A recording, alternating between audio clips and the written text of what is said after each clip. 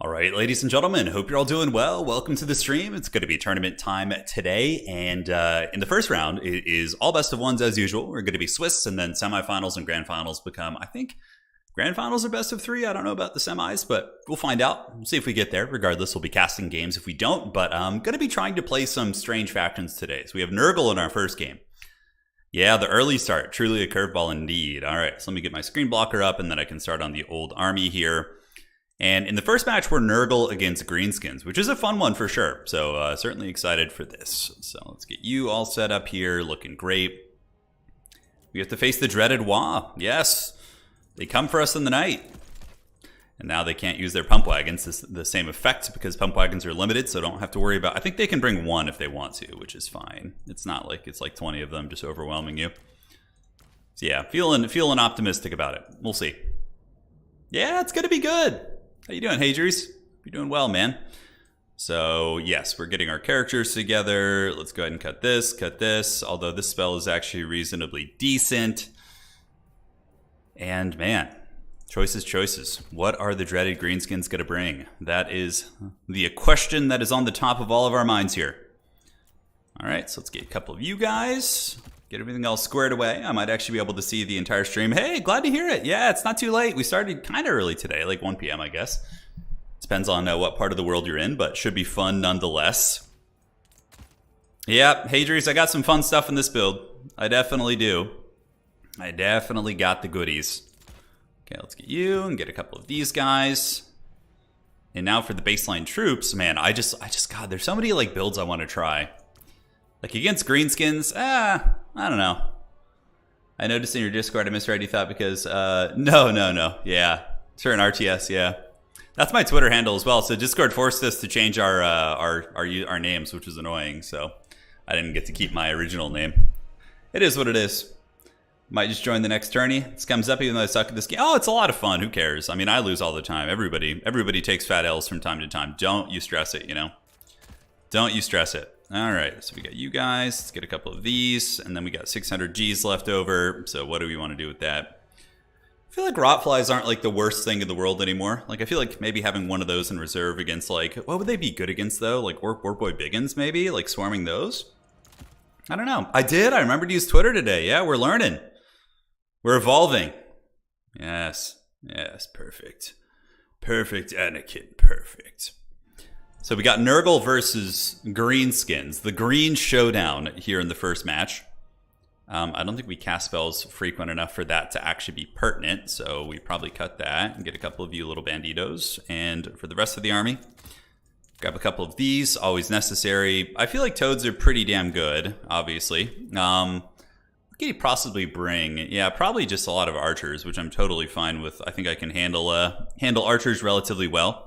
Use the Blightlord Terminators, I wish. I'm excited for 10th edition. I haven't really looked over the rules yet, but yeah, I'm certainly pretty hyped for it. I think it should be fun. Yeah, shielded boys. Yeah. Baseline Nurgle Warriors are pretty good, but Forsaken are also pretty good in this matchup too. Like, I like the speedy Forsaken pressure. I feel like that can be pretty menacing against these bad boys. All right, so we got two of you, some more of these, and yeah.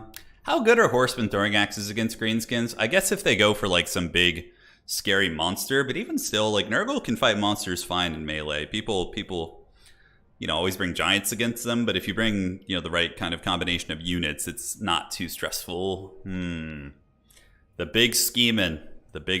See, this is probably the weak link in the army right here. Although, yeah, because, yeah, that's not good. Okay, we got to cut that. I just saw the error of my ways. Okay, looking good. And of course, we have like 300 gold left. It's always that amount. Forsaken do have cool armor, man. They do. Usually Forsaken is always pretty much a reserve unit. You don't want to bring them in your primary army. Oh, the Pallid Nurslings. Oh, sounds creepy. We're going to go for that. Okay. How can we fit some more goodies into this build? God, I hate that we have 300 gold left. It's awful. Double giant time. You can't really do that with the with Nurgle. You can bring like the Nurgle giant, and then you could bring like a uncle for uncle type thing, but you know, it's a little bit haggard. Yeah, it's a little bit off the deep end there for sure. How useful are you guys against the Greenskins? Let's see. So they do some decent damage. Yeah, we got Nurgle in there doing the screen blocker. This is game 1 in today's tournament, hosted by Subutai. So Subutai is hosting today's tournament, so I get to just kind of chill out and enjoy the game a little bit, which is always fun. Could cut you guys, and then maybe get... Do we care for great weapons at all in this matchup? Not really, right? Not really. All right. That looks a little bit better to me. Good luck, have fun to my opponent. I think we're all ready to go. So let's get this party started, have some fun, and see what my opponent's got schemed up here. I know, out of region. I don't know if they... I do think they fixed Nurglings. I haven't had like a bad time with them like lately. Yeah. I hope they did. I mean, maybe not. Oh, God. My sleep schedule's been so jacked up, guys. I've been staying up till like 4 a.m. painting minis and watching shows. Yeah, it's brutal, man. I just started Warriors of Chaos Army on tabletop. Finished my first batch of 10 Chaos Warriors. Looking pretty good. I'll try and put up a picture up. They're fun. They're a lot of fun. Yeah, I haven't tried the ROR Nurglings, the blister back. Yeah, damage reflection. Could be decent. They are 550 though, which is a pretty steep price point for a Nurgling unit. You know, whereas like a Marauder of Nurgle, which costs 100 less, has like almost 2,000 more HP than them and better stats. Nurglings, like, the thing is, I guess you do get the Vanguard deployment, and they are demonic, so, you know, you got those variables going for you. My opponent probably just going to be doing Wurzag Swarm. That's, like, pretty much what every greenskin player does. It's very strong. It's very, very strong. So, we'll see if we can make it work. I've recently shifted my sleep schedule to be more regular. Dude, it's... Yeah, man, I've been staying up so late. It's really bad. I feel like every night we just, like, look at the clock and it's, like, 4 a.m. My 600 life. I think somebody already did that, Kyle. Yeah, I think that Total Tavern achievement's been unlocked, so... I like to, like, try the first games, and then if we go into the pits, then we can start trying weird stuff. I honestly think greenskins are probably a little bit favored in this matchup, but not by much. And a lot of it depends on the map as well. Kyle, thank you so much for that donation, by the way. Really appreciate it. Can you make a video series? Yeah. I do plan on that, doing a Warriors of Chaos build guide. Yeah. I'll just go over every single matchup, talk about it a little bit. Maybe I'll record that tonight. Yeah, maybe I'll record it tonight. Yeah, it should be good. War Shrine of the Gods. The Slaanesh War Shrine is probably the best one because it has an Mortis Engine effect and it's not that hard to get it going. But even still, yeah, the War Shrines are like... I think that they kind of missed the mark on War Shrines. War Shrines shouldn't be something that like build up to that same extent. I think all War Shrines should start with like a baseline and then they grow from there. Because like as of now, like the War Shrines are pretty much useless until fighting starts. Whereas if the Nurgle War Shrine healed right away, if the Slaanesh one did damage right away, if the Khorne one buffed combat right away, it'd be like quite a bit better, right? Yeah, Hadrius, exactly. This is Nurgle. This is the only reason I picked Nurgle was because of this map.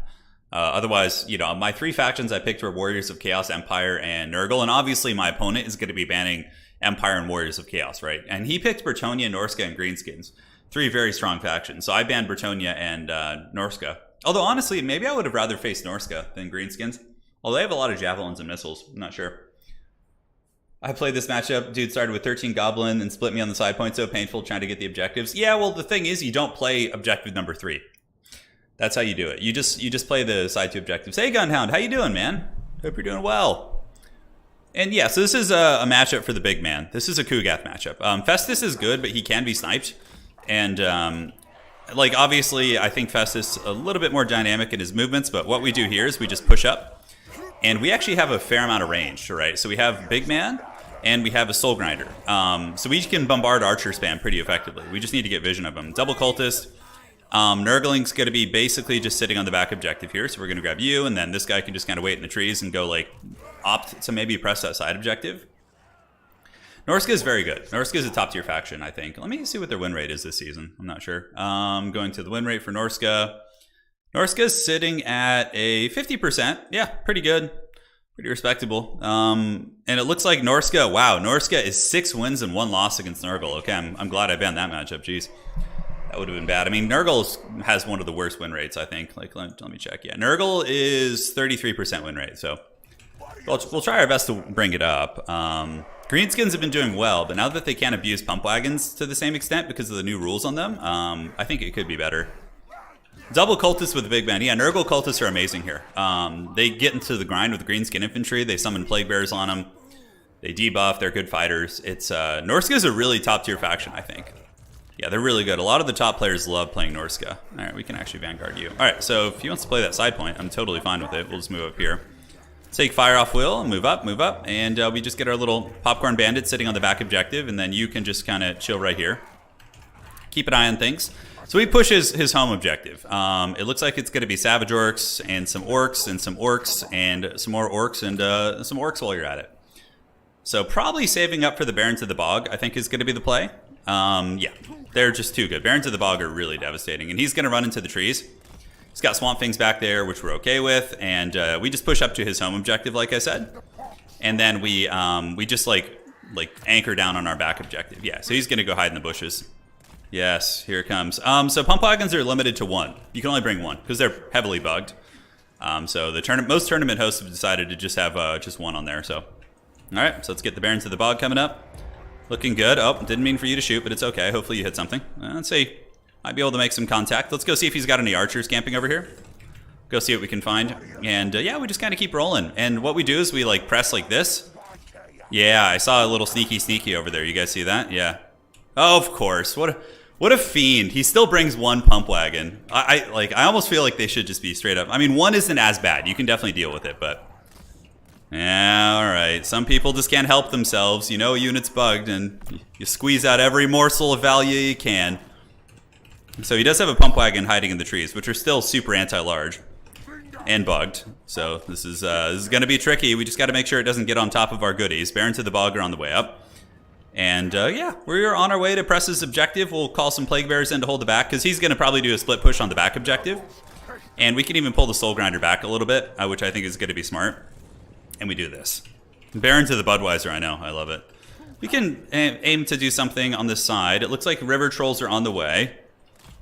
And yeah, River Trolls shouldn't be too hard for us to deal with. I mean, our Toads have armor piercing. I mean, they are pretty resilient as it pertains to the Terror Route stuff, but let's see here. All right, so Plague Bearers are on their way. We see Orc Boys coming up.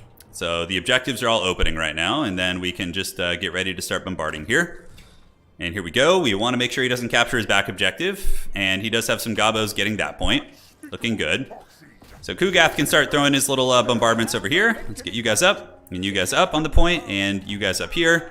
And it looks like we have some Orc Boar Boys on their way. Yes, that's what it's going to be. All right, let's get some Toads. Toads coming up. And Kugath is going to start throwing his bombardments. Toads have gotten on the point, which is good. And, all right, let's go here. And where do the Warriors want to go? Do we want to, like, move back here a little bit? We can have some Warriors, like, kind of sitting in between. All right, so what are these up on the point? These are Night Goblins, so let's move up. Uh-oh, let's actually pull back, see if we can avoid those Fanatics for now. Kugath is up, and it looks like the Fanatics did kind of reach us, but not really. Sort of. Not too bad. All right. And Nurglings can head over here now. Looks like he's got some expendable gobos trying to hold that one. And we can just start bombarding these Night Goblins here. Yeah. So we got the 2 points, which is good. And now he's going to call in archers, I would wager.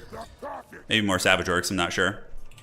But yeah, our Soul Grinder can bombard them from downtown. Not bad damage there, actually. You guys see that? That was pretty good. All right, so we got our first wave of archers, so let's go ahead and start bombarding them, and let's start bombarding them if we can. We should be able to heal through just the Rusty Errors. They shouldn't be too bad. Let's go ahead and send in the Cultists a little bit. Yeah, and we got the Bombards, which is excellent, and we'll see what our Nurglings can accomplish on the other side. Rusty Errors are almost already dead, which I'm very happy about. Cultists can move in.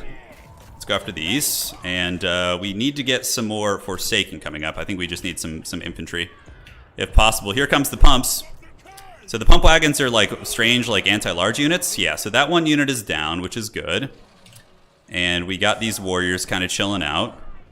So far we got the 2 points. It's a relative effectiveness. All right, let's run those Nurglings away. Let's get these warriors over here. You guys move up and start grinding, and let's get Kugath in there too. We can move him in. Looking excellent. Fanatic's doing some work. Here comes the big collapse from the Wa. Hopefully we're going to be able to kind of fend it off here. And we have the Soul Grinder plus the Toads on the edge of the map. So yeah, just got to put some respect on their names. All right, so you guys have done your job. And now we can pull the Barons of the Bog back, I think. Let's pull the Warriors this way. Let's do this. Let's get in here. And you guys go here. And you guys intercept here. Forsaken can go there. And we need more Forsaken to come up and just get speedy help coming this way. All right, so I think we should be able to hold the back point. I feel pretty confident about it. Let's go ahead and drop this. We got his home point right now. So what are those, squigs coming in? Yeah, it looks like it's going to be some squigs. All right, so Forsaken are trading very well. And Kugath is going to come and just start waddling over this way. Baron to the bog. Let's get in there. We get him, and we can drop a little heal on the Barons. Although, what are these? These are our warriors here? So let's drop a heal on both those units. I think that's going to be pretty cost-effective. And the 2 cultists and Nurglings can just fight on this objective. Well, Kugath will waddle his way back over here. All right, Forsaken behind this line here. We do have the terror route, and it looks like we dealt with the pump wagon unit. So let's get these guys close quarters. And the big man's heading back now, and we could just leave the 2 cultists to fight on the point because we have a points lead, so I'm feeling pretty comfortable about that. And yeah, we can now go and move up here like so. Get some Furies coming to press that, and we do get the Baron to the bog in there, and a lot of his units are getting crumped. Value is close, which is a really, really good sign for us. We also have 2 cultists here, which are doing pretty good. And the big man's going to be making his way into that blob in just a second, and I think we just kind of stabilize this objective here. All right, so we do this, and we could call in some Hound units maybe. We'll have to see. Let's go ahead and attack here, and we can go ahead and grab some Hounds and try and win this like side fight too. I think we do. All right, so now we got a Mortis Engine in here, which is going to be really devastating. Our 2 cultists are absolutely chilling, and they're going to be able to get Plague Bearer summons on themselves and just be super happy about life. Forsaken should trade well, and Kugath is just Mortis Engineing, and we have this guy too. So let's go ahead and just make sure to shoot into here, and we can drop a Fecundity right here on these guys to keep them going. All right, so you guys move up, and in the backside, this side fight looks like it should go in our favor. We have a lot of swarming units, so I'm feeling pretty confident about that. And Soul Grinder, man, he needs to keep grinding souls, man. He's got things to do, places to be. All right, more infantry. Let's go. Yes, good. Mortis Engine should be popping off pretty hard, and you can just shoot into this blob. Forsaken, come up here, and Forsaken charge into these guys. Looking good. Is there anything that needs healing right now? Not really. I feel like we're pretty okay. We'll have a summons of Plague Bearers here in a second. This side fight looks like it's going okay. So let's go ahead and pop another Nurgling infestation. And I don't know if the Soul Grinder's actually shooting. It's hard to tell. Whoa, how did he get a double terror out here? Oh, Swamp Fang's really just terror out of those guys? For real? Oh my god, if I lose both cultists here to like some weird terror out shit, that would be very strange. All right, anyways, let's drop a summon here. And the other one can drop one hopefully soon. All right, so the back fight's a little bit messy, but I think it's going okay. Let's pull some Hounds up as well. And how's this looking? Yeah, this fight's looking okay. Actually, a little bit better for the forces of the Greenskins than I thought it would be.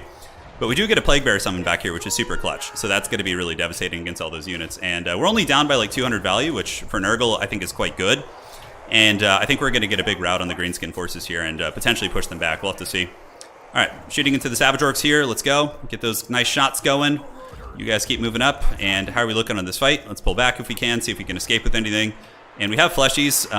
Plague Bearer summon was money. We got that nice summon back here, and that's the good stuff. It's actually killing quite a bit.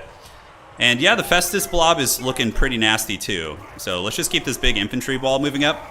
The Greenskins are behind on points as well, and Soul Grinder is still getting some good shooting. And yeah, unfortunately we did lose on that side, but hopefully we maybe forced a bit of an overcommit from him. I'm not sure. It's hard to tell. It's very hard to tell. All right, so let's get some more Toads coming up, and yep, Toads keep running.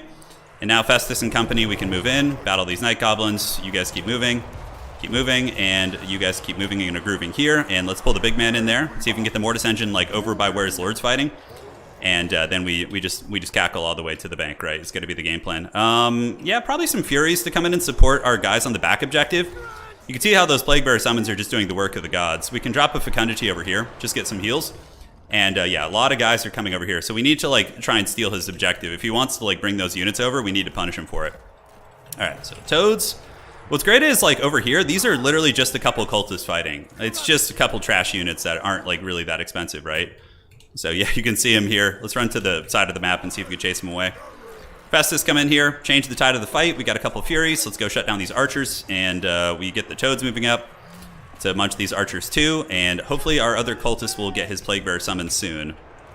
Looks like the big man. I'm almost wishing I'd brought like Rancid Visitations here. I would have been really, really good. All right, so yeah, we're pushing through the Greenskin forces reasonably well, I would say. And yeah, we can honestly probably take these pigs down with like the combination of Furies and different units we got there. Yeah, I think so. Let's start shooting these Orc boys that are on their way in. And now we can go ahead and, is there any pushing I want to do here? We could send some Toads and some Nurglings. Yeah, let's send some Toads up here. Just to kind of force a response from him. All right, let's go take his home objective. I think we won that blob fight pretty well.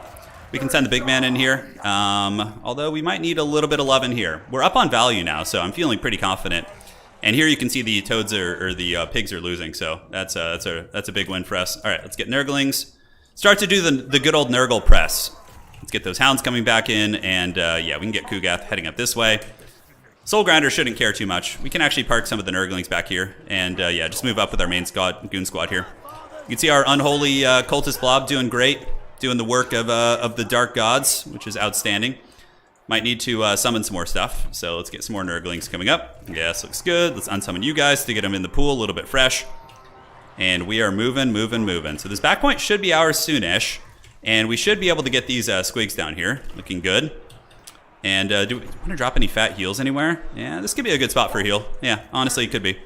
We also have Terror here, which is nice. So back objective is looking good. Let's grab another Nurgling here.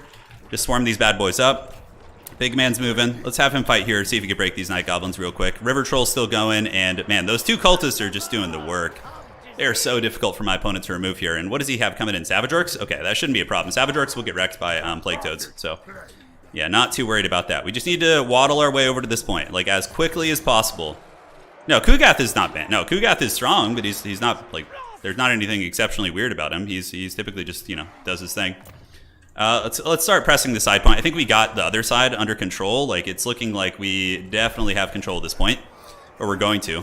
So let's go after the River Trolls. Do we have any cultist summons? We do not. Let's go ahead and pop Rot Glorious Rod over here. It's a big AoE damage spell, and he's pretty blobbed up there, so I think it should be fine. Kugath is going to be really hard for my opponent to stop, especially with Barons of the Bog coming in, and then we just Helm's Deep on our back point and win on a 2-cap, I think. All right, so those guys are broken down. Let's get these Toad Men in there, and you guys can just start parking here and throwing a little bit. And, oh, hello. That, like, sent me off the map there. All right, let's get some Hounds around the back. Yes. And now we have the Mortis Engine Blob fight, which is, like, everyone's worst nightmare, right? We can also summon some infested Nurglings. I feel like I'm going back to the old days of StarCraft, the infested Terran. Plus, we also have our cultist, which is providing a big buff here. So yeah, he gives up at that point. There's pretty much no chance for him to come back because we just annihilate him in the blob fight, and then we also win this fight over here with the Hounds and Horsemen. GG, Nurgle's got it, baby.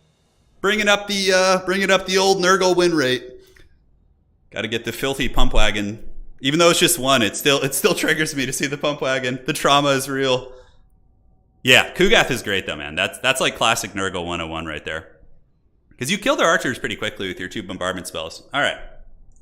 So let me say GG to my opponent there. Okay. Let's go here. Yeah, that is a Nurgle map. Like, if that was any bigger map, he would have probably just been able to outmaneuver me. But that, ladies and gentlemen, is the Nurgle map. So I was like, all right, sign me up for this. I'm ready to party. Glory to the Plague Father. Yes, of course. I'm painting a Nurgle Chaos Warriors army in tabletop right now, so like I have the spirit. You know, Nurgle is with me today. So he was playing what? Greenskins? Yeah, Nurgle versus Greenskins. Hell yeah, baby, let's go. Would the damage reflect Arwar Nurglings? No. I don't know, maybe. I don't know. The pump wagons, like, what makes them insanely broken is when they're in critical mass. And if you can only bring one, which is what the tournament rules allow, then they're not as bad. They're still overtuned and will beat things they shouldn't beat, but you know, if you can keep them from getting onto your large targets, just the one pump wagon, it's pretty doable. So Nurgle's not a bad faction. I know everybody gives them a lot of grief, but I think Nurgle's pretty decent. All right, so going to the tournament, that was the first round of today's terrific Tuesday tournament hosted by Subutai. First round games are just wrapping up now, so we did have our game against Drakons here. And yeah, we got a couple matches wrapping up here. Subutai, Grombrindle, J Phoenix Medley for Poland, and Creeper here. Should be fun. Kark and Leechlord. Next map is going to be the Kassar's Cursed Oasis. I actually don't know this map. Oh man, okay. Let me take a look at that real quick. Who did well for us? Kugath was great. Soul Grinder is awesome. Barons of the Bog got, what, 1,200 value, which is super good. He bought a lot of River Trolls. Usually you only see the ROR River Troll because they cause terror and they're immune to terror. But he brought 2 basic River Trolls too. I'm curious about the tech with that. Squigs are to be expected. Nurgle has a lot of infantry, but Squigs get countered by Plague Toads pretty hard. They don't have the melee attack to punch through the mass because they rely on their bonus versus infantry there. Only 1 archer unit too. You see, that's the thing against Nurgle. I think maybe spamming arrow boys is really good. Like just hordes and hordes of arrow boys. Kind of DACA, but you know, the kind of the classic style that every greenskin player does nowadays is just kind of spamming mass squigs and savage orcs and things like that. The Nurgle fly units are good in a couple of matchups. Like I actually like them against Empire. You know, any faction that has like Kislev, I think that the flies can be good for like breaking cavalry charges and causing disruption. Is the stream blurry for anybody else? Try restarting it. Yeah, try restarting the stream. Just doing a quick refresh. He should be good to go. All right, here. Internee. All right. Cool. So we will host this. I'm going to grab some water real quick, my friends. And the next map is the Cassars Cursed Oasis. Okay, it should be fun. I think this one has a little bit of water on the periphery. It's kind of like an Itza style. Yeah, I think there is some line of sight stuff though. All right, I'm gonna go grab some water, and our next round should be starting in the next like 5 or 10 minutes.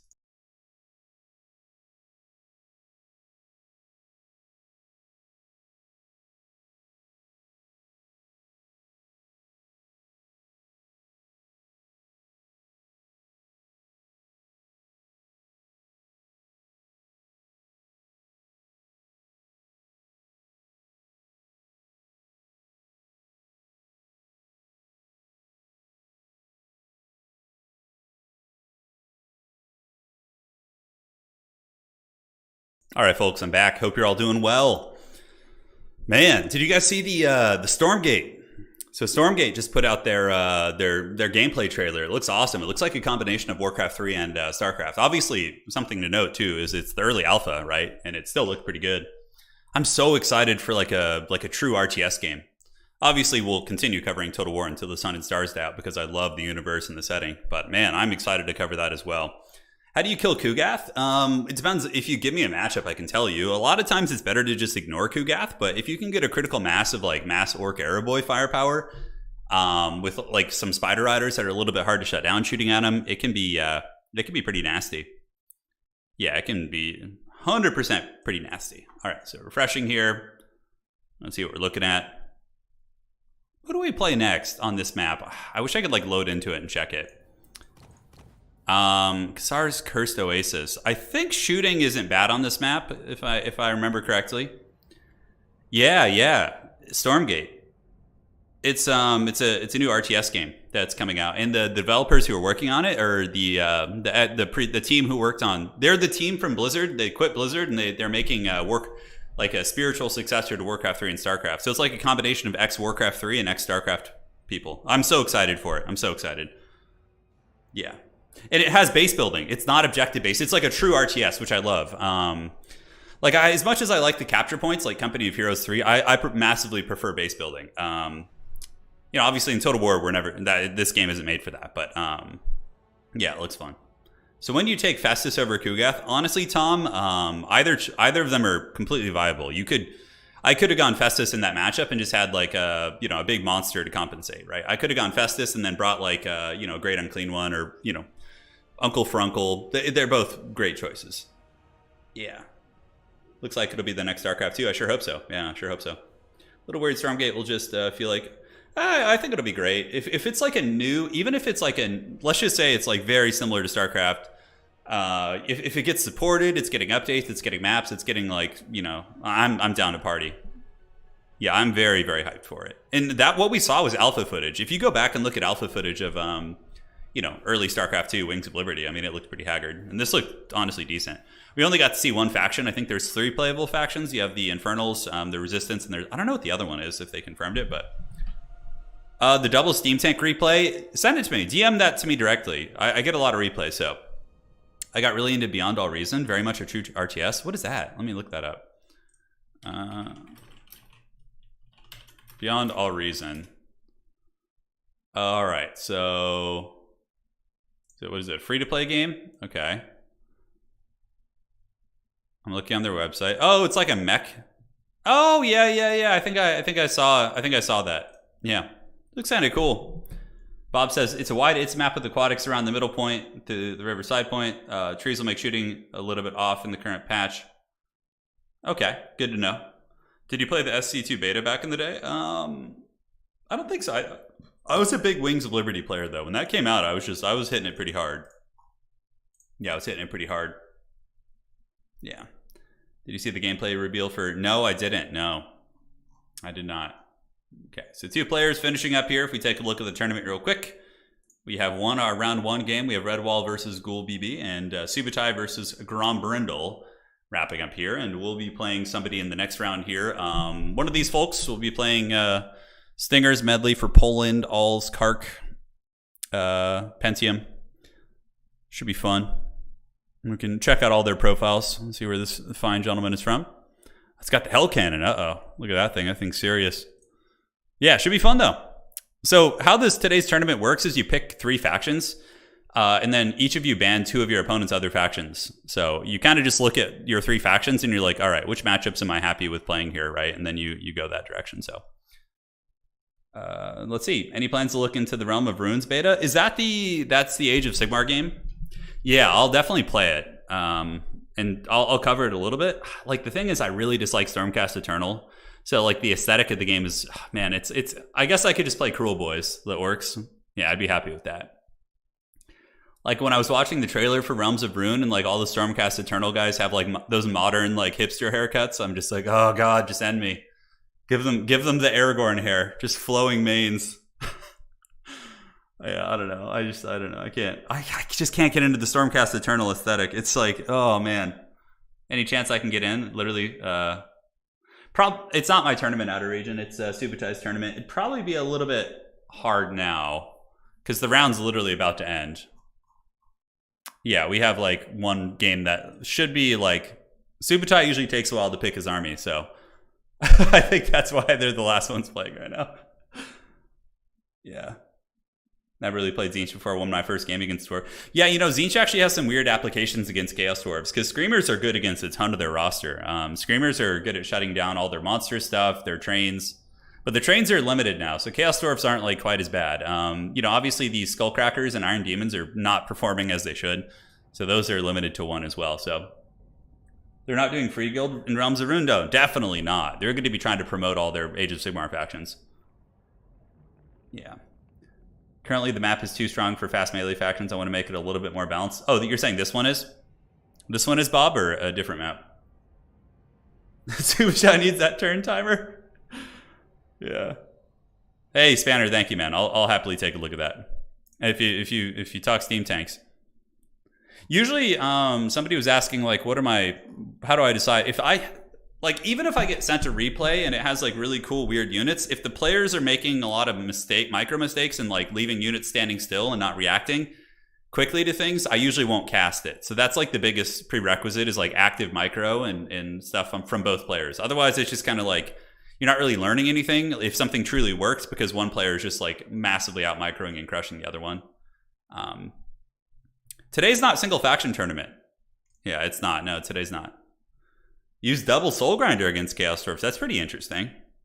I need AOS Skaven in Realms of Ruin. I know. They probably won't do that, though. Like, I feel like they're going to use Realms of Ruin to promote factions that are, like, just in Age of Sigmar, you know, instead of promoting Warhammer Fantasy factions.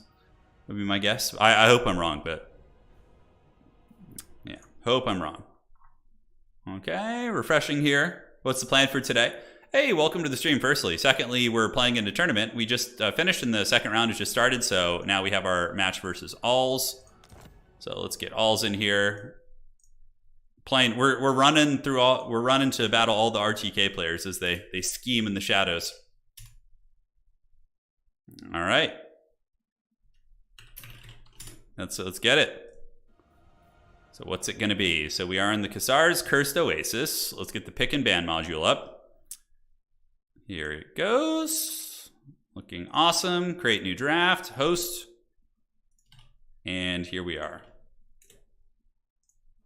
Cool, so let me show you guys how the pick and ban works for this tournament. So as soon as my opponent joins here, we'll ready up once we see the guest captain in here. So this is my spot. So how it works is we each pick 3 factions, which we want to play, like right out of the gates. And then you then reveal the 3 factions to the other player, and you ban 2 of their factions that are remaining, and then it just becomes, you know, whatever's left. So I don't really know this map super well. Probably not an Urgle map from what I can tell. So we're gonna go Warriors of Chaos because I just love playing them right now. Wouldn't it be weird to like throw in a wild ass Vampire Coast pick or something? I don't know. We're probably just gonna go for the Empire. So let's go Empire. And for the last one, we're going to do something different than last game. Can I just pick Warriors of Chaos again? It doesn't like say I can't, but that would be pretty funny. Just like Warriors of Chaos around 10. Skaven could be kind of fun. I do kind of feel like I want to maybe play a little bit of Slaanesh. So we're going to go for some sweet Slaanesh and see what my opponent wants to do. Okay, yeah, RTK tend to like these kind of... He's got Tzeentch here. So now what we do is we decide on a ban. Greenskins against... I don't mind playing Greenskins with like any of these factions. Ogre Kingdoms are probably one of the harder ones to play. So let's go ahead and do that. So let's ban the Ogre Kingdoms. So Ogre Kingdoms are banned. Now we got Greenskins, and I can't see what he's banning though. So I have to like... Yeah. You can't see what the other guy's banning, so it becomes a little bit... Okay, Empire against all three of these, totally fine. Warriors of Chaos against all three, fine. Slaanesh is probably the one I'm least confident with. Hopefully he's not watching the stream. Just because I don't really train them. But yeah, I mean, who cares? We're learning today. Today's just for fun. All right, so we probably ban Tzeentch, honestly. Yeah, I think we ban Tzeentch, because Tzeentch will be good against Slaanesh. And when people pick a weird faction like Tzeentch, it makes me think that they're a specialist, and they might be really good at them. So yeah, we have Slaanesh versus Greenskins, which I'm totally fine with. Yeah, that's cool. I don't know this matchup, but we're going to learn it. Trial by fire, so. All right, so let me look at my Warriors of Chaos versus Slaanesh build. I think it's like a... Festus build. I'm just like, because yeah, okay. I more or less know what we need to do. All right. So Slaanesh, we're gonna play all the Chaos Gods today. Win or lose, we're gonna have some fun.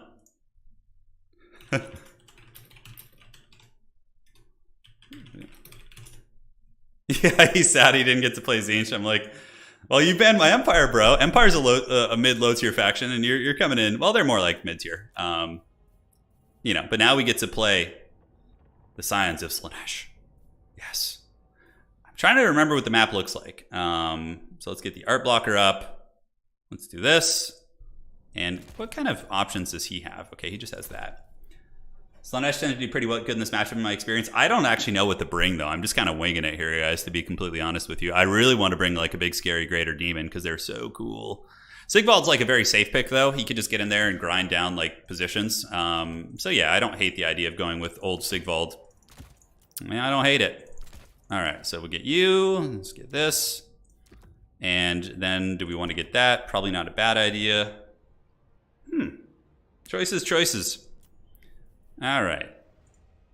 So feeling good so far. All righty. Let the good times roll. Let the good times roll. Do you feel obligated to bring something haggard? No, not at all. No. I'm trying to win. But we're learning. Trial by fire here. We are learning. Slaanesh does have some decent skirmish gap too. Yeah, they definitely do.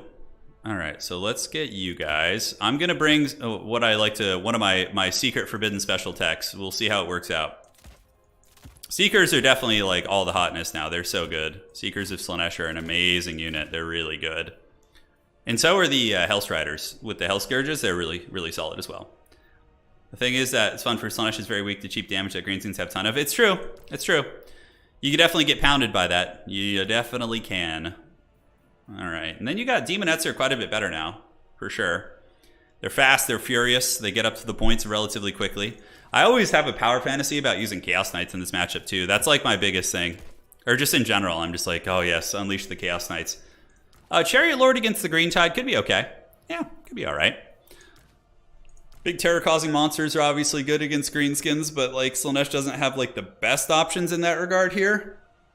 They definitely don't. I'm trying to... So this is like an Itza style map, huh? Yeah, a little bit of Itza. Itza me, Itza. All right, so we got you guys, which looks good. And then Slaaneshi units, yes. Let's cut you. Get this and this. I do dig it. We have the Devoted Marauders, the Princes of Perfection. The new ROR Spears. That's something to consider, isn't it? It certainly is.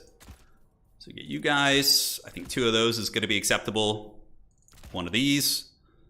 The baseline Hell... I think like the Hellscourge Marauders are probably the best bet with their high melee defense, and they'll honestly trade pretty favorably into a lot of things. So I think that's probably the direction that you want to go. As far as like monstrous stuff goes, is there any like sort of monstrous infantry we want to mess around with? Fiends of Slaanesh are an interesting one, but they're so expensive at 1,300. They're so incredibly expensive. So I think that's like just so risky. But they're so cool.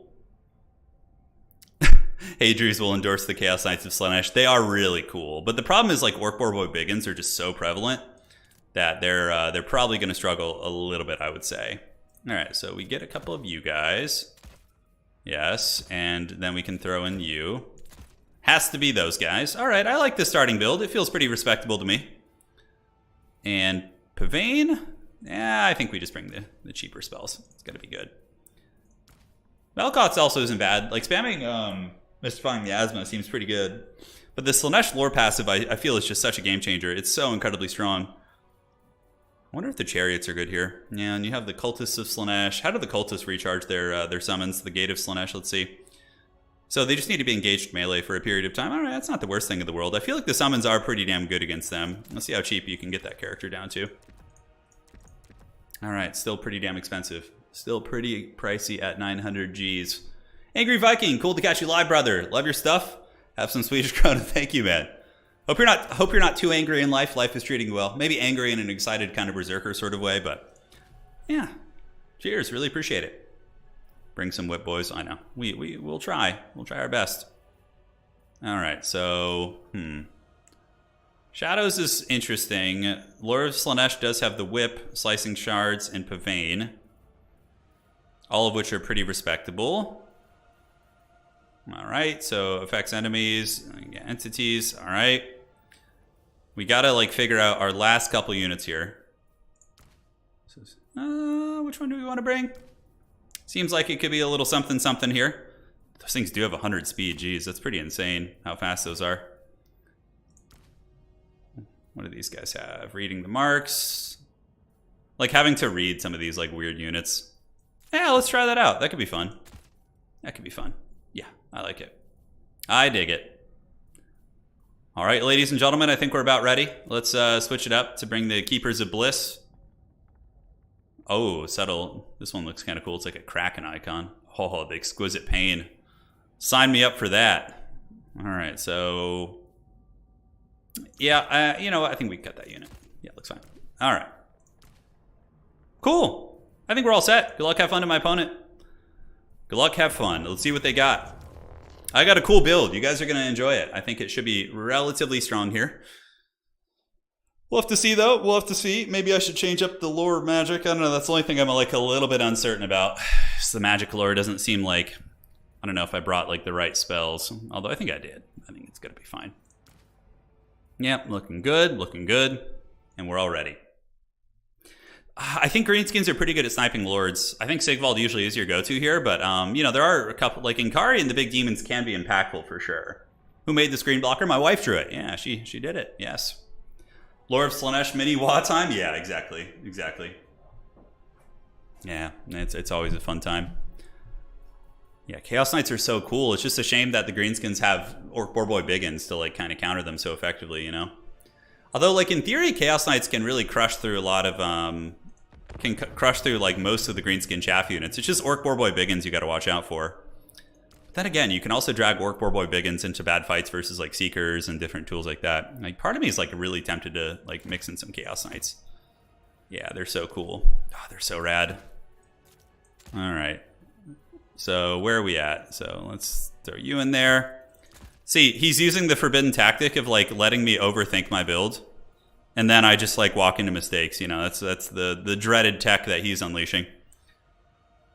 Okay, when people start to change their faction banner, that's how you know it's time to start. You see, he's juggling around the old faction banner. Good luck, have fun. All right, let's see how this goes. I don't really know how to play Slaanesh, but we're learning. I mean, I know well enough. I've played a couple games with them in the past few months, maybe 2 or 3 games. So we're good. Chaos Store Blunderbusses would like to know Inkari's location. Oh my god, they'll melt Inkari so hard. Slaanesh is really fun though. I love the mobility, but they're also surprisingly tanky. Like the warriors and stuff, they have like physical resist. They're immune to psychology. Like everything with Slaanesh is immune to psychology, which is an insanely good trait. Like people, I know some people, you know, think they got, you know, nerfed too much here and there, but I honestly think Slaanesh is pretty good. Azazel is not that good here. I mean, the one thing about Azazel is he can like hunt Wurzag, so you can constantly be chasing Wurzag and really stressing out your opponent. But like if you slip up and get caught in an effigy and then just get surrounded, you're basically just dead. So yeah, here we go. Here we go. All right, yeah, so it's like an Itza style map. So we brought my favorite unit on Slaanesh, which is the Chosen of Slaanesh with the Hell Scourges. We have a Chaos Shrine, because you guys know how much the Greenskins love Mortis Engines, and yeah, this thing's rad. It's a Mortis Engine that needs to get going, so you just need to get in combat and, you know, do your thing. The idea is we take Sigvald and his Mortis Engine crew and, like, the Chosen up to the middle, like, through this way, and then we send our Spears and Mirror Guard up to the high ground objective there, essentially. Hey, Villia, thanks for becoming a member. Welcome, welcome. I'm getting good with the screen blocker, I know. I'm learning the ways, guys. Yeah, so this is a pretty fun build. Like, Spears and Mirror Guard go hold this.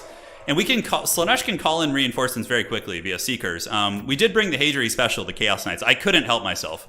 They're literally one of my favorite units, so yeah, it's super fun. He's got a big army, but no surprises there. It's pretty much everyone in their dog, especially, I've noticed like pretty much all the RTK guys use the same greenskin build. It's like Wurzag with Mass Savage Orcs, although he's got more skirmishers and archers in his.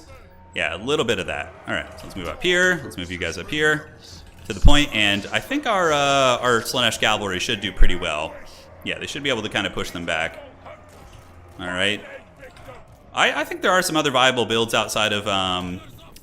where's he going to go with his forces? This is a cool map, though. I definitely dig it. Let's see if we can get in range and do a little bit of poke. He's got a lot of archers, so we need to put some respect on their names. And yeah, Sigvald and company's heading over. I'm more than happy to engage in a blob fight in the middle. That's kind of what I signed up for. Are we going to be getting squigs or anything? I think we save up for mobility.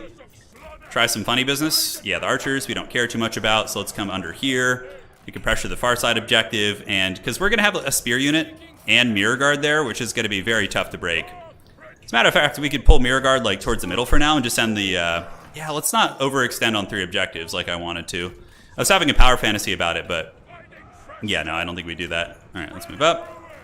He called something in here. Swamp Thing, River Trolls. Yeah, so it's a good thing we sent some spears this way. And we can respond to the Swamp Things with, you know, any number of threats here. All right, let's dodge that if we can. Looks fine. And I think we're going to get our clutches on this objective for sure. All right, let's hide behind that pillar. Nice little pillar we got there. As long as we get the 2 cap and we get that value lead, I'm just going to be saving my resources. So he can't really, like, plan super well for it. Although I will send the Princes of Perfection up here. Those are the Arwar Spear units, which I think are pretty good. So what are those? Savage Orc Air Boys? All right, so we can send Sigvald to go kind of say hello. Hello, Sigvald, my old friend. And these guys are nearby, the Mirror Guard. We got our Horsemen chilling out. Side objective is going to be taken by something. We could take some Hell Scourges over there right now, actually. I don't hate that idea. It's a little bit of a gamble, but I think it could catch him off guard. All right, so he's shooting us with some DACA, which is fine. We might be able to keep him from capturing that objective initially. Right, out of the gates. This is a greedy play, though, that I'm doing here. Like, very greedy. All right, so let's send Sigvald in. Hell Scourges don't really care. And where are we at with the units here? What's capping? All right, so let's get on those Night Goblins. So if we could push him off that objective for now, that would be great. We're just going to have Sigvald do his thing. Let's move back. And cool, and you guys are moving up. And how are the Hell Scourges doing? Not so good, actually. The Fanatic's doing better against him, so let's pull you guys back. Maybe we'll force a reaction from my opponent. That'll be a little bit too heavy-handed. All right, so a little bit of DACA going down here, which is fine. Let's move up. Get the Mirror Guard moving up here, so we're just going to be kind of exchanging firepower. I could use the Lash of Slaanesh, which I don't think is a bad idea to just clear out some of these goblins. And now we just pull back. Great. So that could be like where we push in with the Chaos Knights, right? So those goblins got wrecked. And let's keep kind of skirmishing with our horsemen. Looking good. All right, if he wants to get close enough for me to do that, I'm more than okay with that.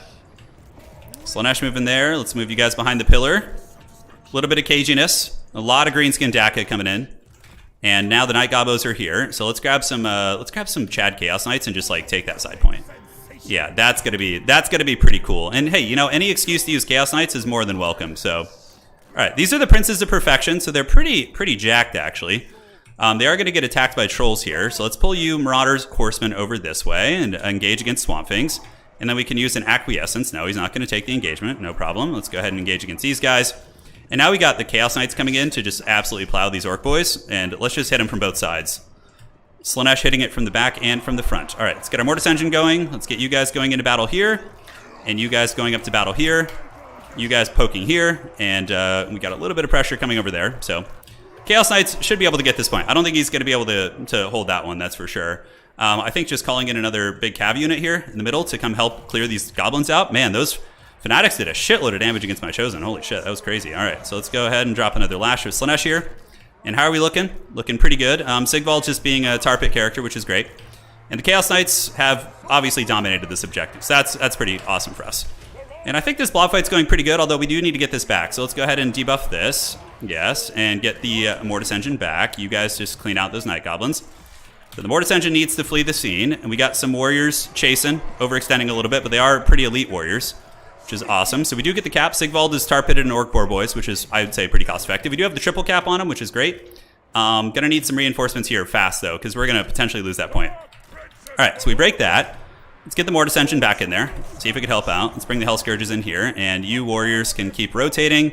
You guys pull in this way. Let's get some of you guys to go try and free up our boy Sigvald and see if we can surround Wurzag a little bit, which could be strong. All right, so on this side, what do we got? We got some cheap infantry. All right, let's get some Wah action going here and get you in there. Maybe come this way. Wurzag does get trapped up a little bit, but yeah, unfortunately our Chosen are a little bit out on their own at the moment. So Chaos Knights, what are these? These are Orc Boar Boy Biggins. Yeah, and the Chaos Knights have done pretty well. So let's loop them down and under. I think we got that point. I'm happy with it. But he's really up in value. I think we are actually losing this game. Like, despite having a triple cap, I think he's in a good position. All right, so yeah, the pigs, we could just kind of debuff them for now. Let's pull Sigvald back to the middle. Unfortunately, the side point's looking a little bit dicey. We do have a Fascination, which we could use here. And yeah, I feel like those Fanatics are just absolutely karate chopping us. All right, let's get you back over this way.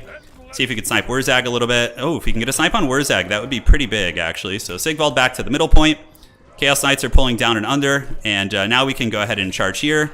And charge here. And we can get Sigvald going after these.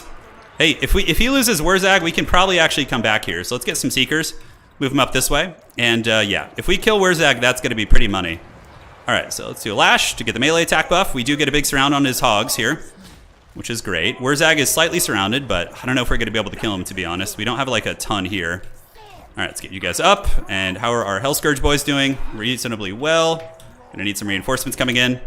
And Wurzag is surrounded. Where are our 100-speed Dudos? All right, so you guys come in here and clean this out. Wurzag was able to get away, unfortunately. Let's pull you guys over. And Sigvald and company, yes. Let's get you Seekers that are fresh.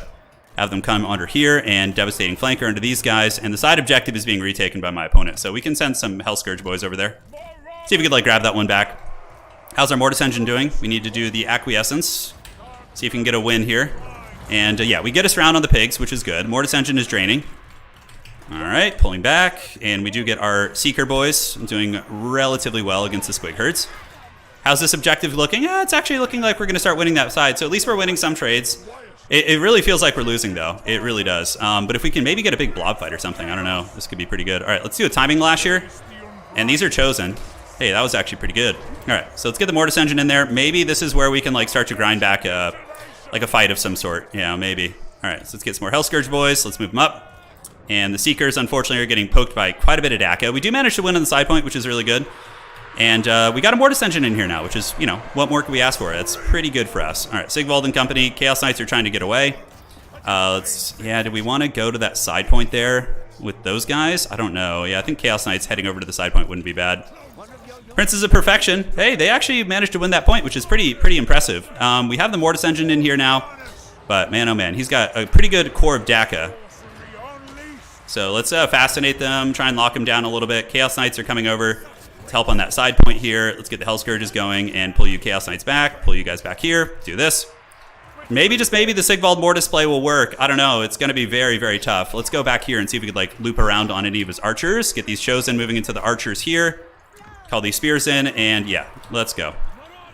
All right, so those pigs did get overextended a little bit. Hopefully the Slanesh boys will get the job done. We have the Mortis Engine draining, which is a start. Let's pull these Seekers back. We do manage to hold on to the side point. So we're not like out of this game yet, but he's definitely like in an advantageous position, to say the least. Yeah, this Mortis Engine, let's go ahead and just pop this. Sigvald's like kind of the last like bastion of our hope here. Maybe if we could like snipe his Lord or something. I don't know. Yeah, the build didn't work too well. It wasn't the worst, but it also wasn't like amazing. All right, let's get these Chaos Knights back. And we can get these Seekers coming in over here. Maybe do a little bit of space jamming. Is there anything fast I can get to summon there? I don't think so. All right. So the Spears have intercepted the Swamp Things. Great. And now we can charge them with the Chaos Knights. Our Hell Scourges do end up losing that point. And Sigvald needs to get a little bit of milk from this Mortis Engine. The Chosen get on top of the Archers, which is outstanding. And let's just get Sigvald and the Mortis crew back onto the point. You know, that's going to be big. And yeah, up here, can we get any Seekers? Is it worth calling in Seekers? we have enough to actually win this? I don't think so. I think this fight's looking a little bit ugly. So I think we maybe play the other side a little bit and try and like pull some value back since we have a point lead here. So let's do this. Call in the Chaos Knights. You guys can go after Swamp Things and try and route them down. And hopefully we can just route some of these units here. All right, some more dissension. Get back on the point. Let's see if we can flip this objective back. Let's do a little acquiescence to lower their stats. Yes, good. It's a pretty cost-effective charge for us there, I would say. And that side obviously goes to my opponent, but the middle could get flipped back to us here. It could get flipped back to us. All right, let's do this. We have Narcissism, and we do break a couple units in the backfield, which is outstanding. Is there any speed I can do here? Yeah, we can go do a little bit of this. Oh, there's actually some pigs literally chilling right here. All right, so chase down the trolls. Chaos Knights chase down the hogs, and spears can just fight these orc boys here. Chosen, get in there. And we could go after your boy here. Let's see if we can snare him down and actually get him. If Sigvald can kill Wurzag and we can get like some leadership issues going on for this army here, man, that would be brutal. All right, I don't think he's gonna get him though. I don't think we have enough time, unfortunately. Yeah, we're gonna bonk him on the head a little bit, but overall it's not gonna get the job done. All right, how are we looking here on the side? Looking pretty good. Backfield, we do get some W's, which is exactly what we needed. And Sigvald does get a couple hits on Wurzag. He's pretty low, but I think there's just so much stuff here. We need to keep the Mortis Engine alive if we want any chance of coming back here. All right, so let's do this. Do we have any infantry to call in? Not really. So let's loop you back and under, and you guys can go after the Swamp Things. Let's not let them reset if possible. And cool. So he gets a big swarm in the middle. Wurzag actually almost straight up dies. If we can kill Wurzag, maybe we're back in this game. Maybe we're back in it. All right, so Seekers, Chaos Knights didn't quite get the kill. So let's have you guys clean that out, and let's pull the shrine back. And yeah, he's coming for that shrine like pretty hard in the paint here. So let's go in and see if we can save it with our Seekers. All right, debuffing. And is there any other speedy boys I can bring in? Yes, there are some more Seekers. Let's do this, and outstanding. All right, so we can go do a little bit of poke there. And the orc boys, we can go here and go here. Get you guys going that way. This blob fight should actually heavily favor us. Like the fact that he's like blobbed up so heavily there. Oh, and Wurzag actually got routed. Okay, so we actually have a glimmer of hope. We might get a big devastating Slanesh flank right here on these guys. Holy shit. Oh my god, this could be a comeback for us. Yeah, 100%. All right, so let's get in there. Holy shit, we just got a devastating flank with more Dissension support. That's going to be brutal. All right, so let's go get this side point back. And we just crushed like a massive portion of the Greenskin army. And Wurzag is also low leadership kind of running. So if we can find a way to get him, that's going to be pretty sweet. I think some Forsaken on the side point wouldn't be a bad idea. Yeah, we just crushed like a lot of the Greenskin army here. We got a full devastating flank, and you guys are on the way. We got some Orc Boar Boy Biggins on the way in. Let's go ahead and get some Forsaken coming up here. We already have the weight on this point, so let's like not mess around too much. And yeah, we just got a big, big break right there, which is awesome. All right, Sigvald, get in there. We have Fascination. You know what? I'm just going to try and route Wurzag and see if I can get like a break, because then the Greenskin leadership would become very, very haggard. All right, let's pull back. Let the spear units fight here. Let you guys fight here. Get these horsemen kind of circling around, and you guys can move up. Sigvald and company. Yeah, we need to keep the Mortis Engine alive. That's like our glimmer of hope. But that was very big for us. That was very big. All right, let's move up to the point. And do we have any cheap Marauders we can call in? Yeah, let's just call in some spear boys, because we need the weight on the points. Sigvald. Oh, Wurzag came back in. He actually rampaged all the way back to Sigvald. Come on, Sigvald. Whack him. Give him the business. Okay, it looks like we might have hit him once. It's hard to tell. No, the rampage didn't quite get him in there, so. All right, let's move in. Let's move in. Do we need to wait for reinforcements before we send this guy in? I think so. All right, let's do the lash here. Got Forsaken up on the side point here. Let's get you guys going, and you guys can get on these Orc boys here. Looking good. It's going to be tough. Sigvald might be able to get a little something going against all those squigs. But no, he's catching up really rapidly on points is the only problem. Like really, really rapidly here. We have some Hell Scourges that'll be out in a second. All right, let's get them. And move up to the point here, move up to the point. And we can kind of use this pillar a little bit. I think would be fine. Sigvald's still going like an absolute champion, and the Forsaken are doing great. Let's go ahead and do this. Man, yeah, those Orc Boar Boy Biggins charging into the Forsaken sucks. There's not much I can do about that. All right, let's call in the Horsemen. Do this. Just throw some Javelins at them and hope for the best. And let's get behind this pillar here. And we can do the Lash of Slanesh on those guys. So we need to keep this thing alive. I don't know if the War Shrine is the right choice. It's kind of an interesting one. It's got a lot of chaff units coming out. Okay. How are we looking here? Yeah, we managed to flip the side point, which is good. So let's go see if we can get that hog. I think, is it going to be enough time? Yeah, I want to capture this point, but I think sniping Wurzag is going to be even better. So my opponent sees it. We're going to use Narcissism here. Yeah, unfortunately, my Shrine's probably going to die. Yeah, it's going to get charged by all those anti-large pigos. All right, so what do we got here? Some more Wild Hog action? Yeah, we do. Okay, Princes of Perfection, go, go, go. Yes, Forsaken, come back in. And the Shrine is routed. Sigvald's doing his thing, and we did get Wurzag broken. So he's going to run for the hills, most likely, and we do have cap weight on there, so there are a couple units capping. So we would have to probably get like a triple cap here soon, which I don't think is going to be possible. I think if the game were to go like another, you know, handful of minutes, maybe, but I don't think it's going to be possible here. Yeah. So he's just got too much stuff. Wurzag is routed. We did get him. He's at 400 HP. Man, how is he not breaking? Or shattering. Yeah, that's the classics. All right, Spears. Let's go reinforce. Got to start planning ahead a little bit. Sigvald's not going to be able to wrestle that point easily. And here we have some scary stuff as the pigs are able to catch their prey. Oh, man, this has been a really good match, though, for sure. We need to keep trying to hunt Wurzag if we can. So we're going to like slip away and see if we could like get a couple units chasing him there. Yeah, there we go. That's what I'm talking about. Sigvald on the middle point. And we got some spear boys, but I don't think it's going to be enough. And yeah, some of the guys did actually get the chase on Wurzag there. Going to get him nice and routed. And it looks like some of the hogs are on their way in. So let's keep calling up troopers.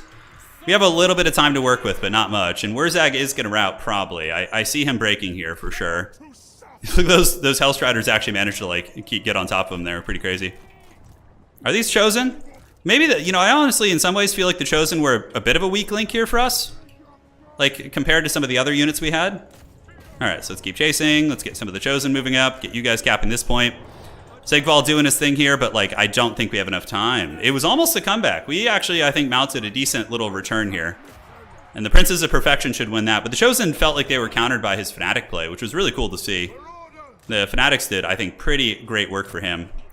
Seekers in the middle. Yeah, we just got to get like fast breaking units, but nope, I didn't look at the score properly. There's no chance of coming back. So I think that's it. We flipped this point, but not quick enough. And the other side, I think we just can't flip it well enough either. All right, let's go ahead and stop. Attack here. GG, well played, man. He played a great game. Well played to him. That was a good match. It was a very good match. The Chosen got wrecked, yeah, didn't they? Like, you look at his army and there's no armor piercing, but the Fanatics got the job done. Chosen, yeah, 700 and 1200, not bad. The Shrine didn't do badly either. Sigvald got 2,000 value from going after Wurzag. Yeah, I got to learn to play Slanesh. I don't know what the hell I'm doing with them. Chaos Knights were kind of a weak link, I think. Seekers seemed a little bit more effective, for sure. GG, well played. Fun game. All right. Very cool. Okay, let's see here. And let's see how we're looking in the round. Yeah, the Orcs, they got one. They won one, they lost one. The Orcs, they're back. DACA, all day, man. All day. All right, so let's see how we're looking in the round. Oh, wow, we're almost done. Shit, we're going to be moving on to the next game pretty quickly here then. Awesome. So, Alls gets the win there. We won against Drakens round 1. So, we still have a decent chance of potentially placing top 4. Assuming the people we played against continue winning their games.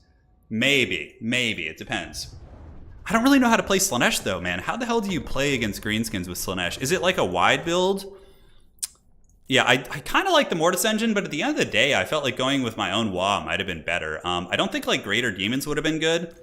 Because I think he would have just shot them down. With like Effigy, my opponent had really good Archer micro. So maybe like a wide warrior build with Sigvald, I think is still probably the way to go. Auric Armor, you bring in this caster, or do we go with an Allurus? What's like the advantage? Yeah, Rod of Torment, I guess, would be better, more useful. Maybe sniping Wurzag with it.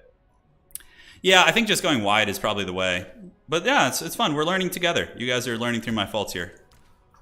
All right, where are we at? So, yeah, Lure of Slanesh, Acquiescence, Lash. I honestly think that's all you need. Rod of Torment's probably pretty good. Blissful Rapture. Yeah, this build already feels way better.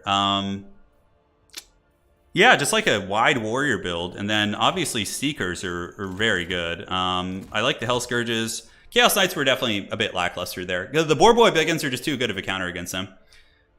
St. Blackwater, thank you. Love your work, Darren. Been a pleasure watching you since the dark days of Total War Warhammer 1. Question for you. Can you make a Greenskin build centered around Arachnaut Queen? Yeah, you can. I don't know what matchup you would use that again. I could see the Arachnaut Queen maybe being used against, like, Beastmen would probably be where you would want to use it, because Beastmen would have, like, a Minotaur, Centaurs, a lot of things, and their shooting isn't that good, so I think the Spider would be safe.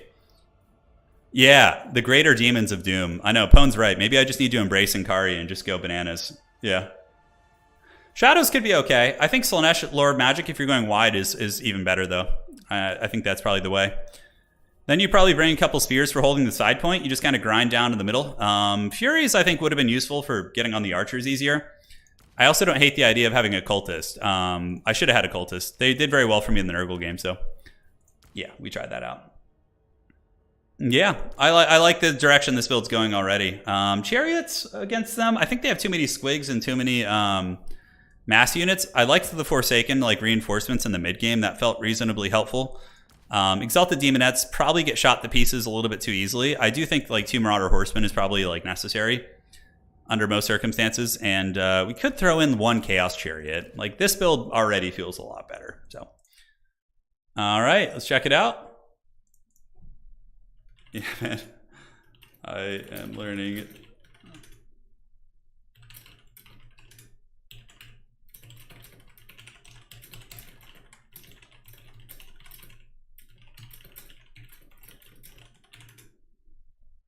All right, so I think the next round is up. Let's see who we're going to be doing battle with. Let's check. And we gotta climb our way back up, man. We gotta see what we can do. Get some dubs under the belt. We got Leech Lord. Leech Lord's a top tier player. Should be fun. So let's go ahead and get Leech Lord in here. Okay, so Leech Lord. You know, I actually had hope last game a little bit. When we got that big surround and like crushed like that whole greenskin overextension, I was like full chub, man. I was ready for it. All right, so we are on Imperial Road. So let's switch up like the style of faction we're playing now. Maybe do some shooting factions. Could be fun. You know, I feel like playing some Chaos Dwarfs after there's been some. You might just ban them, but after there's been some adjustments and restrictions on them, I actually feel a little bit excited to maybe try them. So yeah, strong opponent here. Leech Lord's a very good player, so this should be a fun one. Demonettes are good in some matchups. Actually, they're not like all bad. No. Not at all. All right, so doing my picks and bans real quick. All right, so let's play factions I kind of know how to play. We can't meme around twice in a row. Granted, Slanesh isn't a meme, but I don't know what I'm doing with them. All right, so let's go with picks. Empire always. Sigmar is always with us. Next we go with Warriors of Chaos because I'm just having so much fun playing them. And Tomb Kings are probably really good on this map too, but like I don't really play Tomb Kings too much. Who's going to be our last pick? You want to do Chaos Dwarves? Are they even here? Yeah, let's do some Chaos Dwarves. All right. Yeah, man, the meta of Greenskins Norska. Okay, so I don't mind playing Norska with like any of these factions. So we are going to ban... yeah, we're going to ban Greenskins. I've had enough playing Greenskins today. As much as I'm like happy to play them with these factions, it's just... Yeah, let's get you guys something different. So we're banning for your sake. All right, what's next? I really want to play Chaos Dwarfs, but I mean, these are all like tempting bans. Like I'm an Empire main, so he's going to want to ban that. I'm kind of a Warriors of Chaos main now too, so he's doing his 2 bans. I won't know what he's banning until the end. I kind of want to play against Norska. I really like this pick and ban system. So shout out, Subuchai came up with this. It's really good. It's like fast and it's you know, I think it's a really, really good system. So Lizard mid against Chaos Dwarfs is fine. Warriors of Chaos, you know what? Let's actually ban Norska. I don't mind playing Lizards. I'm very comfortable playing against Lizardmen. All right. Warriors of Chaos versus Lizards. All right, I love this matchup. This is a really fun one. All right, let's do it. So let's see how this goes. Yes, yes. And we are legit already have a build saved for this. All right, hell yeah. Let's do it to it. I'm good to go, man. Are you? You ready? Let's go. I love Sigmar. Also been trying the Chaos stuff, and they're great. Instant Heresy. I know.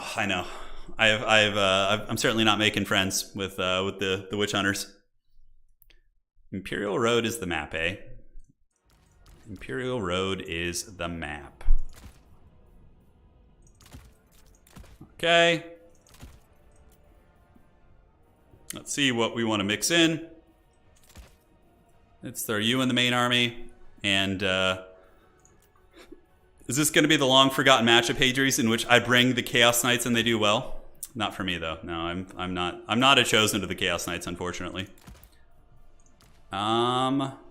Yes and yes. Is there any way I can find a little bit of money out of this build?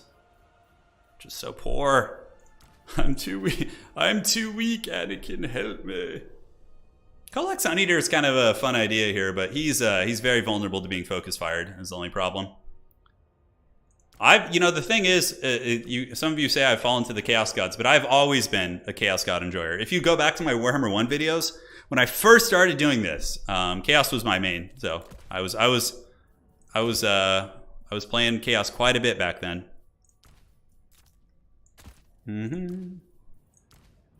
What map is this? Imperial Road? An Imperial Road, eh? So the old Lizardmen. What schemes do they got here today? Is it going to be a Dread Saurian? Which I got to make sure I could actually fight a Dread Saurian. I guess against the Dread Beast, you kind of just ignore it, right?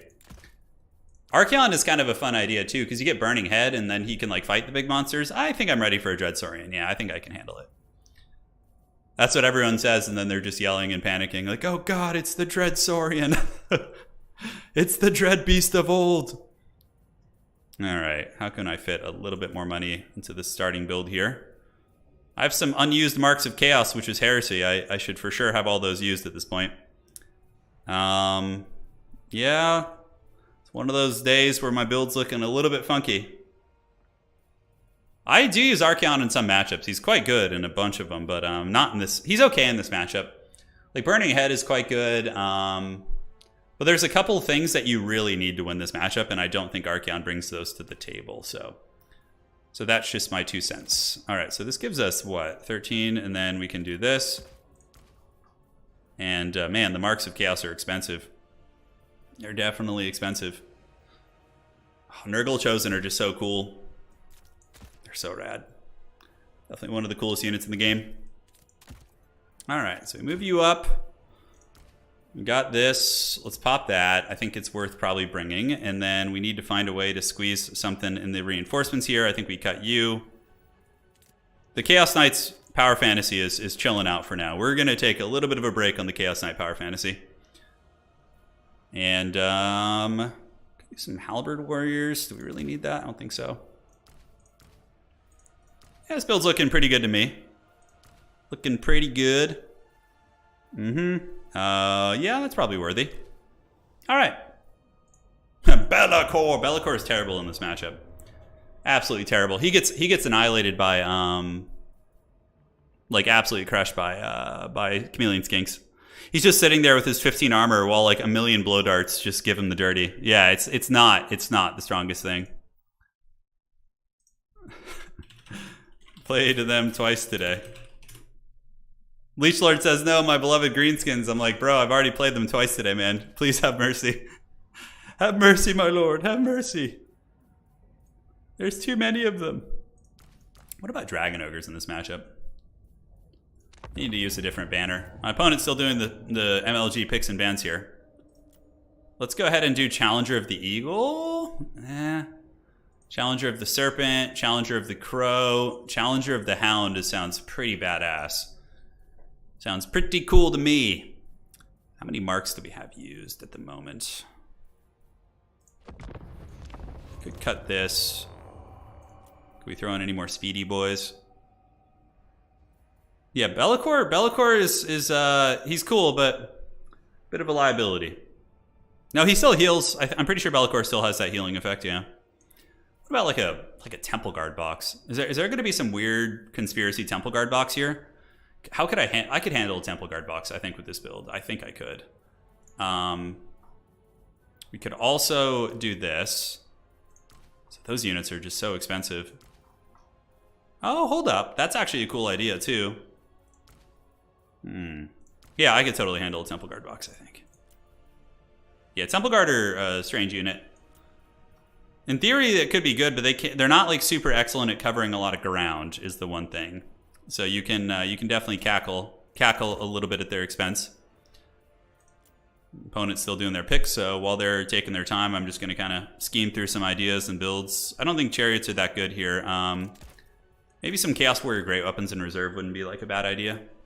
Mix in a couple of those bad boys in. Forsaken I like a lot for moving up and rushing points. It's always the worst when you just can't get that. Yeah, Temple Guard, I think I could handle it. I have enough effects that are really punishing against Temple Guard that I think we would be okay. Speaking of, that actually makes me realize I probably need to change this. All right, I think we just solved our build conundrum. Yeah, we're good. We're chilling. Croxagores? I don't know. Croxagores tend to not do well against a couple different things that Chaos brings to the table. But yeah, never know. Let's see. Come on, Leech Lord. I know you're ready. We don't want to be the last ones to finish. The shame of that would be unbearable. The dreaded last finish shame. Yeah, this is a cool banner. I don't know if I've ever used this one, Challengers of the Hound, before. Oh, it's neat. Yeah, you can do a couple things in this matchup. You can go with, I mean, Kolek is viable, Archaon is viable, other lords. Festus probably is fine, but Lizardmen do have some okay sniping for him. They definitely do. They definitely do. Kangaroo Knights. Oh man, that'd be something, huh? What do we got here? Yeah, we have the appropriate spells. Certainly getting a lot of time to look everything over here. I wonder if anybody's finished their matches yet. I feel like at the rate we're picking here, some folks may finish their matches. No, not yet. All right. How long ago did the match start? The round? I don't want to rush my opponent, but we gotta get this party started. There is a time limit on the battle rounds. Daniel, oh man, I don't know about him. Let's see. So he is the basic demon prince, right? He's here? Yeah, it's something. All right, so he's got his banner. He's trying to decide. I see him flipping the banner, which means he's not looking at his army. Oh, he's looking for the Serpent's Fang. There we go. All right. Shaggoths are good. Like I use my Bretonnian build is double Dragon Ogre Shaggoth, backed up by Festus actually. So it's pretty good because Festus handles mass infantry well with the Mortis engine, and then the Shaggoths can like fight the cavalry. It's still massively favored for Bretonnia, I think, especially if Grail Knights aren't restricted. But yeah, it's a fun one. Have you seen Age of Sigmar Realms of Ruin? Yeah, it looks fun. I'm definitely going to play it, 100%. Any like decent quality RTS game I'll cover on the channel, and if you guys watch it and enjoy it, then I'll continue covering it. It's kind of the formula. Yeah, James, that's the big scheme, I know. All right, here we go. Imperial Road is the map. I played this matchup a couple times in the past few weeks, so I feel somewhat comfortable with it. We got Valkia. Valkia's ready to go. She's great. Valkia can hunt big dinosaurs, and she's also excellent at what's it called? So we'll get you guys, and you guys. Going to be our main core of infantry. Severed Claw are just such a staple. They're really good. Valkia's going to be in group 2. Valkia's job is to hunt the flyers. We have a Bunicaster for that as well. So let's get you out here in the Chosen. Chosen! Straight up the coolest unit ever. And we'll just summon some cheap infantry to hold our back objective. We'll just grab some like Marauder Grey Opens or something. Yeah, see how it goes. All right, good luck, have fun to my opponent. I'm getting this party started. What about some Space Marine 2? I don't know. It's not up my alley. I mean, I love 40k, but I prefer to cover strategy here. Demons need some love. They could use a little bit of milk. All right, so we got Saurus Warriors. The Pale Death Troglodyte. Interesting. All right. Should be kind of cool. And let's go ahead and grab you guys. Have you come up and just kind of hang on this point here. So Valkia definitely can just hunt the Pale Death all day. And what do we have? An Ancient Sally too? All right, little Ancient Salamander action is always fun. Valkia can go up and start harassing them a little bit. She's an elusive target. We do have the Demon Shield, so we can pop that if we need to. So we'll just sit back until the objectives are close to opening up here. Yes, and we need to summon out another Armored Chaos Troll to just bash and be difficult. I'm always a little bit disappointed about Ancient Salamanders myself, but maybe my opponent will be able to make a little something work with them. Let's get in there and attack this thing. This is why Valkia is really good in this matchup. She can hunt like all these dinos and just like really be disruptive. And even if they have a bunch of Chameleon Skinks in the front, which they do not, you know, this thing's gonna be running for its life here. All right, so let's get some more Armored Chaos Trolls. Let's go after the Salamander. And you see how we just like screened both those monsters with our one unit, right? It's just money. And that like prevents like the entire skirmish phase from being problematic. We have a Sleipnir. Yeah, so we just attack. Let's attack here. Valkia's gonna kind of sweep about and be annoying.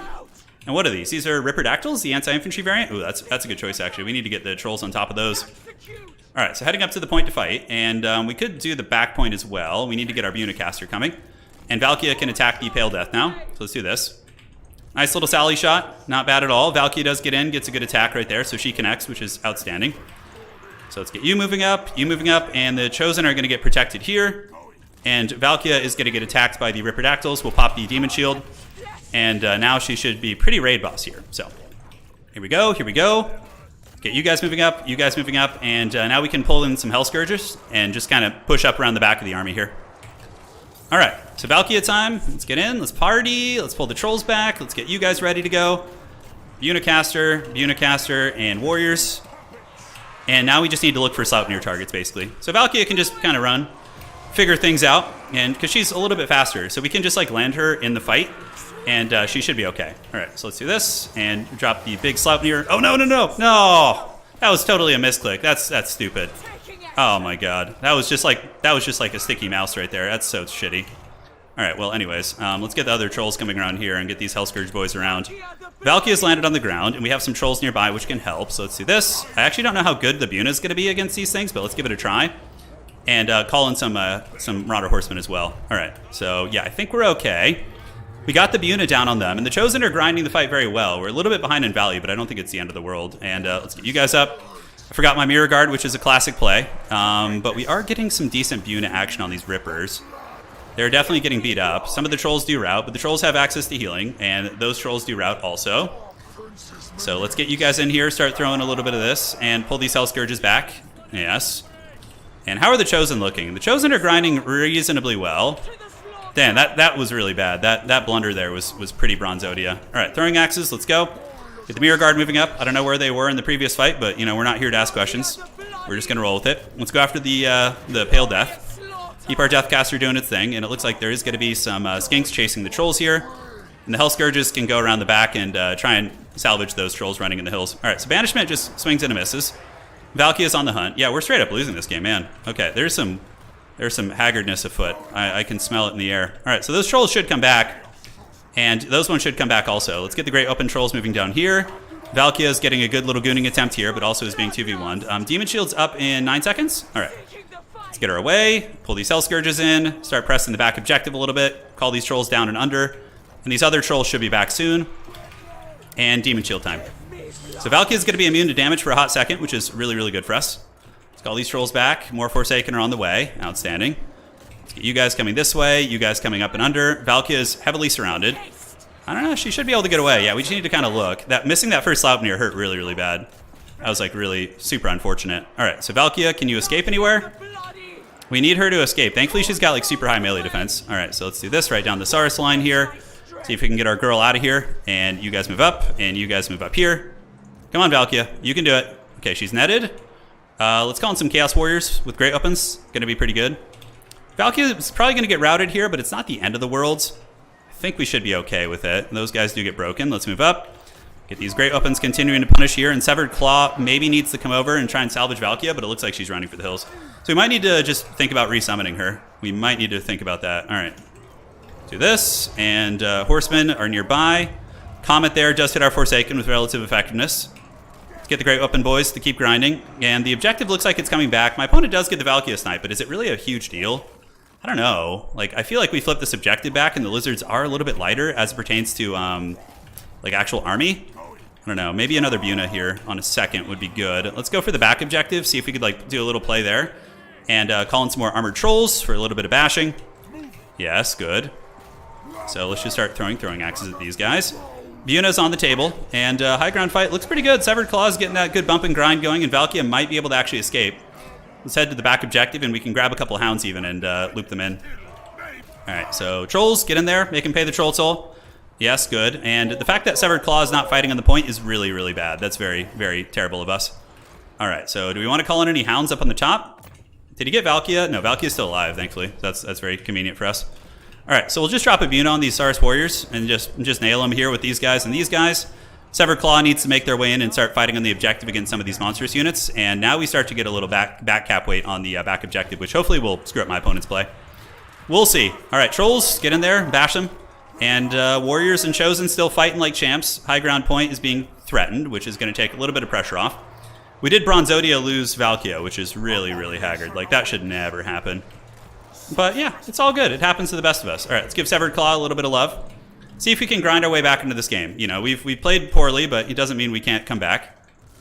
Okay, let's do this. And honestly, like, part of me is like, did we just resummon Valkia? Or maybe we just need more Forsaken in here. Leadership is an issue for our trolls, but that's more or less it. So let's move you guys up. Nice banishment from my opponent. We need to get the blob fight going. I'm almost like, man, Festus would have been nice here too. Okay, let's do this. We got our horsemen in the trees, so let's kind of keep luring whatever we can out here. Severed Claw's doing well. Let's get these Chaos Warriors in here and get you grinding right here. Horsemen can go after the Ripperdactyls if we can. We got more Forsaken on the way in. Hopefully the Chaos Warriors can get the job done. All right, let's do this and do this. So now we surround these guys, maybe get a freebie in the forest here. Chalice of Potions, not Chalice of Potions, but the other thing. Didn't do too much against us, which is good. And I think Severed Claw is still fighting well. They're like our one anchor piece, 100%. All right, so we cleaned that up, which is great. Let's come around the back of the army, see if we can use these guys to go after some of those. Let's get the Forsaken moving in there. Severed Claw and Trolls still doing pretty respectable, honestly. I think we just resave for Valkia to be completely, like, fair. I think that's just the way. We're not that behind on points either. So where's he going to go with those Rippers is the question. Severed Claw might be able to bump and grind this here. Let's get around the back with these Hounds and Hell Scourges and go diving. And now we need to move you guys if we can. And Valkia is only 1,700. Honestly, I think like it's worth it to get the leadership back. And let's go get on these salamanders here. I think that's going to be a pretty brutal one. Yeah, and somehow we kind of break the middle, which is wild. Like, yeah, never say die attitude, man. You gotta keep fighting. You never know. He does take our back objective. I could send some Chaos Warriors there to go get this, which I think is necessary. But we're just kind of focused on value trading right now, anyways. So yeah, we gotta just get that sweet value. All right, let's keep bumping and grinding here. That middle objective's gonna flip. We shut down the salamanders. Because this is going to be a situation where we probably need a triple cap anyways. So, yeah, let's pull these horsemen in and they can go reclaim that objective. We get the middle, we shut down the salamanders, and suddenly, like, my opponent's army is looking very bare bones. It's weird because he's up so much in value, but, like, I feel like we're in a good position here. Let's see if we can break these guys. All right, so we got Forsaken getting in there. Let's move after them. Pull you guys this way because obviously we don't want to just lose them for free. And, yeah, we need to get you guys up to the middle. And, man, do we really want to even call in Valkia? Do we? I don't know. Yeah, Severed Claw is just going to be so money on this middle objective. And that'll give us a lot of time to like get our value back in terms of micro. Yeah, so that's good. And now we can pull you horsemen around and get these Chaos Warriors moving up. Outstanding. The Trolls and company, man, are just doing the work. Where did the Horn ones go? There they are. Okay. Let's get on the Horn ones. Let's get on the Horn ones and get these Hounds coming around and have them get ready to go nibble on something. Preferably the salamanders, and these horsemen can go charge the hunting pack there. And we do get the Fat Buna. Now Valkia is back, so our leadership is going to be better. So yeah, let's get our girl back. All right, so yeah, let's go get on the Sallies, pull back this way, and pull the Hounds down this way. We need to like sandwich from two sides, and the back objective should be ours. We got some Chad Chaos Warriors there, so should be pretty good. All right, so yeah, we've got that point, which is really solid. Let's go to the Salamander hunting pack here and just kind of like play both fronts. Let's move in, and these warriors need to engage against these skinks. We do get the pack here. Let's run you guys into the trees. Excellent. Yes, Severed Claw moves up. Let's go get on him with all these units. That should be very, very difficult to get rid of. Valkia is on her way.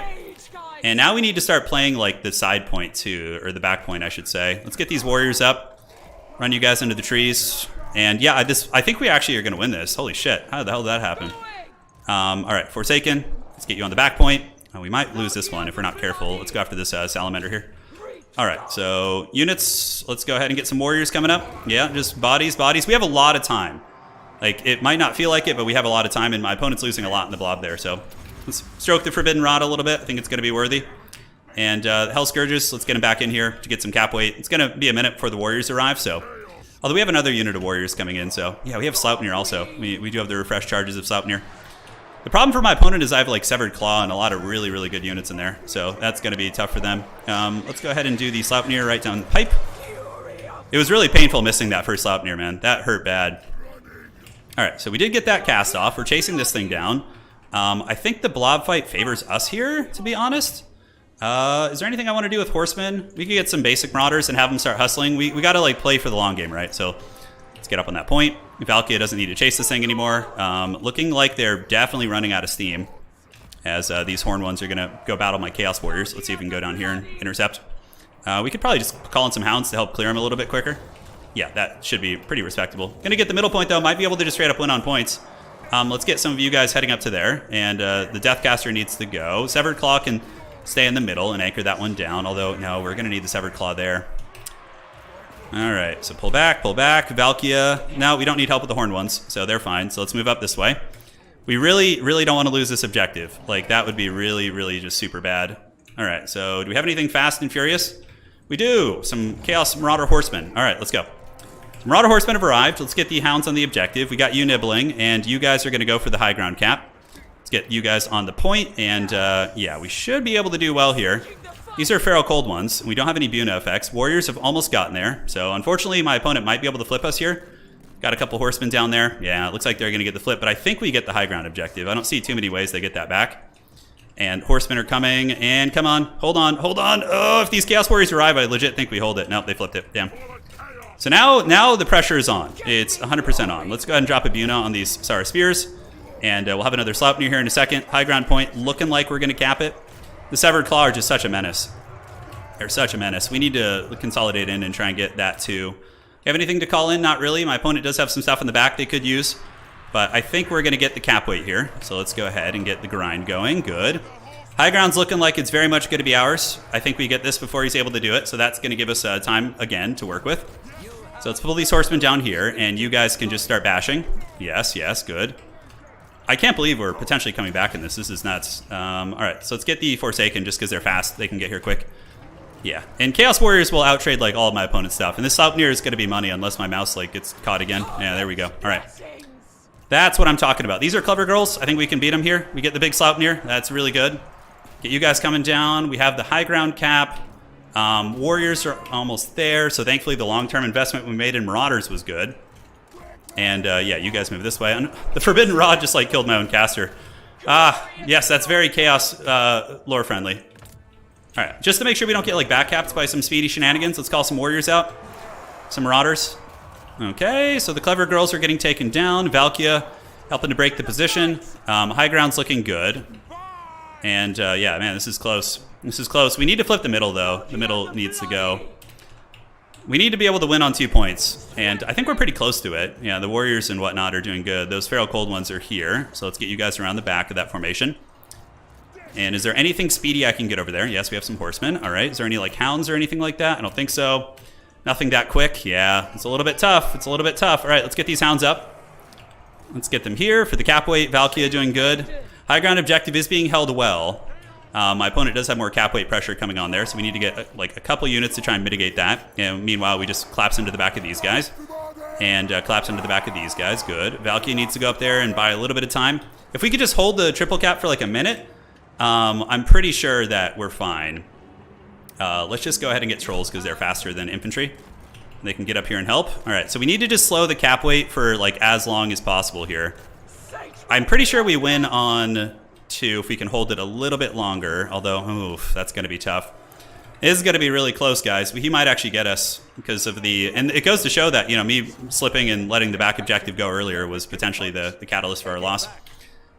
Do I win on... I think he just barely wins as of now. So we need to just, like, start swamping stuff up there. It's not going to be easy, that's for sure. So you guys head to the middle.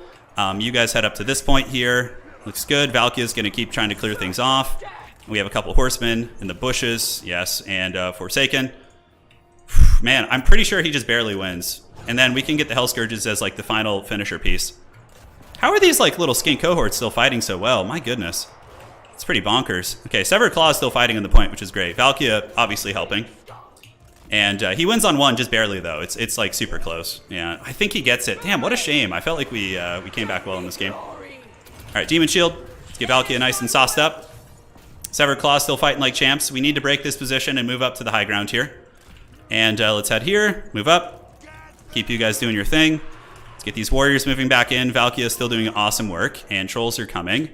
And Forsaken and hounds. We just need all the speedy boys. Yes. All right, so the middle has been... broken for sure. Let's chase down some of these units and take our warrior wall over here. Valkia doing good. Let's get some Chaos Warriors in there to help and get you guys around the top. Get you guys in, you guys in. We need to just start bashing. Just get in there and Hulk smash, Hulk bash. All right, warriors. Yes, Forsaken should break through them pretty quickly. Get the warrior wall up here. We do have a little bit of time to work with, but not as much as I would like, that's for sure. All right, Ripperdactyls, go, go. Trolls are in there. We do have decent cap weight back here. We got Forsaken coming in, and now the last unit we're going to get, the finale, is going to be these guys. And I need to watch my back objective, too. He's got some routing units back there. All right, Hound units, Valkia, go, go, go. We got Trolls bashing. Hounds on the way in. Let's pull them into the trees. And the Warriors have finished their job here, so let's get you guys up. Come around the top. And Valkia, unfortunately, is routing again. Somehow she has returned to the route zone. Yes. Back objective. Yeah, this is going to be our last hoorah here. It's going to be our last push. All right, so the Trolls have gotten in there. They're getting rear charged and surrounded, but let's go ahead and add the layers of fun and surround the Trolls also. Forsaken up onto the point. Warriors head up to the point too. And these Warriors probably need to head there also, although we do have some problems on our back point here. Shit, I don't know if I have enough to stop these guys. Let's see if these guys can get there in time. We're all hands on deck here, basically. All right, so the Hounds have done it, I think. Yeah, let's get you guys on. Good. Let's get you guys around the back. Pull a couple of you in. Excellent. And you guys can go run some interference here. Chaos Warriors, Forsaken. The back point, are those Marauders going to get there in time? I think so. So let's get some Trolls. Move them up. They can go to the middle. And yeah, now we just kind of come around the back and see if we can get some surrounds and stuff. Surrounds. Warriors and Warriors, come out and play. Yes, yes. We have the cap weight, so now it's kind of just in the hands of the gods. Do we have enough, capture weight here to really do our thing? I don't know.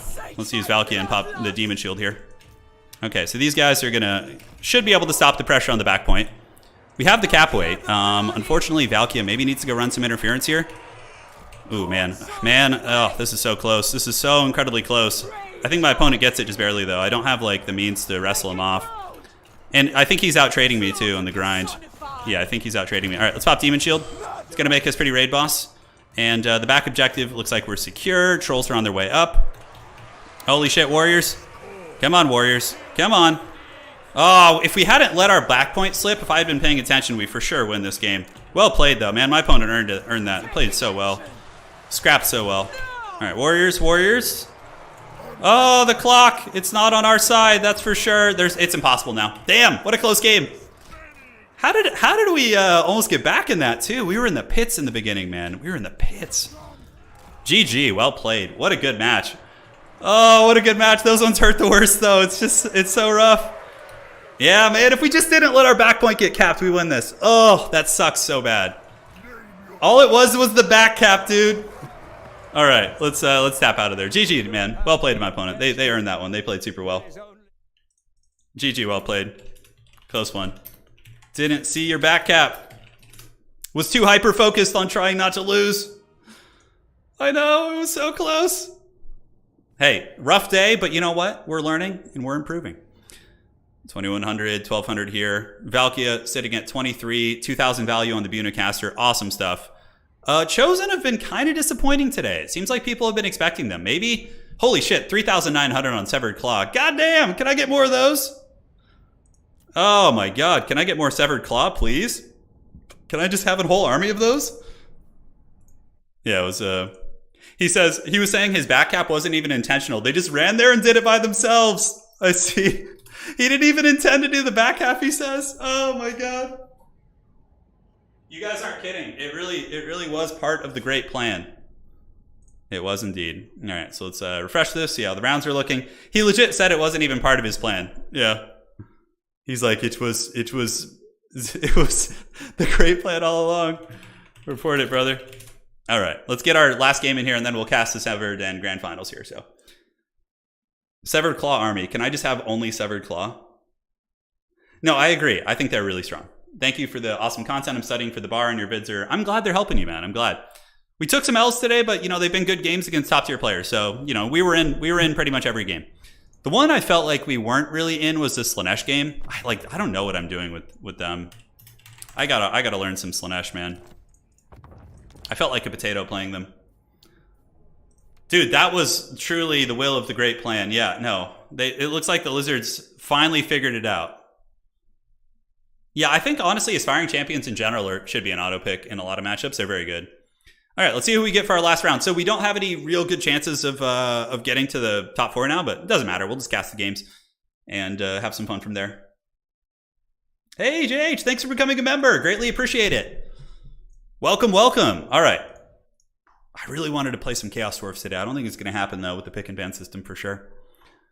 I don't think we'll be seeing Chaos Dowie or Empire.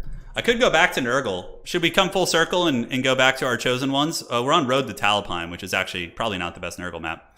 Could play a little bit of Kislev, too. Kislev could be fun. Ooh, you know, since we don't really care about trying to advance to the top 4 today at this point, do we just play something fun that like is weird, like Kislev?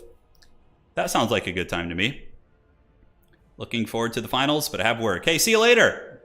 We'll be casting the grand finals and everything. Who's the best Slanesh player? Not a lot of people play them. I honestly think they have a lot of potential, but I've yet to explore it myself. I have yet to explore it. All right. So let's get our opponent in here. Find them. There we go. And let's get the picks and bans going. God, man, if I had just been paying attention to the back objective, we win that, and then we have a chance at the finals.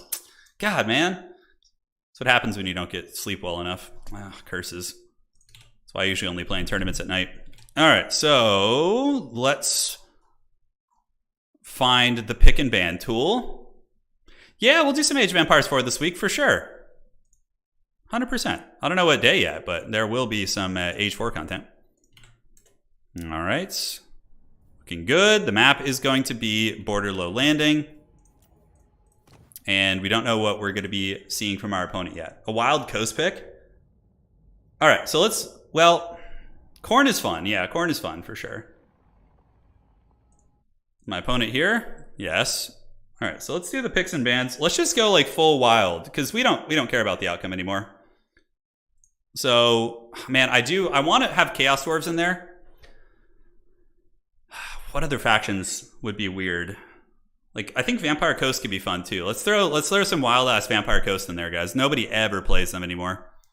And let's throw some Kislev in there too, because Bears. We don't need to worry about it. He's gonna be like, what the hell are these picks? Okay, he picked like pretty good factions. I need to ban Tomb Kings for sure. I don't mind playing Lizardmen with like any of these factions. So I think we keep the Lizardmen on the table. He's probably going to let me play Vampire Coast. Vampire Coast against Chaos Dwarves could actually be fun. I'm going to ban Lizardmen and try and play against Chaos Dwarves with any number of these factions, which I think should be pretty fun. Yes, yes. Yeah, oh man, this is going to be hype. He's probably, he's scheming right now. He's wondering. He's like, what the hell is this? Does Turin have some forbidden tech that I don't know about? Okay, I wonder what he's going to ban. Is he going to ban Kislev is stronger than Coast, though. I don't know. This is a funny conundrum, dude. All right, so Tomb Kings are banned. You know what? We just played Lizardmen, so for the sake of all you guys watching, I'm going to ban them. Granted, Chaos Dwarves would be the stronger ban. Kislev versus... what are we doing? Kislev versus Chaos Dwarves? Yeah, should be fine. Okay.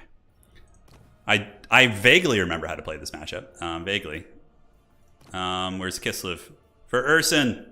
Yes. Let's go. Where's my beloved Kislev? All right. It's just time. You can only bring one Skullcracker, thankfully, so those things aren't going to be as problematic. Brotherhood of the Bears here. And let's get our screen blocker up. Good luck, have fun to my opponent, man. Should be fun. Should be fun. All right, so what are the lore choices going to be? Certainly some fun ones here. Obviously, Kossars are great. What's not to love? Armored Kossars are definitely the new hotness in terms of core infantry pieces. Okay, let's throw you in there as a safety pick. And the rest of the army is going to be... It's like a Gotrek and Felix type thing. Is that the direction we want to go? Katarine is not bad because of Frostfang, but generally I think the Ice Witches do a pretty good job. Being able to summon the Snow Leopards is really good. It's really, really good indeed. Just kind of like thinking the overall strategy here. Great Weapon Kossars. I feel like the shielded variant is the way. I mean, but Chaos Dwarf Infantry are Chaos Dwarf Infantry. Having the Great Weapons to fight them could be smarter. I mean, they still have good stats. They have like, yeah, their stats are pretty solid. To be honest, they're pretty damn solid. And then Kislev is land. It is. Land is power. Boris Ursus is a pretty badass character. But like, yeah, I don't know. Maybe old Rasputin is something we want to consider.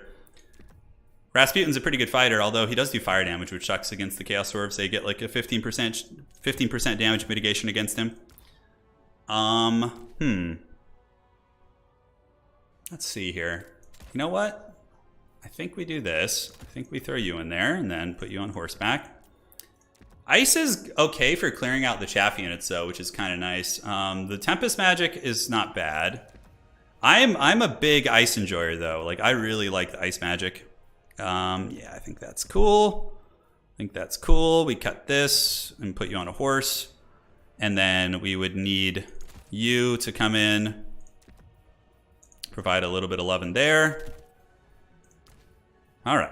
I'm liking the build so far. Rah, rah, Rasputin. Yeah, I know. It's always fun. Let's see here.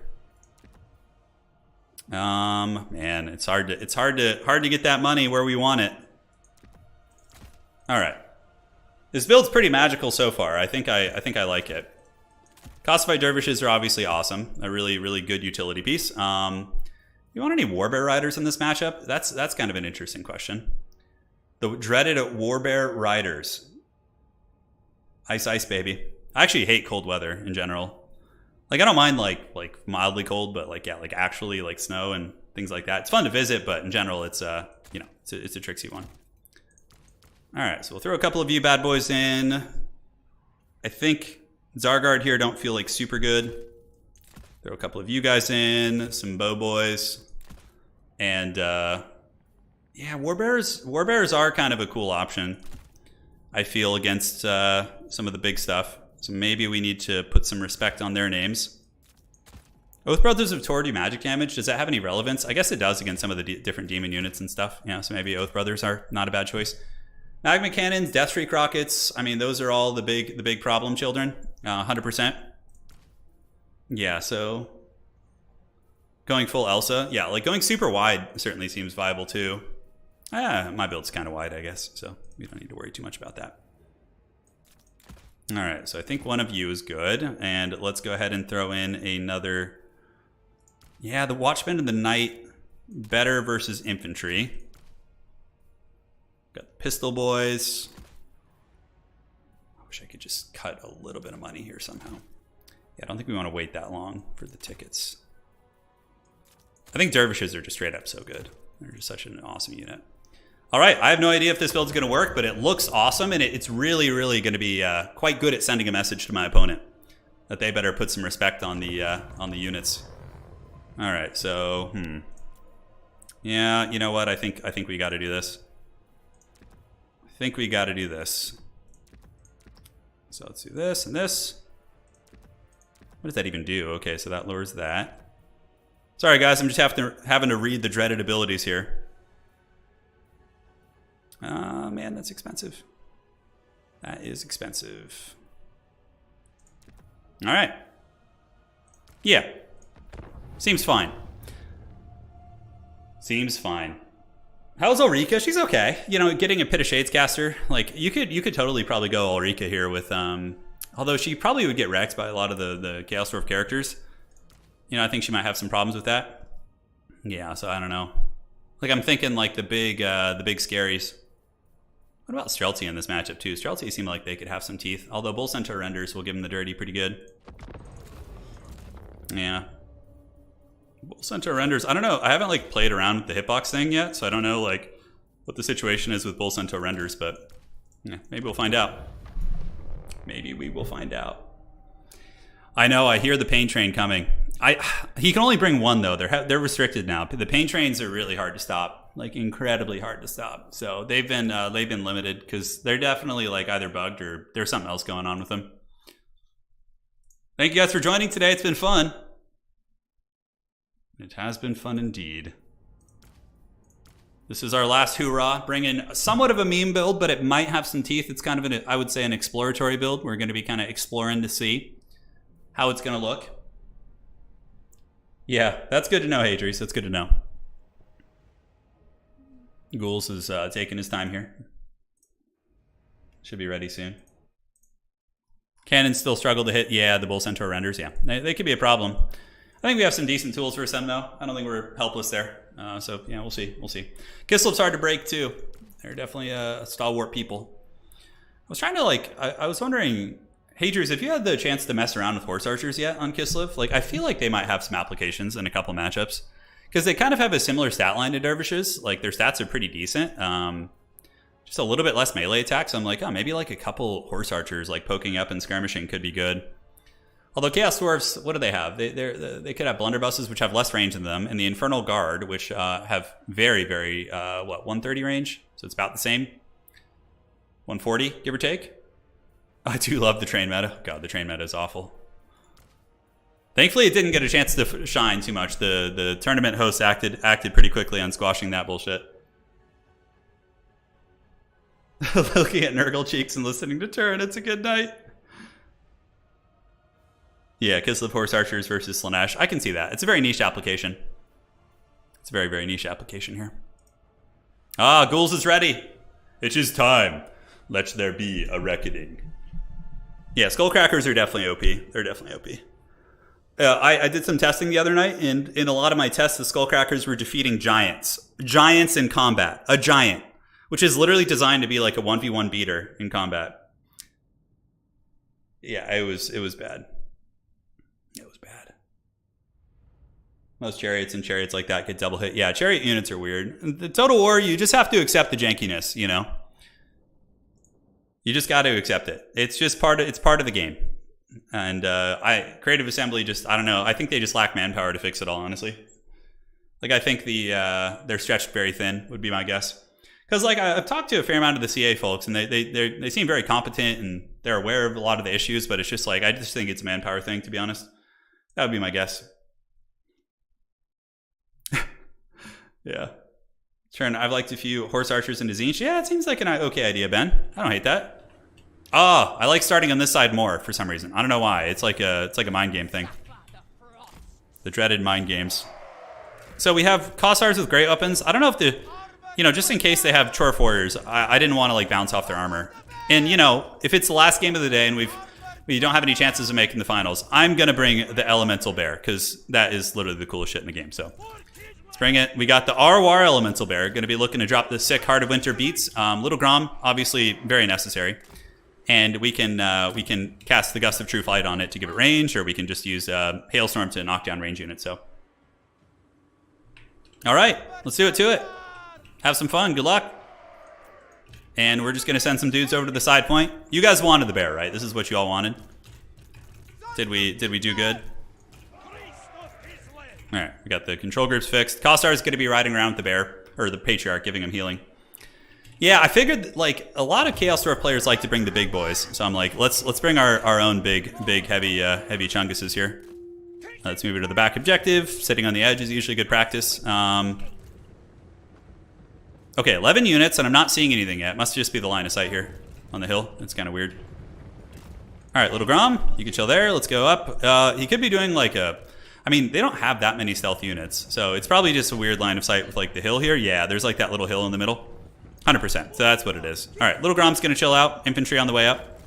Let's go see if we can get line of sight. And yeah, we got troops running, and there they are. All right, so let's move up. Start dropping some DACA. It's going to be Foghorn, Leghorn, and ooh, a blunderbuss type build. That's pretty cool. Okay, he actually has a lot of answers against my bear, so I'm certainly sweating some bullets here. Yeah, this is going to be tough. All right, let's start shooting the hobo goblins.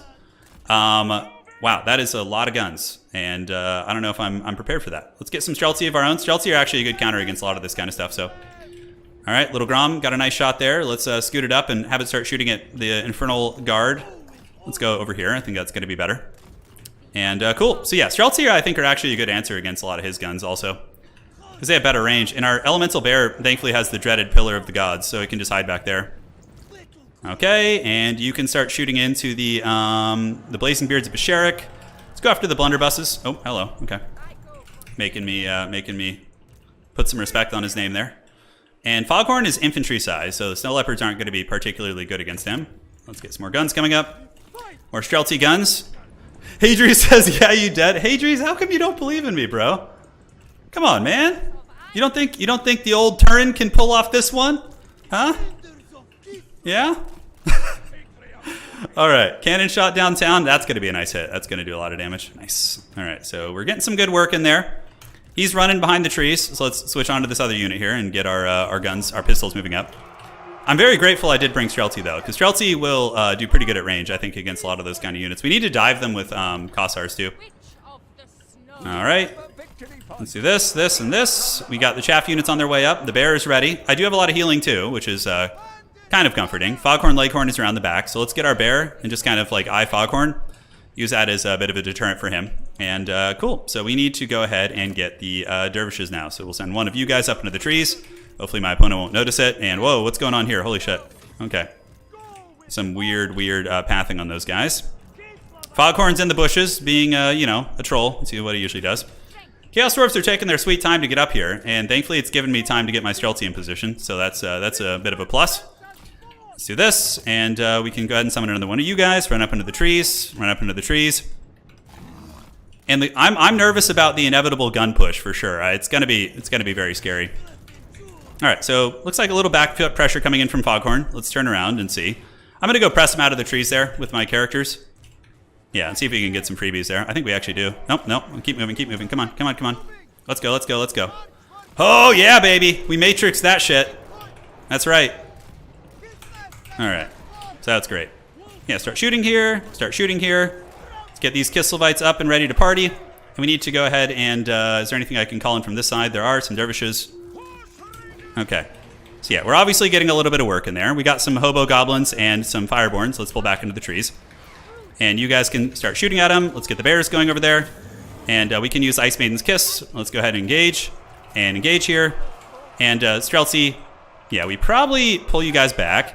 Get you guys shooting the blunderbusses. And we got the Patriarch heading over there, which is outstanding. And Little Grom's doing their thing. All right, so we got the wolves in the trees. Let's go ahead and get them and see if we can get us around. And then we need to go ahead and call in some winged lancers. Probably would be good. All right, outstanding. So yeah, we're getting some okay trades. Let's go ahead and drop a little bit of loving on those guys. And you can see our boy has been pushed back. And the dervishes should be able to get around the back of the hobo goblins and get a 2v1. Streltsy doing the work, man. They're doing some great work for sure. All right, we got a Deathstreaker rocket launcher now, so that needs to be dealt with. So what we could do is use Gust of True Flight. Do that, and cool. So now these guns are back online. Let's go ahead and keep hunting Foghorn. We've gotten through the front line. We've gotten through, and the guns are being compromised, which is great. Let's go get on the blunderbusses. There's no way we're going to shut that down. So now we have the we have you guys, and let's run up the side of the map here and summon out a little snow leopard to help with Foghorn. And the frontline fighting is now looking pretty good. We've actually got a lot of his important pieces kind of compromised here. So let's get a snow leopard, outstanding, and we can go and hunt down your boy. Foghorn actually in some danger. He's getting smashed pretty good. All right, so the winged lancers have done it. We can surround these Kadai Fireborn and probably kill them in the trees. And let's move you and move you up. Outstanding. Guns are partially offline. We do have the big bombardment, so let's pop that right here on these guys. Outstanding. Looking good. And Streltsy need to start blasting these blunderbusses if we can. And Foghorn Leghorn is straight up dying back here, so he's getting the business. All right. I don't know what these Streltsy are doing. They should probably pull back this way. How are we looking in the trees? Yeah, Foghorn is getting hunted by the snow leopard, so he's taken care of. Let's go get the elemental bear in there, do a little bit of a breath attack, and yeah, we need to get the Patriarch going in there too, which I think would be pretty nice. All right, you move back here. Streltsy are pulling back. Let's get these gun units moving here. Little Grom is still able to range. Let's go ahead and use Gust of True Flight here, which should be nice. Outstanding. And oh, elemental bear time. Let's go, elemental bear. All right, so we got the Kislev pressure into the backfield. The guys in the trees are not taking as much damage as I thought they would. All right, so did we get the snow leopards? We did. All right, great. So the snow leopards can just go and sit on range units now. Try and shut them down if possible. We got to make sure we don't lose our lord or blunder it to some stupid shit. So let's prop a big bombardment right there. Pull these Streltsy back, and the Deathstreak rocket launcher has been taken offline, which is outstanding. Oh yeah, look at that. That was a beauty right there. And that Deathstreaker though is no joke. It's causing havoc. It looks like we finally got the break on it though, which is nice. All right. So dervishes, let's pull you up. And how are we looking on the backfield? This fight in the trees is still going. It looks like my opponent's committing pretty heavily to it, so we just kind of ignore it now. Move in, and oh god, that hurts. All right, let's pop the Salix Lullaby here in a second. Move you guys up. These are Infernal Guard Fireglaves, and the Little Grom should get the job done here. And the Patriarch needs to drop the heals on the bear. All right, so we got that. Let's go shut down these gun units. Go, my Kislev Goon Squad, go! Live! All right, let's go. Let's get you guys moving up here. Provide a little bit of fire support, and we need to go ahead and drop that right on their faces. And we do get on top of the Infernal Guard Fireglaves, which is outstanding. Shut down these blunderbusses here. And, all right, let's move you guys up. Cool. Move you behind the trees. And we do wreck the fire glaives, which is a pretty big win for us. All right. That's a pretty big win. I think, like, calling in a chariot now would be good. 100%. All right, let's get on the Blazing Beards. Streltsy still packing a punch. Winged Lancers can clean these guys up. Let's get these Armored Cossars in here against the Blazing Beards. And you guys need to move on to the point. We need to start prioritizing the objectives again. We can go steal his side objective with that Goon Squad, I think. And then just keep pressuring the middle with the rest of our main army here. Yeah, the little Grom got the job done against the big boys, which is pretty nice. Which is pretty nice for sure. All right, so moving up, and you guys need to move too. Let's go bash them in melee. These are Hobo Goblins. Let's go ahead and shoot here, and we can use the Gust of True Flight on them. I believe it buffs like general shooting stats. So we can go like this, and go like this. Pull you guys down and under. And the back objective is being stolen. There's no way he's getting that one back. There's absolutely no way. Let's get the Snow Leopard to go hunt the Kadai Fireborn, though. We don't want to lose some stupid game on points again like we did earlier, so. All right, Hobo Goblins, you do it to it. And what do we got back here? Yeah, looks like those Hobo Goblin Wolf Riders are going to pay the price. We do need some chariots, though. Yeah, Fireborn should struggle, and the bear is on the point. So let's get it to the corner of the point. So we did manage to ninja that one, and our Kossars are muscling their way up. Little Grom is ready to deal with any sort of rocket shenanigans, and let's do some unsummoning here. Streltsy, thankfully, are actually pretty respectable in melee now after the patch, so they can do some DACA, and looks like we cleaned that point off, looking good. Gust of True Girth, I know. Look at the Snow Leopard being an absolute MLG player there, though. Yeah, that's great. All right, so that objective's ours. I think this game's in the bag. We're up 4,000 value. Yeah, man, Kislev was fun. The bear, you know, some of you guys, including you, Hadries, one of my good friends, was saying the old Turin is gonna die here, but you know, we still got some teeth. This old dog still got a couple teeth. All right, let's move in here and go get the Fireborn, and then we can collapse here, use a breath attack on them to try and knock them down, and the little Grom is just about out of ammo, so I think we can just unsummon it to try and get it back into the pool here. Let's pull you guys back in, and yeah, Dervishes, fight your fight, and little Grom's going back to the pool. Patriarch should get on those fire glaives. Oh, bear breath. Bears.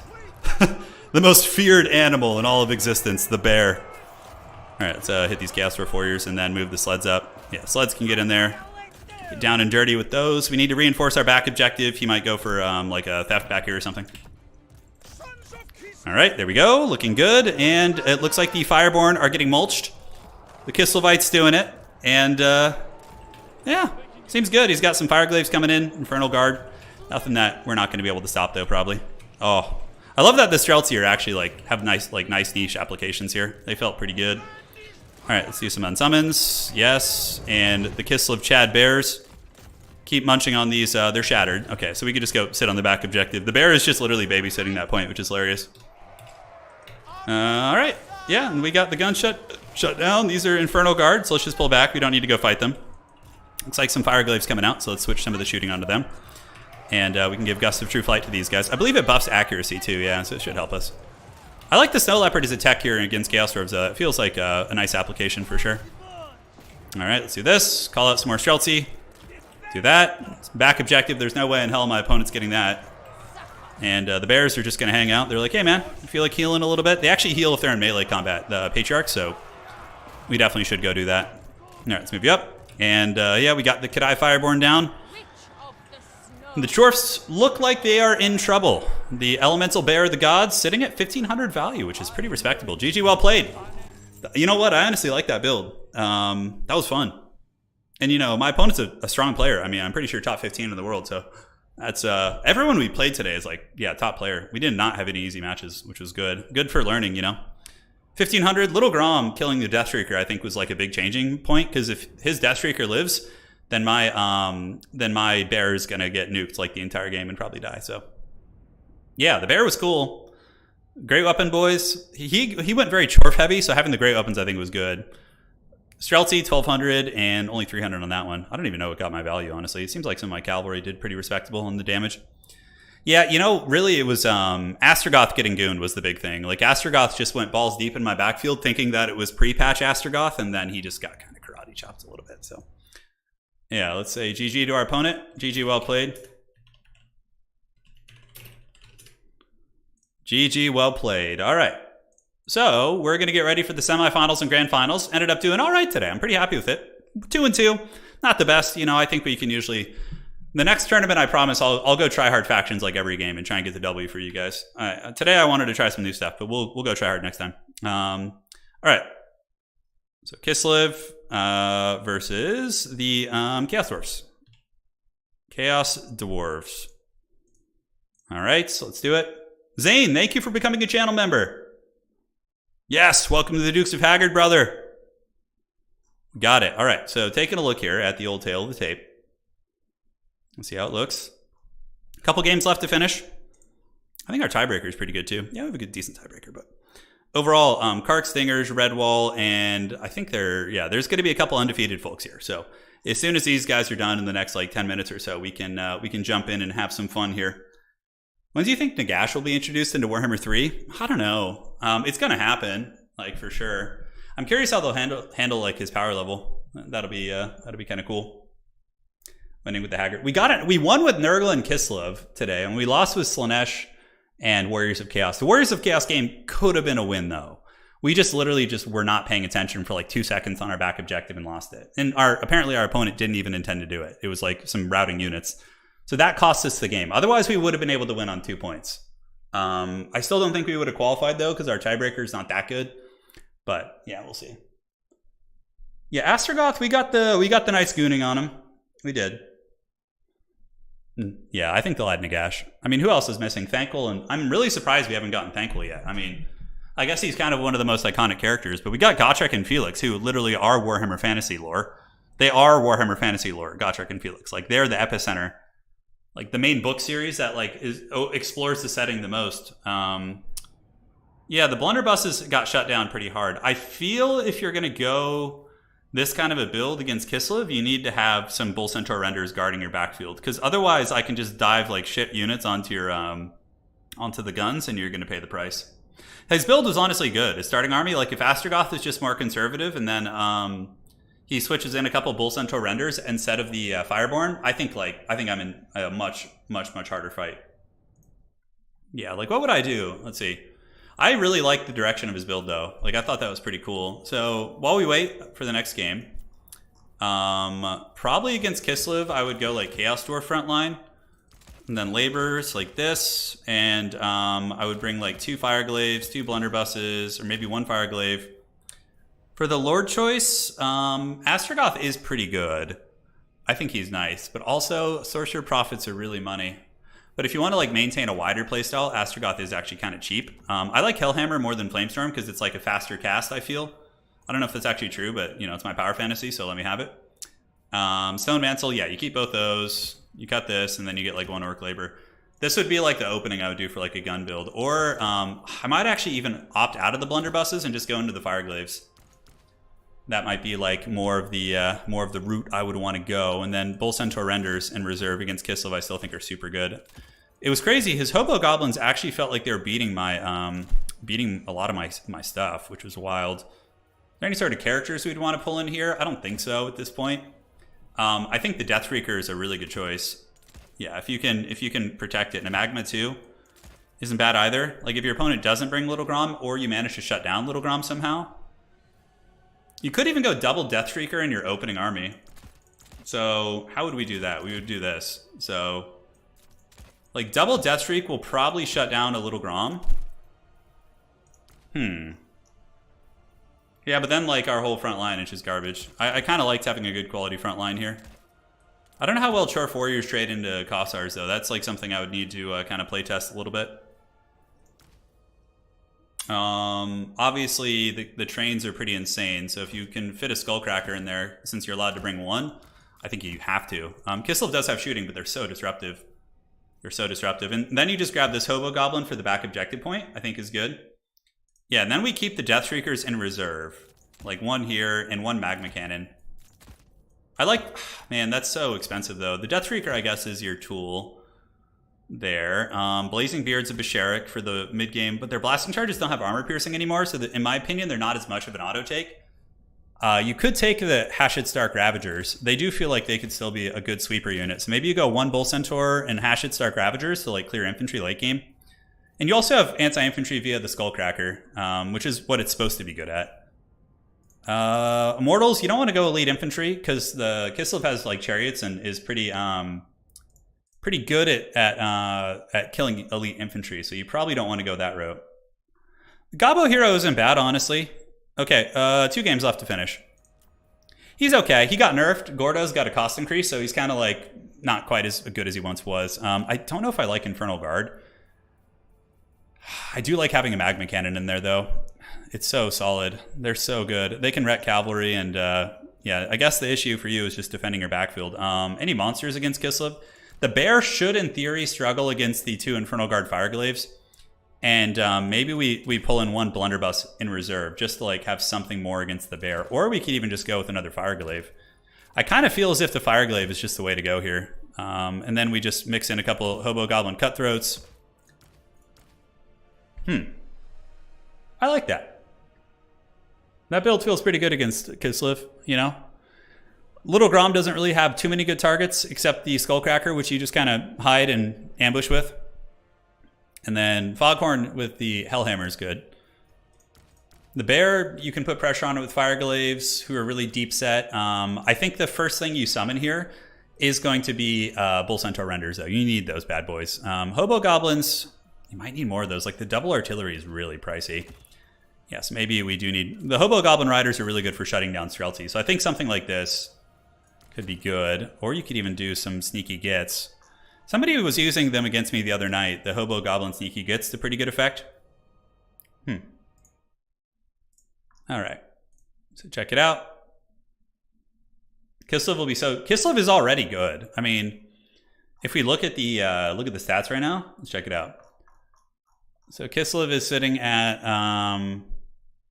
yeah, a 50... I mean, Kislev is a 50% win rate faction, guys.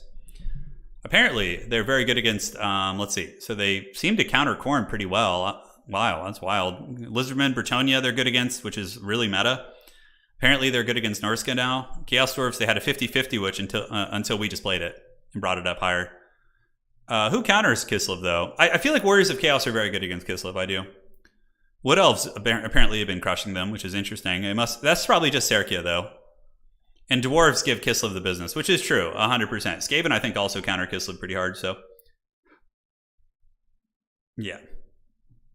Some funny business, man. Some funny business for sure. Yeah, I kind of wanted to play a Chaos Dwarf game today. I kind of was feeling it. All right, let's see how we're looking on the old tournament. Checking it out here. Where are we at? Bretonnia is probably one of the best factions in the whole game right now. Yeah. They are insanely good. They are insanely good. A couple people still finishing, so Grombrindle and For Poland, and yeah, a couple folks, and then we're wrapping it up. So we'll be getting started here in just a minute. Gonna be recording a video sometime in the next day or two about my my Warriors of Chaos build guide.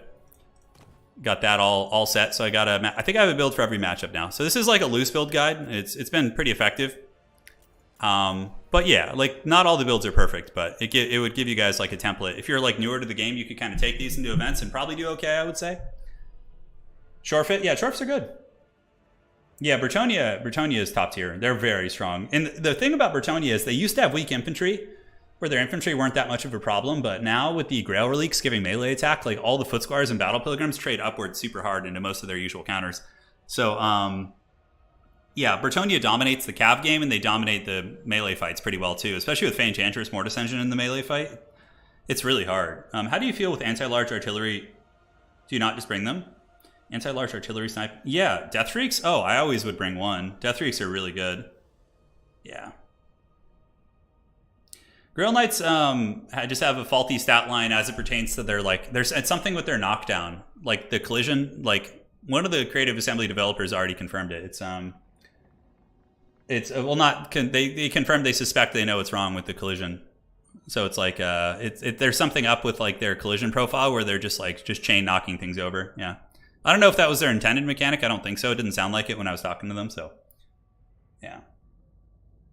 Yeah, like, honestly, nobody really beats Bretonnia, like, super hard in the front line, which is they should. Bretonnia should definitely lose front line engagements and then win win the flanks and have their cavalry come in and win the day. But their infantry can win independently, which is I don't think good for the balance. Yeah, kind of a little bit funky. Hey, welcome, Anton. Hope you're doing well, dude. First time watching, eh? Well, you're about to get some sweet semifinal and grand final action. It looks like it's going to be Stingers, Kark, Subutai, and Leechlord, who we played. Oh, man, we actually maybe could have been close to qualifying if we had gotten the win on Leechlord. That's crazy.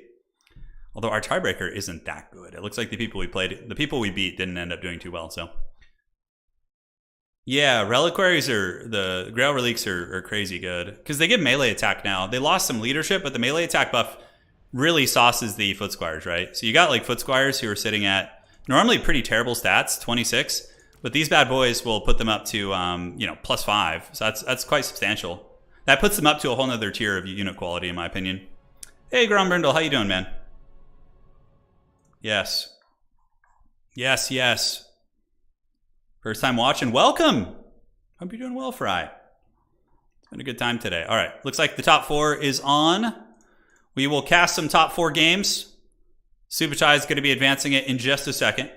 He's coming down this weekend. We're going to draft some of the Lord of the Rings set. So I got myself some Lord of the Rings pre-order.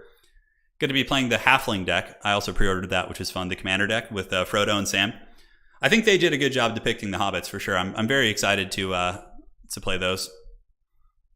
Can you snipe Relic? Yeah, you can, but they're only 300 gold and they have a surprising amount of HP. So Grail Relics are kind of like, it's not easy to bring them down. Like, you put a lot of effort into killing them. Like, they have thousands of HP, and then, like, they only cost a couple hundred gold. So it really doesn't feel good. There's other threats you need to shoot, like the cavalry, the characters, a lot of things like that. Yeah, they should be way squishier, for sure, for what they do.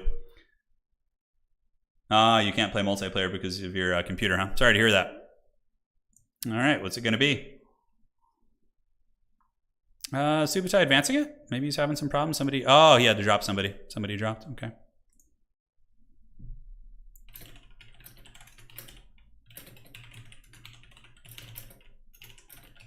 Okay, let's see what he's saying here.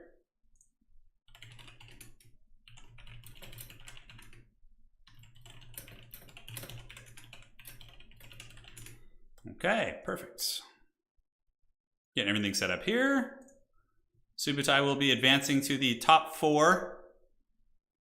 And let's see if it's up so we can see what the matches are going to be. Yeah, Grail Relics are super good. They're very strong. They're very strong. And obviously Bretonnia got buffed because of the what's it called? Because of campaign. It wasn't like a multiplayer thing. In multiplayer previous patch, Bretonnia was sitting at what? 60% win rate, give or take, last patch. And then they got buffed on top of that, which was just absurd. But it just goes to show, CA, the game is a single player focused game, right? So you're going to get that. Every time Turin mentions Commander and Tabletop Lord of the Rings, I debate moving to California. Yeah, California is an amazing place to live, except the cost of living, dude. It's a karate chop. Oh God, it's rough. It's so expensive. It's just so pricey. Yeah. Man, it's egregious. And the property, if you try and buy properties too, it's so rough. Not the birthday stream yet. Actually, a month from today. Well, a little bit less than a month, and then we're there. Let me see if Subutai is having any problems advancing, and I'm pretty sure everybody's done. All right. All right, so he says Leechlord has to drop, I think. Advance it.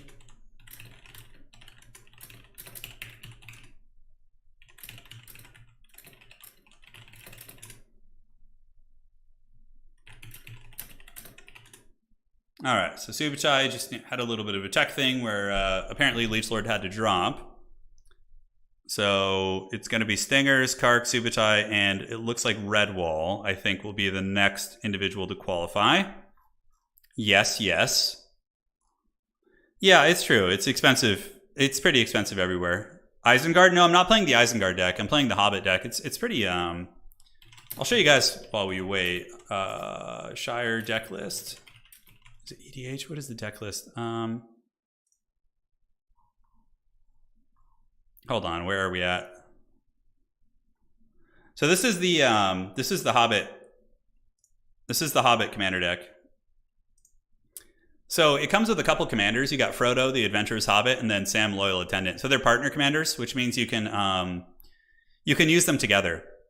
Like basically, when you play one, you get to pull the other one into your hand, which is really nice. So it's like a food focused deck. Sam is really cool. He generates a food token every turn, even the turn he comes in, and food is cheaper to play. And Frodo, if you've gained 3 life this turn, and he attacks, then Frodo is gets tempted by the ring, and if you've been tempted by the ring a couple times, you get to draw a card. So it's like a nice little like card engine between these two, which is pretty rad. And yeah, that's kind of the deck. And the deck comes with like a lot. I mean, there's a ton of these are all like new Hobbit cards. So it has like, look, it has the Gaffer. It has a couple different. It has Pippin and Merry, Farmer Cotton, Shire Sheriff. Like it's just very flavorful. So I'm super excited to make a Halfling deck and try and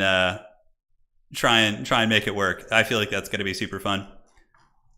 Yeah, so I love. I mean, Lord of the Rings is like the greatest thing ever. You know, it's the backbone of fantasy. So I'm playing the Hobbits, but Subutai is playing he's playing an Isengard deck. He pre-ordered the Saruman Mordor deck, so he's going to be trying to take me to Isengard when we play. We'll see.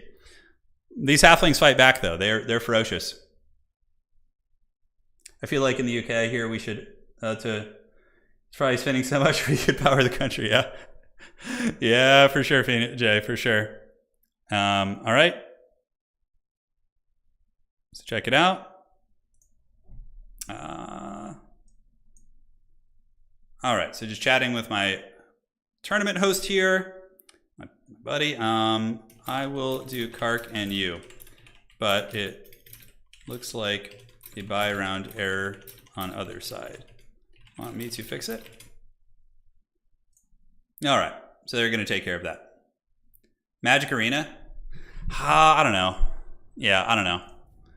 I would do Magic Arena streams, but you know, so people ask for it, but then like almost no one shows up to watch it, so it's kind of like I don't know. Yeah, maybe. If you guys really wanted it. So we're in the semifinals. It's going to be Kark versus Subutai. And yeah, should be great. Playing non-broken units. Doing a little bit of admin stuff here.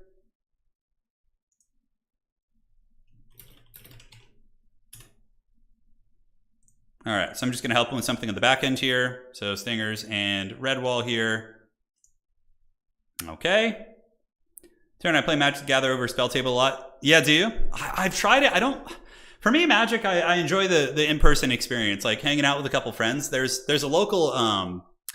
one of my friends I went to high school with owns a pub in my hometown. And where I live, it's like a super sleepy town. It's very like... During the middle of the week, it's like a ghost town. But on the weekends, it becomes like a really hotbed tourist spot. It's like a mountain village. Very, very quiet, right? But what I was going to say is that every Wednesday night, he has Commander Night at the local pub. So we all go down there, and it's like a very old, rustic kind of style pub. Everything's kind of wooden. Yeah, it's fun. And we just play Commander. Like, we just sit there and play all night. It's a really good time. All right, so just fixing some of the brackets. Yeah, like I've tried Spell Table a couple times, and it's the same reason I don't like doing Tabletop Simulator. It's like I like to have the minis in front of me, you know, and just go for it. Yeah, the Warcraft 3 streams I might be down to do again. Yeah, just go get wrecked by some seasoned pros in Warcraft 3. It's always a good time. All right. So fix the brackets for old Subutai. He's all set in the lobby with Kark. And there we go. All right. People come to see Turin Girl without a shirt. We could always do a stream of Spell Table. We could, Pwn. Yeah, maybe we could.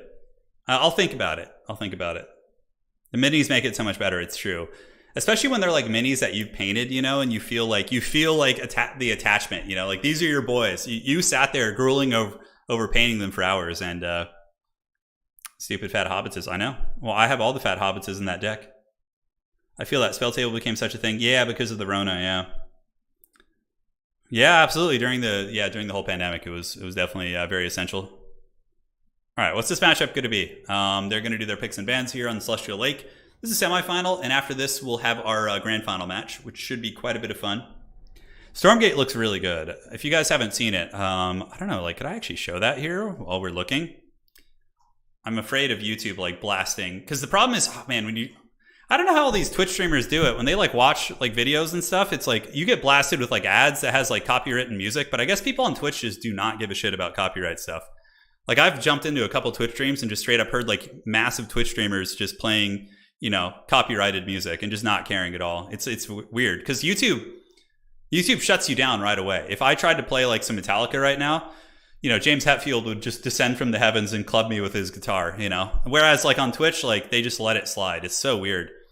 I know they'll mute it afterwards, but YouTube is way more proactive on that, 100%. I'm surprised Twitch has gotten away with that for as long as they have. All right.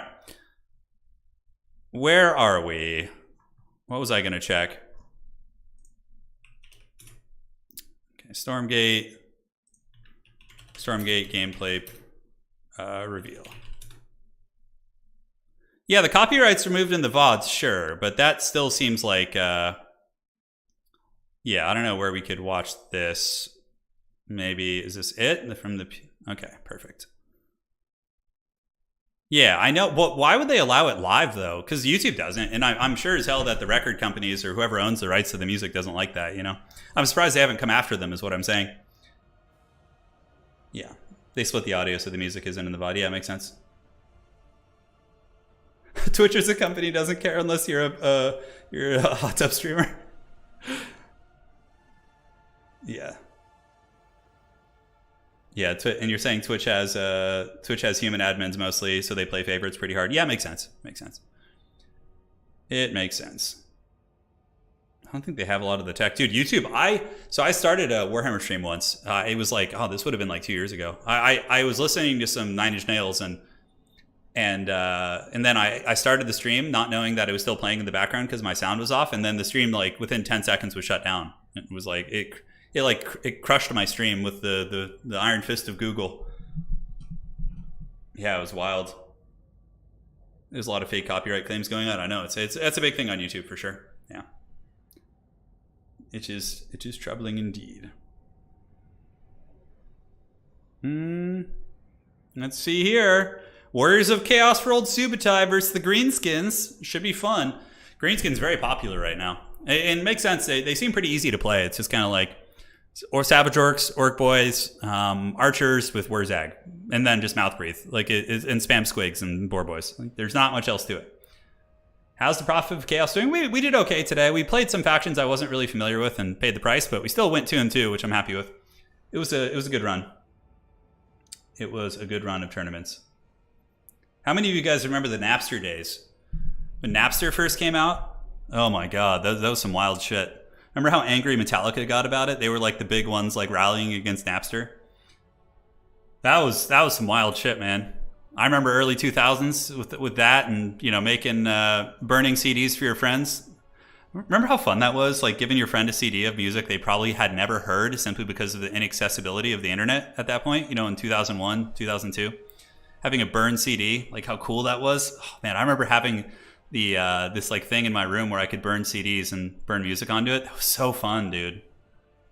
Because like now, like it's so easy to discover everything, whereas like back then it was like you'd go to Blockbuster and there would be like, or your local video store and be like, oh man, this is like a treasure trove. There's so many movies. God, I'm such a boomer now. There's so many movies that I haven't seen. Like, what's this? Oh, look at the art on this cover, you know? Yeah. You guys, LimeWire and Napster, yeah. Yeah, it was fun. Yeah, good times. On Twitch, streamers also recommend streams with stream sound separate from the music so it doesn't show. Yeah, makes sense, Marco. Napster was odd and fun. It was wild. Anton says, my dad had like 500 blank CDs to burn and never used them all before the technology moved on. Yeah, that's usually how it goes, isn't it? Yeah, that's crazy. I think I still might have a couple of those burned CDs laying around somewhere. I'm not sure. Maybe not. It would be trippy to find them, though. See what you listened to back then, you know? It's like a time capsule. Yeah. These guys don't know the dodging viruses like a champ on LimeWire. Yeah. The day I got a burned Black album changed my life. Oh, yeah, that's a good one. I've really, speaking of Metallica, I've been really listening to And Justice for All. Oh, that's such a good album, man. It's so good. What is the name of that? There's a song on there that I've just been listening to on repeat, which is To Live Is To Die. Yeah, that song is so epic. It's like one of those like 7 or 8 minute long, like, you know, old school metal, like kind of mostly instrumental. There's a couple, you know, some words in it, but not much. So good. If you guys haven't listened to that, To Live Is To Die, just give it a chance. It might not be your jam in the beginning, but once you get to like the more melodic stuff, dude, it's so good. Yeah. All right. Anyways, Kark on Greenskins versus Subutai and Warriors of Chaos. This is definitely a Festus matchup in my experience. Mortis engines are super good against the swarming Greenskins, and Festus is kind of a small target. The forbidden tech for the Greenskins here is using Azag the Slaughterer. You use him with Spirit Leech Bam, and you just fly over the head of Festus and just nuke him with Spirit Leeches like for the entire early game, and then you can usually dive in and kill him at some point. So yeah, and that's how you do it. Yeah, it's a great one. Harvester of Sorrow is a good one. Yeah, Harvester of Sorrow is a good one for sure. Yeah, I think my all-time favorite Metallica song though is Fade to Black. I love that song. Oh god. Fade to Black is so epic. It's so epic, dude. Pone says, I was young enough that the first music I ever bought was a cassette, and it was in fact the Baja Men Who Let the Dogs Out. No, it wasn't. Pone's foundational music experience was Who Let the Dogs Out. That says a lot. It's great stuff, man. I remember jamming to Who Let the Dogs Out in the 90s. You'd have like these like schoolyard parties and stuff, you know? Who Let the Dogs Out, Backstreet Boys. Yeah, those are some magical times for sure. Yeah, I don't know why it's taken him so long to start, but these guys, Subutai usually takes a while with his builds. He's very very calculated and scheming here, so we'll see what he's got. Looks like Kark is ready. Yeah, looks like he's ready. Call of Cthulhu is a great song too. Who would win? Shogun 2 Katana Samurai versus Marauders of Slaanesh? Ooh, probably the Katana Samurai. They're basically like, you know, greatsword sort of, right? Have you listened to the new Metallica album? No, I haven't. I'll check it out. Sure, and I did viewer battles the other day and got crushed over and over again by someone who had the idea for a Vlad and Krell Doom stack from you. Really? Whose stream was this on? Yeah. All right, guys, loading into the game. I did see it, Fidel, yes. It is going to be double Chosen of Nurgle. Oh, yeah, talk dirty. Now, I don't know if that's my favorite choice here. I feel like the Chosen of Slaanesh would be much better because of their durability and their, you know, ITP and high melee defense. But, you know, I'm all for elite Nurgle units. It's always a good time. And, yeah, pretty standard stuff from the Greenskins. It's Wurzag, you know, Wide Army, Squigs. Fanatics are all the hotness right now because of how good they are against the elite units. And, yeah, so it seems like the meta of the Greenskins is evolving a little bit. Yeah. Mainly a Festus Warrior wall with some Armored Trolls, which I do like the Warriors. Warriors outtrade a lot of the Greenskin Troopers, but will struggle against Squigs and Trolls and things like that. So I think you need your own mass too. But yeah, Festus is a really, really good start. And the one thing that he's really missing is the dreaded Severed Claw. The Severed Claw is just an unstoppable force of nature. It is so, so good. Master Puppets has always been your favorite album. It's a great one. It's a really, really good album. You know who else is, if you guys are Metallica fans, you don't listen to Alice in Chains is really good too. It's a little bit different. Alice in Chains is more like kind of grunge, but even still, I feel like there's a lot of similarities. Like when you listen to some of the songs from, I'm trying to think of like the most apt parallel. Let's see. So what is the name of that song? God, I'm just blanking so hard right now. Haven't had any coffee. Probably didn't eat enough today. Oh, what is that song? One by Metallica. God, it was like took forever. Like the messaging and imagery of a lot of their music's pretty similar. Like One by Metallica, you know, it has like the heavy, you know, anti-war motifs, and it's based on the Johnny Got His Gun, like an old anti-war movie. And yeah, like Rooster by Alice in Chains is probably one of my favorite songs of all time. It's so good, and it really feels like it's like very much in the vein of some of the, you know, more melodic ballad Metallica stuff. Them Bones is really good. Yeah, Jar of Flies is amazing. I mean, they have so many good songs. Down in the Hole. Alice in Chains is your favorite band. Yeah, they're top tier, man. They're top tier. All right, ladies and gentlemen, let's focus on some Warhammer. Always fun talking music, but Chaos Warriors are Chosen of Nurgle with great weapons, which, I mean, look, these guys going fisticuffs with any infantry unit are going to karate chop, but they are a little bit vulnerable to getting nuked by fanatics and different things like that. So you got to be careful with that. Festus the Leech Lord with the Healing Aura and the Mortis Engine. A couple Chaos Warriors on the side. And it looks like Chaos is going to be parking some more Chaos Warrior Troopers and Marauders up on objective number 3. So that makes sense, right? You just leave 2 or 3 good quality units here, take this objective, and then push this way. And then if the Greenskins want to come down here and push this, you can collapse on them from the side here. So, and obviously it's going to be easier for Chaos to reinforce. And Festus is very, very persistent on objectives. Like that AoE Mortis engine, he's got an okay HP pool. Is it just me, or is the fact that Festus has more HP than Karl Franz on Deathclaw a little bit stupid? Like Karl Franz is literally riding like a giant war beast, and he's got like, what, 5,000 something HP? There's some weird shit in this game. I don't know what is going on with that, but yeah. Well, I know what's going on with it, but it is what it is. Chosen and Nurgle on their way out. Now, looking at the Greenskin army, how are they going to deal with Chosen? Most likely Night Goblin Fanatics. So what they do is they loose the Spinning Loons, which have 100% armor piercing value, onto the Chosen and just absolutely cut them apart. A couple Goblins, Squigs to munch through the armor as well, and more Squigs, and Wurzag for the big force multiplying effects. Moment Turin clicked on the drawing tool, was expecting something else. Don't worry, Harley, the Chosen moment.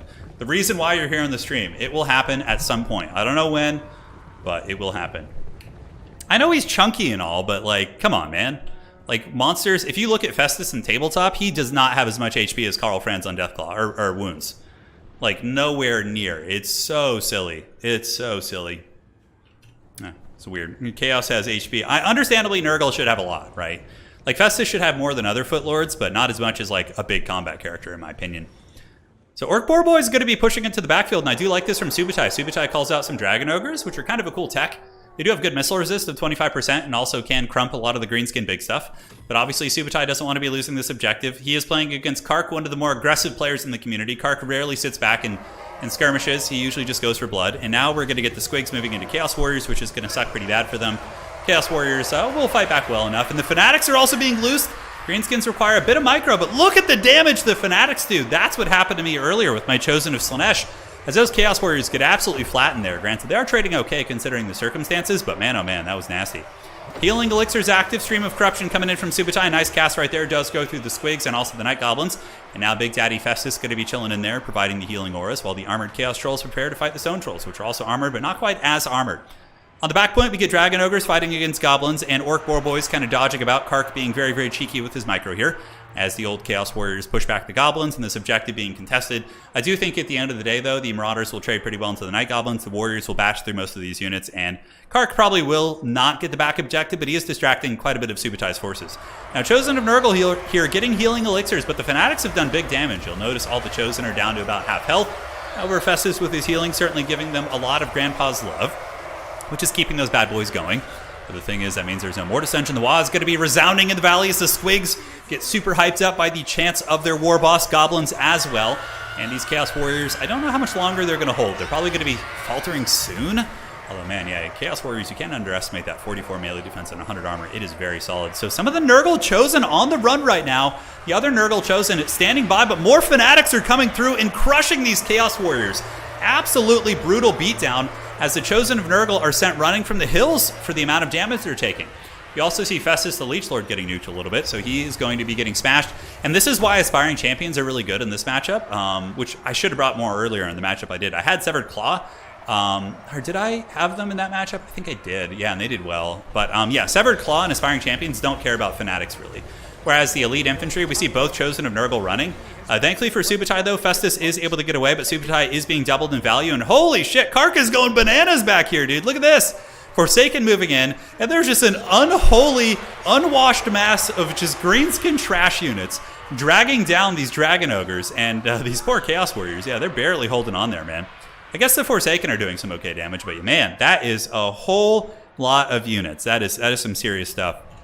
So Subutai holding on to the point here.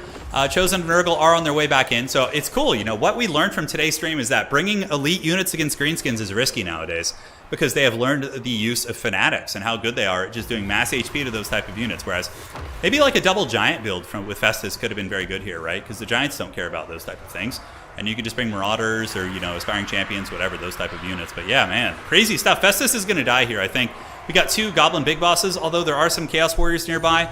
Some of the Chaos Trolls are routing, but we do see the Chosen of Nurgle on their way back in. And we could see Subutai have a bit of a resurgence here. If he does manage to get the Chosen of Nurgle back on top of Festus here and get the healing auras back online, maybe, just maybe, those Chosen can kind of start to get back in the game a little bit. Only 300 value so far.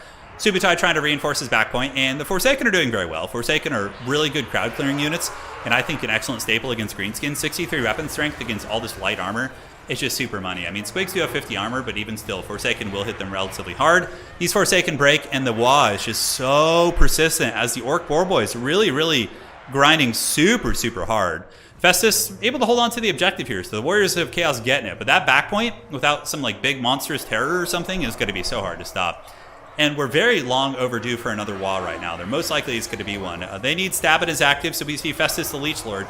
Yeah, I feel like the Hellscourge Chosen would have been better if you want to go the Chosen route. But yeah, the Chosen of Nurgle didn't really make a lot of sense. Like, why are you paying for huge armor piercing against a matchup, a faction that rarely brings any armor? Like, nobody brings Black Orcs ever. I mean, maybe Stone Trolls with 70 armor, but the Chosen of Nurgle just felt very weird.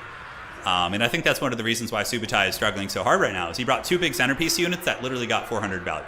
So he's paying the troll toll there. So back objective taken by Kark, and yeah, I do not see Chaos getting this one back. This was a complete rout over here. And Festus is kind of like re-anchoring the battle here, like pulling a little bit of value back, and with Festus's healing taken into account and Fleshy Abundance, did he bring it? No, he didn't. He went Children of Nurgle, which the Children of Nurgle build is basically spamming spells to get the healing proc on your army, but I don't know if that's good if you're going elite. Like, if you're spamming wide Marauders and like cheap units like that, maybe. But at the end of the day, I don't know, man. I don't know. So Festus, though, being a raid boss as usual, very, very strong character, just more engineering things down. Chaos trying to call out some Forsaken, but Forsaken also going to be struggling against Orc Boar Boy's armor piercing most likely. They have 35 melee attack, Orc Boar Boy Biggin, so they can definitely punch through the melee defense of the Forsaken units. And yeah, Subutai is trying to call stuff out, but there's really nothing Chaos can call out here that's going to be good against like this composition of Greenskin units. And it's Wild Hoggin time, man. They're coming for it. They're looking for that bacon, and they are certainly finding it. So on the far side, Subutai gets routed off. I think it's the beginning of the end. He's getting triple caps now, and he's massively behind on value. Soon going to be behind on points as Kark just unleashes the full fury of the Wa, and we see that the Greenskin. Certainly, the thumbnail we put on today's stream, actually very apt. It seems to be a very, very good indicator of what the people are playing these days. So Festus dropping those sweet Mortis engines on the Orc Biggins. I can't help but think big scary giants would have been really, really good here. Kark does have some missiles, but not that many. I mean, he's got some skirmish cavalry, but nothing that Festus wouldn't be able to heal through. I do think double giant aspiring champion tech would probably be better here than the Chosen, especially now that Fanatics are kind of catching on as all the hotness, right? So the Forsaken trying to get away, Subutai disengaging, but yeah, they're going to get wrecked. Squigs are a hard counter against Forsaken, like hard counter. You would need some Chaos Spawn or some Trolls to kind of stack on top of the Forsaken to really give you the DPS you need to punch through this unit. He does get some Dragon Ogres in there, which isn't going to be bad, but even still, man, I don't know. Subutai is scrapping hard. Certainly, you know, a testament to his will. He is not going quietly into the night. Chosen of Nurgle actually able to get back in the game and get some value, which is nice to see. Feral Manticore coming in. Feral Manticore is a great choice against Greenskins. Good at just sniping characters and being disruptive and different things like that. And objective number 2, still under Greenskin control as the Skirmish Cavalry. Kark just surrounds the Spider Riders, which is really, really just so good. I mean, he's fully enveloped. Kark just unleashing all the fury of the dreaded Korean micro here as he gets the Forest Goblin Spider Riders around, puts some big firepower into the Festus man, into the Chosen, and this back objective is basically just the farming. The Warriors of Chaos are just kind of getting farmed back here, although they might get a critical mass that can push back the Greenskins. We start to see some routes, but he would have to get like this point back quickly with Festus for sure. Subutai is scrapping the value back a little bit. Chosen of Nurgle bashing here, but we see Festus getting shot from all directions. His healing cap is now visible as well. We do see it on the bar there. That little like kind of bar at the end of his HP is his healing cap. Chosen getting routed back here, and the other Chosen of Nurgle holding on, but there's not like any big fleshy abundance to heal them. Granted, they're almost healing capped anyways from Festus's healing elixir. And his Chaos getting into momentum back here. More Marauders on their way out. Marauders not doing terribly, and he's rallying in more Marauders there to try and get the back cap.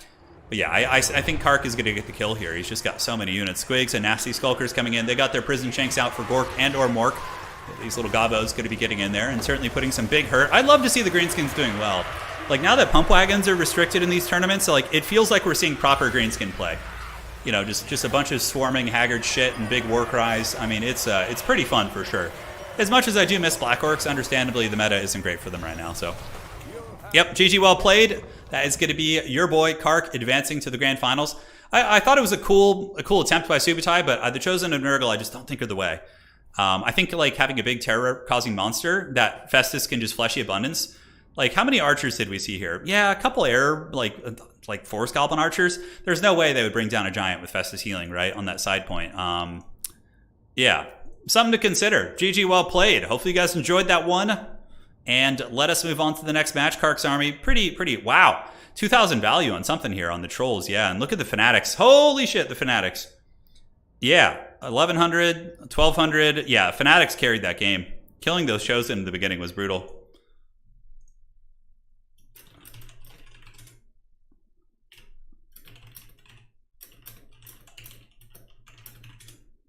Subutai messaged me and says, Jesus, I have no idea what to do in that matchup. And I'm like, I can show you.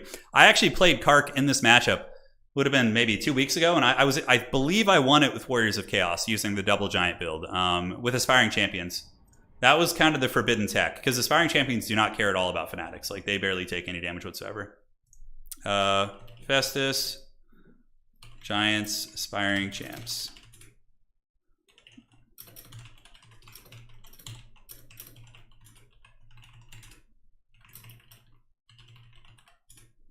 All right, cool. There we go. So let's load it up here. See how we're looking for ye old grand finals. What's it going to be? Who's going to be in there?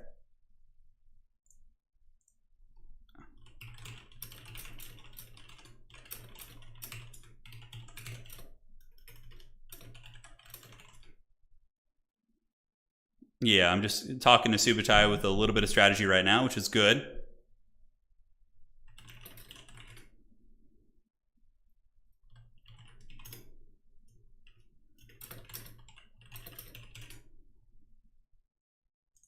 Okay. Looks good. Looks good. And looks good. All right, so the grand finals are not set yet. Redwall and Stingers are still playing right now. So we'll set up a grand final lobby here in just a moment. Subutai grand finals. Let's host as a spectator. Let's get Kark in here. And we will host the lobby. Thanks for joining today, guys. It's been fun. It's been very fun. I had to break my sleep schedule, man. I was staying up too late. I had to set up an earlier stream today. It's been brutal, man. The sleep schedule. Been addicted to my Haggard police shows, watching SWAT. It's so much fun. How many of you guys have seen that show, SWAT? It's like, it's so corny, but it's so fun. I love it. It's just like, my wife and I both just enjoy all the the drama and like the unrealistic scenes. It's just it's glorious. Yeah. A lot of that matchup we just saw depends on the map too. If it's like a lane pushing map, you can do very much a Nurgle playstyle, and the Greenskins might struggle with it. But yeah. Thoughts on giving elite infantry higher cap weight? It's something to consider for sure. Honestly, I don't think cap weight's too much of an issue right now in general, outside of a couple like Tomb Kings and Chaos Dwarf units. Like I find that most battles are kind of determined by trading anyways. But yeah, it's something worth exploring. I don't think it's a bad idea. It would just have to be. The thing is, doing cap weight based.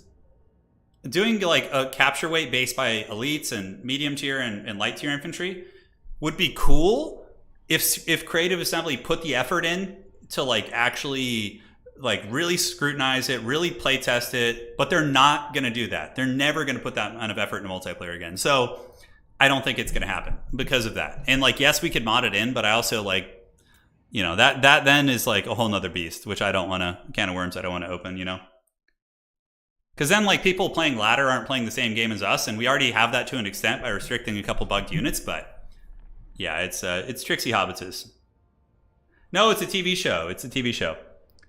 It's really, it's like your classic, like, it almost feels like a late '90s, early 2000s show. Like, yeah, it's really fun. It's on Netflix. They have like five or six seasons, and it has a really like, it has one of those theme songs that you really think is just awful, and then the more you hear it, you just start to love it. It's weird. It's really weird. Yeah.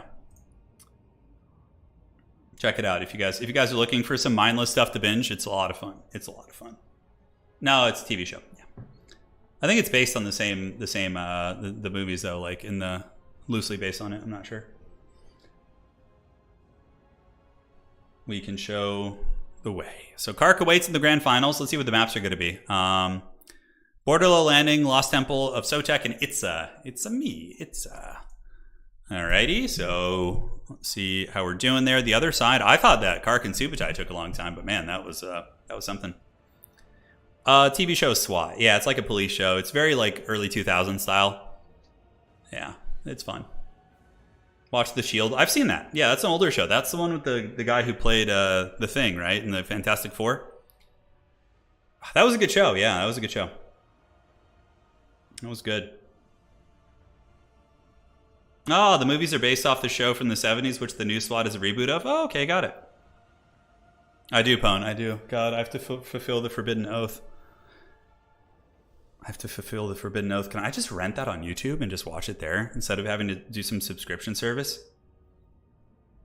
The 70s, yeah. That would have been a wild time to live. I don't know, the 70s. Yeah.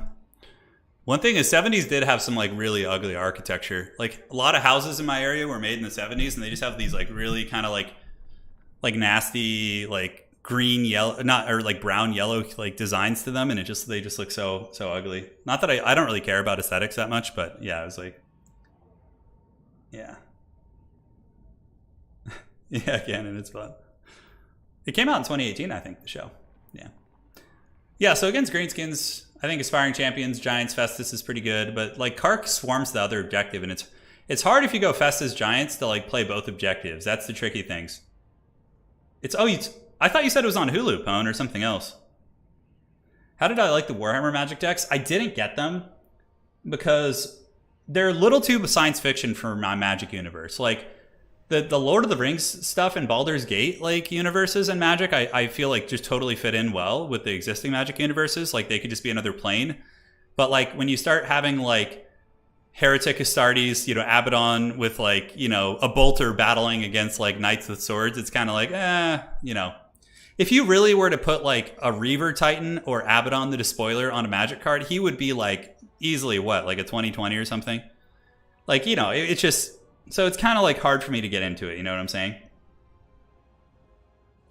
Sopranos? Oh, Sopranos is one of my favorite shows ever. It's so good. Yeah. I love The Sopranos.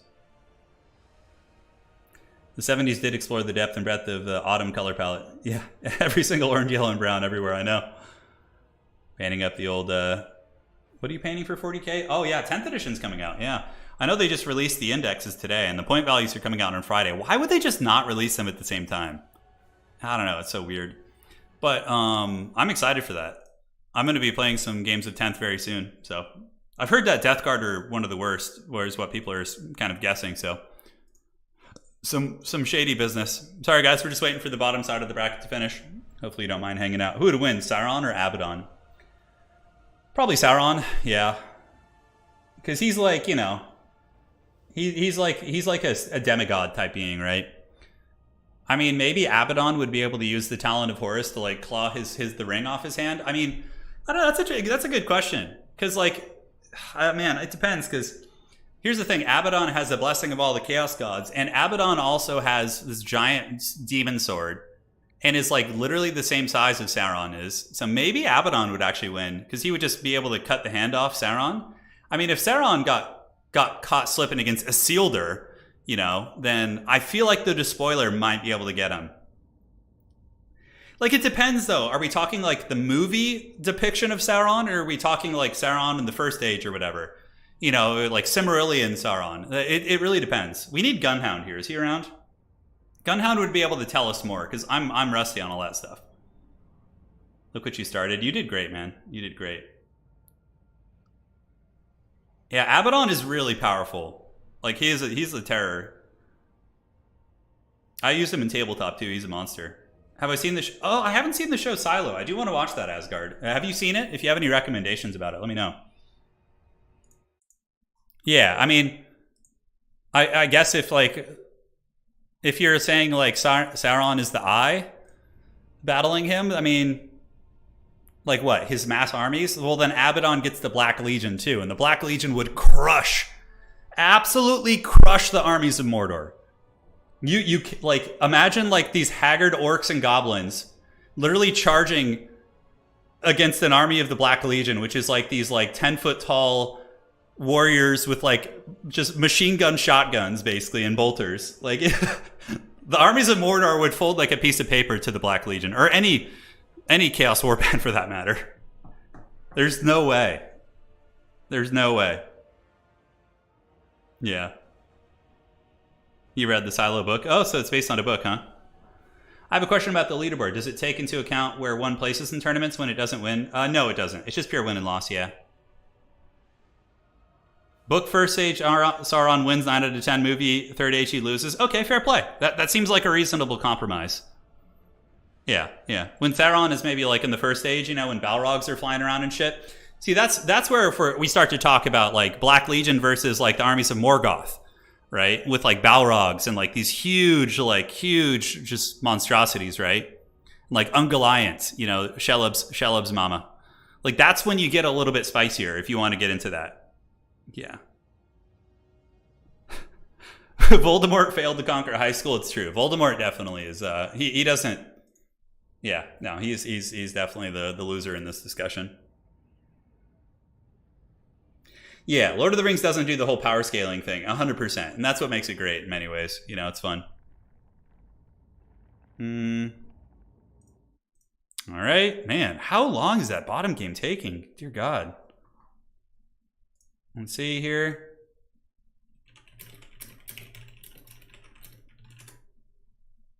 I mean, I know that the Kark Subutai game was pretty long too, and these guys are just like still going. I wish there was a way to enforce like round timers quicker, like 45 minutes, and then you're just like, you know, yeah, you're karate chopped. Kark's rush style is way harder to fight off on a 3-point map. Yeah, it is. It is. Because he's really good at swarming the objectives, whereas in a lane, it's easier to fight him, for sure. Hey, Delta, welcome. Okay, Subutai saying he thinks they just finished. Ungoliant is technically an evil spirit that happens to take the form of a gigantic spider. Makes sense. A Balrog is basically a bloodthirster. Yeah. Well, Abaddon in tabletop beats a bloodthirster. I'm pretty sure he would beat one in lore, too. Yeah, he's pretty OP. Abaddon definitely has plot armor. Nowadays, he was a meme for a long time. Yeah, 40K pretty much crushes like most other universes because of their ability to like glass planets, right? Like if you could be like, oh well, you know, like in Star Wars, you know, they have the Death Star. It's like, yeah, they have the Death Star. In Warhammer 40K, they have the most OP shit. They literally have like thousands of Death Stars that can just glass planets with no drama whatsoever. It's like, you know. I've heard that discussion before of like who would win in 40K in Star Wars, and I'm like, you serious? 40K is like the most over-the-top shit ever, you know? Yeah. And they get away with being OP because there's so many planets that they can just throw away. It's like such a vast universe, right? Magic the Gathering logic. Yeah, this god is as strong as it forbears. Yeah, it's really funny. Okay. All right, so we got Stingers in here. Let's get them in there.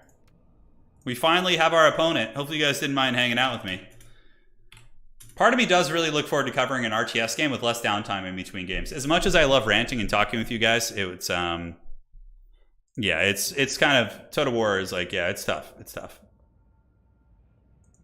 Yeah, we're just talking about Warhammer lore in general. Yeah. Everything's pretty damn OP.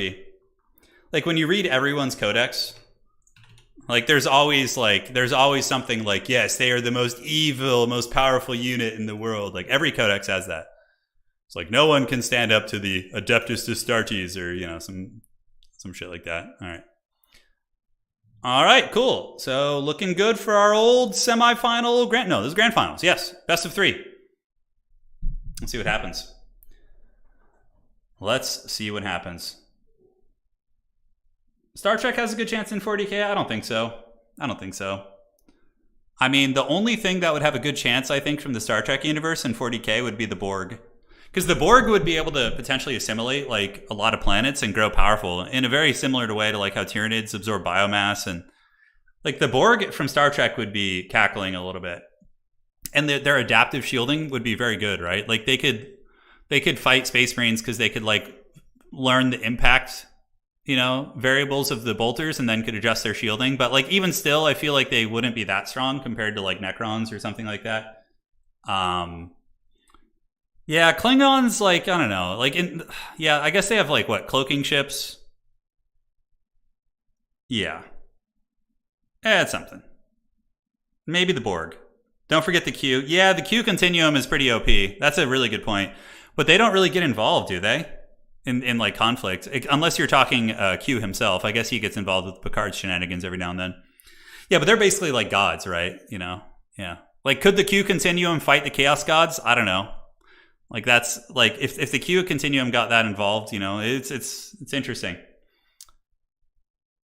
The Flood? Oh, yeah, the Flood are scary, but they're not that different than what you already have with, like, Tyranids, right? Tyranids are, like, basically the Flood, in a way. Well, there's some similarities. The Flood are kind of a mix of Nurgle and Tyranids, I would say. Like, I don't know the newer Halo lore. Yeah, Stingers is here. So we have Stingers versus Kark. So now it is time for the hot action. I don't know if I play Stellaris. I'm loving, absolutely loving the Age of Wonders 4 DLC. The dragons are so much fun. They're so much fun. Yeah, Q himself is basically Tzeentch. Yeah, he's a less malicious Tzeentch, though, because Tzeentch is way more vindictive and malicious. Like, whereas, like, Q is like more like a prankster type character. He's like a Loki kind of inspired, you know. And if you've seen the newer Star Trek stuff, like, Q actually does, like, care for Picard, and, like, he's not like a bad. Like, there are times where he's bad, but, like, you know, in the later versions of him, he's a little bit. Yeah. Borg failed the second they came up against Psychers. Yeah, maybe so. Yeah, maybe so. Yeah, the Borg would at least have a chance against some 40k stuff, you know, 100%. Some.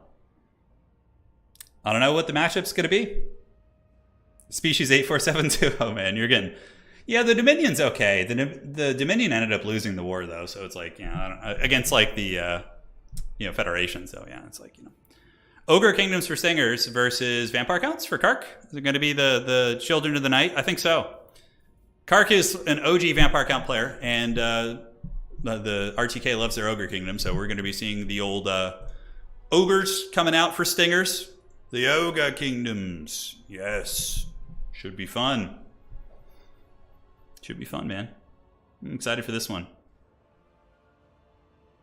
Yeah, the Flood is pretty OP. I remember, man, Halo was such a good game. Like, the first two Halo games, I went so hard in the paint on those. And the Halo 3 also in college was really fun. But, yeah. How many of you guys had this experience where it's like the early 2000s and you're playing Halo Combat Evolved with the homies? And it's you and your buddy on the final mission escaping on the Jeep together. And you're like, you feel the intensity, right? Like, I remember playing that final mission over and over with one of my good friends. And we would just get, like, so hyped every time we were, like, the music would crescendo as the Jeep is, like, flying through the air and, like, escaping through the exploding ship. I think that's, like, probably top 5 gaming experience of all time for me. Like, oh, it was so good. I don't know how many of you guys experienced that as well, but they still need to pick and build armies. There's room for 1.5 more rants. I know. I'm good, man. I could do this all day. Have you tried going full Materium yet? Yeah, it's just not that good. Although with the new dragons, pure Materium could be okay, actually. Like, or like a Materium mage with the dragon, like, treasure hoarding, maybe. The music was carrying it. Yeah, but, you know, it was great for its time. Peak gaming, yeah. Plasma gridding the Jeep into the atmosphere, yeah, it was fun. Yeah, the original Halo Combat Evolved was so good. Oh, man, I was going to teach my class, but ogres. I know. Well, you know, it should be starting here in a second. You got Vampire Counts versus Ogre Kingdoms right now, so. Remember the Easter egg where you pick up the grunt? No, I don't remember that. Yeah, I don't remember that. All right, I used to. Let's see, perfect here. Yes, this is the grand finals. Yeah, this is a best of 3 series. All the other matches have been best of 1 so far, but this is going to be best of 3. So it is go time. Yeah, maybe tomorrow we'll do a Age of Wonders stream. Let's see, tomorrow's what, Wednesday? Yeah, maybe Thursday. I know Thursday is probably a little bit better. Pwn does have Thursday off, so we could actually get some reps in there. We could get some reps. As a non-Warhammer fan, it's not easy to get a grasp on. Which isn't? Warhammer Fantasy or Warhammer 40k? Oh my god, I used to be the Dark Lord of Halo. Like, Halo Combat Evolved. I remember my football team friends would come over and I would just 1v3 them. Oh my god, those were, because not, you know, they weren't into gaming really, so yeah, it was so fun. Oh my god. I remember playing Blood Gulch over and over, and like on Blood Gulch, there's like that hill behind one of the main bases, you know, like up to the top left. Like there's like this hill and there's like a little like Helm's Deep bunker up there. God, I used to love just hanging out up there. It was so good. It was so good. Oh my God. Man, I've never experienced the same feeling as the first time I ran into the Flood. Yeah, that experience was super intense. When you first meet the Flood and you're like trying to escape and then you see like the infested soldiers and stuff. Dude, yeah, that was something. That was something. Blood Gulch, best map, yeah. Oh yeah, Blood Gulch. Nothing beats OG Blood Gulch. God, I kind of want to go back and play that. That would be fun. Bring your TV to a LAN party. Yeah, we used to do it. This would have been 2003. Yeah, 2003, 2004. My friends would bring TVs over and and their Xbox, and we would multi-box. We'd have like 4 people in each room on a team and be doing like 4v4 with the split screen. So you'd have like this tiny ass TV with four little perspectives, and you would be looking at your little box. God, it's weird. Come on, guys, ready up. I know you can do it. I know you can do it. Yeah, the Flood level was so good. It was so good. The ridge on Blood Gulch where the sniper spawn was generally where villains were born. Yeah. Yeah, isn't that true? Oh my God, it was so good. Yeah, Modern Warfare 2 was good. That was probably the last like shooter game I played. After that, I think I stopped. That would have been 2000, what, 9, 10, 11? Somewhere in that range? Yeah, I think 10 or 11. I used to love using the shield in Modern Warfare 2, using the shield and then, you know, getting people in close quarters combat. It was fun. All right, guys. It is going to be the Vampire Council led by Kark, bringing an awesome build. He's got Blood Knights against Ogres, pretty good.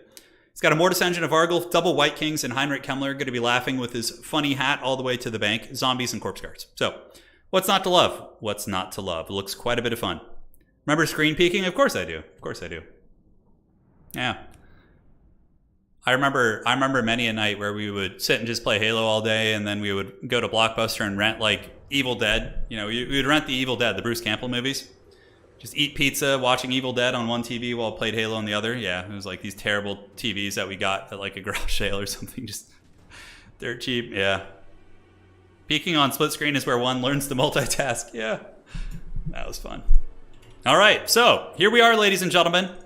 The map is borderlow landing. It is a big open map, sort of, in the middle at least. I guess there's that giant pillar in the middle, but for the Vampire Counts, he's going to be sending zombies and skeletons supported by corpse guards in to absorb the beating of the ogres. And then his DPS is going to be coming from Blood Knight strikes, from the Vargulf, grinding and sustained combat. And the White Kings hit pretty hard too.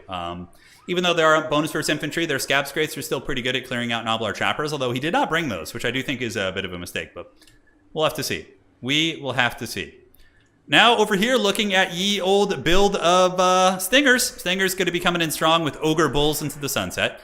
And more Ogre Bulls with an Iron Blaster, which I do like the Iron Blaster tech. I think that's pretty good here by Stingers. I think it's an excellent choice to shoot down the Mortis Engine and put a little bit of pressure on monsters that otherwise you might have trouble doing.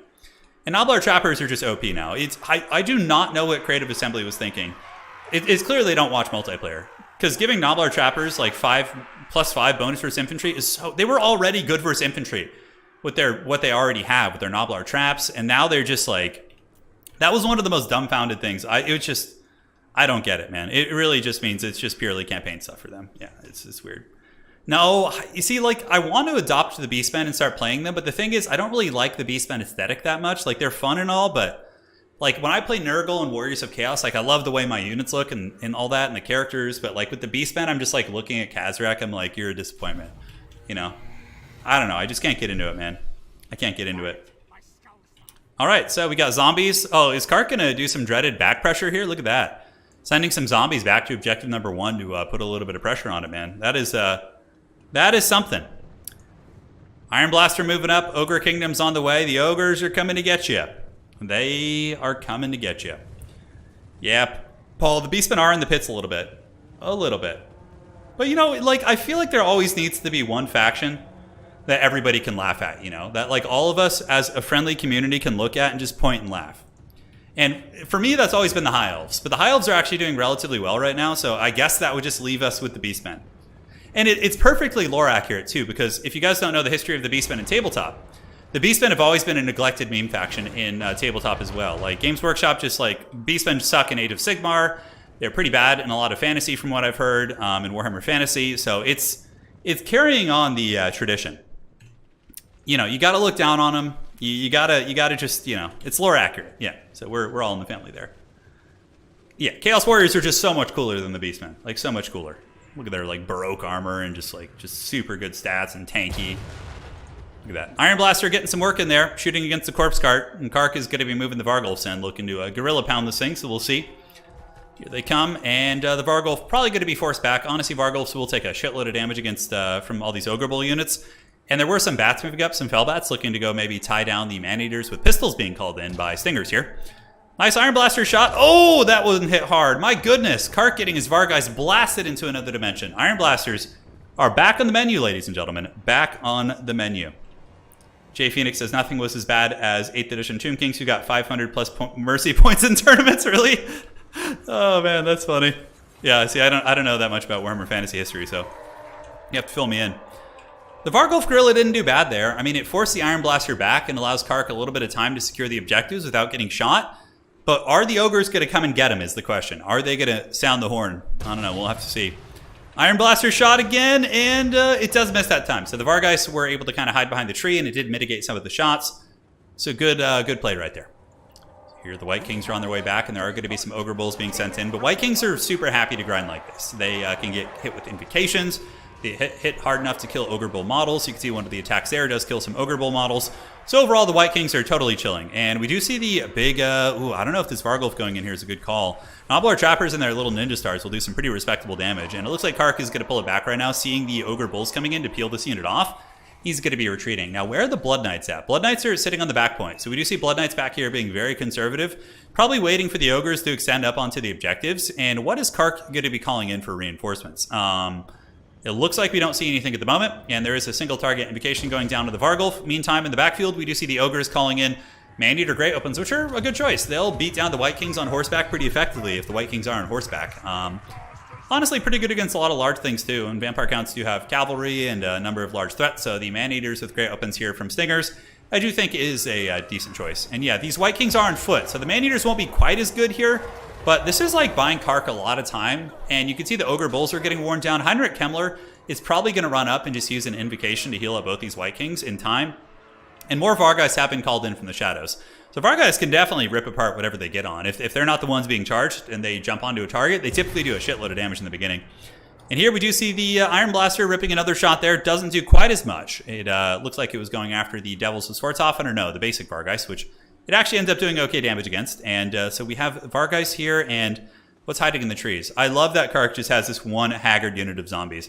No, I honestly don't. I think pushing into the Ogres is a mistake. I think you need to meet the Ogres in the middle and just take advantage of the fact that you're getting 2 points to their 1, and, you know, that's good enough for you. So, how are the White Kings looking, man? They're not doing bad. One unit of Ogre Bulls is a little bit beat up here. Kark does need to get his White King active.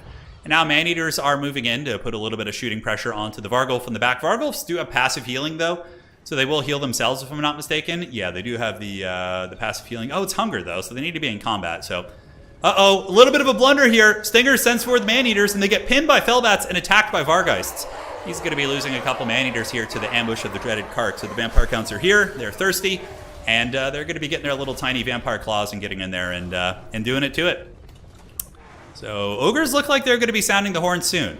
So look at this White King back here, still putting pressure on. We do see a Troll Guts going down to try and heal up those Man-Eaters, keep them active.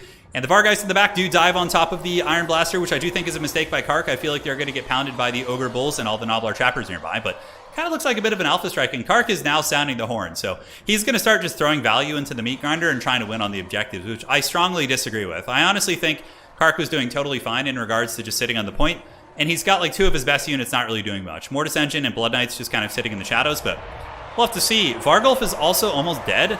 The Man-Eaters have done some work into it, but it is in combat. It does get an invo and is going to be able to heal up. Corpse Cart, Zombies, and Fellbats causing pressure.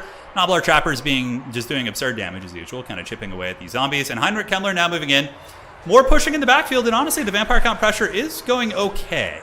It is going okay. The zombies are even moving out of the trees, which is pretty hilarious. Here we see these Vargeists being thrown into the trash can, so definitely was a bit of a blunder letting those guys get caught up in that type of combat. But what I'm really curious about is going to be the efficacy of the Blood Knights. I feel like overall, Kark got a little bit too aggressive. I feel like he could have just sat back and healed and make the ogres come to him, which would have been much more advantageous than fighting in their territory, but it is what it is. So Blood Knights get a nice charge, and they do lance into the ogre bulls. So these ogre bulls are going to start losing HP rapidly, and the Blood Knights will absolutely massacre them. We get Mortis Engines coming in, and Heinrich Kemmler is trying to fight here, but man, his Cryptors are getting nuked by those Noblar Trappers, and the Mortis Engine won't really do a lot in this fight. I'm really curious about why he would bring a Mortis Engine. I guess it does give you the AoE healing, right? But, yeah, so you have the Reliquary Binding, which does healing per second, and the Reliquary Corruption, which does damage per second. But I don't know. We'll have to see. I mean, it does Mortis Engine down some of the Noblars and supporting units. Kark is kind of keeping the value sort of close. And remember, guys, he's the Lord of the Night. He's going to be healing. The Vargulf is healing cap. The Mortis Engine's going to be providing healing. So maybe despite being behind a little bit, he's going to be able to heal up here. Blood Knights still working on these Ogre Bulls, and it looks like they've almost got them down. Zombies being summoned in by Kark, and they're going to be moving up and intercepting these Noblar Trappers, trying to keep them at bay. Mortis Engine sitting at a decent amount of health. Probably an overcasted Invocation is going to be coming down soon. Back objective being ninja'd by some zombies. Kark with the dreaded back ninja as more Cryptors make their way in. Cryptor is certainly not bad at fighting these type of units, and we get a little bit of close-up here. Maneater Great Weapons will be very good against the remnants of these vampire units. They're going to be taking a lot of these Cryptors to the club. Certainly buying them a drink here. And we do see the Mortis Engine still draining, but pretty terrible against Ogre units in general. Zombies in the back stealing that objective, which again, I think is just absolutely hilarious. Blood Knights doing some good work. They were able to clean off the flank. If the Blood Knights can reroute and maybe take down these Iron Guts, that could be pretty good. But it looks like Kark is going to be restructuring his army. In the backfield, we do see the White King and Corpse Cart hunting down that Iron Blaster. So it looks like Kark has been very persistent at keeping that Iron Blaster offline, while the zombies still provide threatening capture weight. We do see Kark pulling the value back, so his grind is actually starting to add up, which is pretty insane. You know, I thought he was going to trade really poorly considering the initial engagement and how much damage he was taking, but I guess like it's kind of working. You know, Kark is a mysterious one. His playstyle is quite unique. And we do have the Blood Knights with their anti-large attacks battling into the Iron Guts who got the charge on them, it looks like. A little bit unfortunate for the Blood Knights, but if the Blood Knights could gather and like group up on the Mortis Engine and get the AoE healing and the support from Heinrich Kemmler's Chaos Tombblade, which resurrects models, I think that's what you're probably going to want to see. And Dire Pack coming in for a nice rear charge. Granted, Iron Guts do have bonus versus infantry, so they'll be okay against Dire Pack, but the Dire Pack will do some good nibbling. And these guys will still take a lot of damage despite their armor. Those guys are pretty resilient. And honestly, the Ogres look like they're kind of getting pushed back. Vampiric healing is no joke. And, you know, it makes me think that's why Kark is bringing the Mortis Engine here, right? To get the fat heals. I think that's pretty cool. So Man-Eaters with the Great Weapons going to be going down here. And Yield Cryptors grinding on up. In the back, we do see the Iron Blaster running for the hills. That has been shut down. And Kark might have actually taken over this game. I mean, the amount of Vampiric healing here is real. And we see a lot of Undead left. And the Ogres were not able to grind them down. I've been hearing a lot of whispers about how ogres are these unstoppable machines, but I mean, I've been seeing them lose lately. Maybe that's just power fantasies. They still seem very good. Ogres seem top tier, but yeah. GG, well played, man. Kark gets the W. The Children of the Night. So Blood Knights didn't do bad. Mortis Engine ended up getting 1400. Vargulf did well. White King's very disruptive. And yeah, Cryptors actually ended up doing good. I mean, he even threw... His Vargulfs both got thrown away. Like both of them, 500, 300, and he still managed to get the W there, which was very, very impressive. Yeah, the healing between Heinrich Kemmler's Tombblade, the Mortis Engine, and Invocations was enough to get it, which was very surprising. And Kark is probably the best Vampire Count player out there, one of them. So, you know, if anybody's going to know matchups, it's going to be Kark. I actually don't mind playing Vampire Counts at all because all my main factions are good against them. Empire, I think, counters Vampire Counts. Last time I played Kark's Vampire Counts, I beat him, and yeah, and like also Warriors of Chaos with Harold the Hammer, very good against them now too. Vampires have been the villains for years, but honestly, they felt fine there. Like, you know, Ogres are very strong too. I really thought it was a mistake, but, you know, Kark proved me wrong, showing why he is a top-ranked player for sure. All right, so let's check here. Let's look at the leaderboard right now and see what that looks like. I can't believe they buffed Noblar Trappers, though. That was like the dumbest shit ever. All right, so let's go back here. Looking, Platypus currently number 1. Kark's currently number 3. So if Kark wins today, he will take over the number 2 spot. Him and Hadri is vying for that spot. Platypus sitting at number 1 with a hell of a lot of tournament wins. He's been winning a lot of events, outer region, Ulrich. I think I'm still around here somewhere. I'm in the pits, yes, with Karl Franz. We're still here. All we need to do is basically win one more event, and we're chilling, which we should be able to do if we try hard it. Back we go. Let's see what we got, ladies and gentlemen. Let's see what we got. Yeah, the Vargulf was able to absorb a lot of damage. The next map is going to be Let's go to the tournaments. And we are looking at the Lost Temple of Sotek. Kind of a brawler map. Lost Temple of Sotek. It's a fun one. Let's get it. Yeah, Kark was well ahead on true value. Yeah, 100%. He had so much healing there. So much healing. He was going. So what will Kark play next? I'm trying to think of his other factions that he really enjoys. What does he usually play? Like all the times I play against him, he's on vampire counts. What if we saw a dreaded Beastmen pick here? Oh, Blood Knights are so cool. Blood Knights are really, really cool. Yeah, it is time. Let the Kark feast. Stingers might be able to come back with some cool tech. I expect a greenskin pick from one of these guys. Kark is very much, I would say he's a meta player, but he also has his niche like factions he plays. Like vampire counts are still meta, I would say. Although, like, you don't run into them. I feel like they're not as popular, but they've got to be. I'm pretty sure vampire counts are still top tier. Like, but Kark usually plays meta. He'll play greenskins. He'll play ogres. Like, ogres are sitting at 58% win rate. Okay, vampire counts taking over the #1 spot today. Wow, look at that with a 67% win rate. Interesting. Like, I feel like vampire counts aren't that hard to beat with like Empire and Warriors of Chaos, but I guess they are really good against other factions, huh? What are they struggling against? Yeah, Bretonnia has been crushing vampire counts, apparently. Which makes sense. Grail Knights and stuff? Holy shit. Like, Blood Knights just get smashed so hard by Grail Knights now. It's not even funny. Grail Guardians also. Interesting. It's probably Kark, too. But somehow Palpatine has returned. The vampire counts are back. Yes. Is there... No, Aspiring Champions are already a good unit, so there's no bounty for them. There is no bounty for those units at this point. So what do you guys think it's going to be? I think greenskins. I think one of them's... I think Kark is going to find a way to get greenskins. We could end up in a dreaded mirror match. Stingers probably is a Norska greenskin enjoyer. That's like the classic... I notice a lot of people are just play greenskins, Norska, and Ogre Kingdoms. Because they kind of play pretty similar, and they're all pretty straightforward to play. I've noticed that as like a unholy trifecta of factions that I've been running into with picks and bans.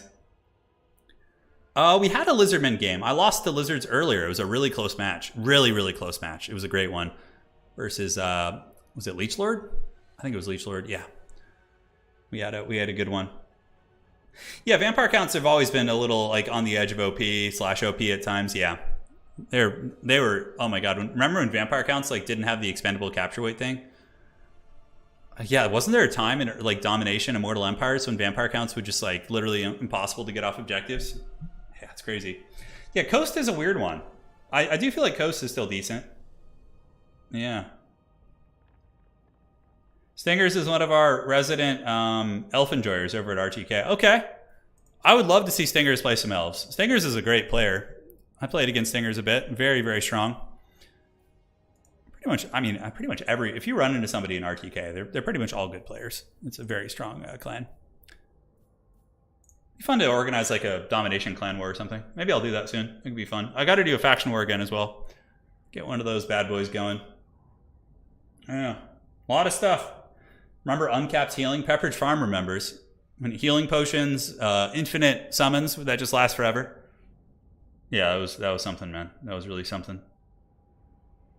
Back in Warhammer 1, when the meta for the Empire was handgunners with nets, demogryphs, and greatswords, and all sorts of cool stuff. It was fun. I remember watching some... Warhammer 1 definitely had some janky multiplayer. That was probably the least competitive Warhammer ever was. It was just so haggard. Like, I remember watching some competitive games and casting many, and it was just so janky. Oh my god. Yeah, it was bad.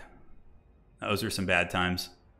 2v2 tourney, the lag is such a problem, and I really like doing tournaments live. Players doing their picks and bans here. The big scheming is underway. Let's see what the announcement is here. Looks good. Thank you for the pings there, Subutai. I don't know. I think Vampire Coast has actually been doing well. And I think we just saw them towards the top. Yeah, Vampire Coast is 10 wins and 6 losses. I mean, that's very... I mean, it's not a lot of data, right? So it's not like an accurate measure of them, but it's like...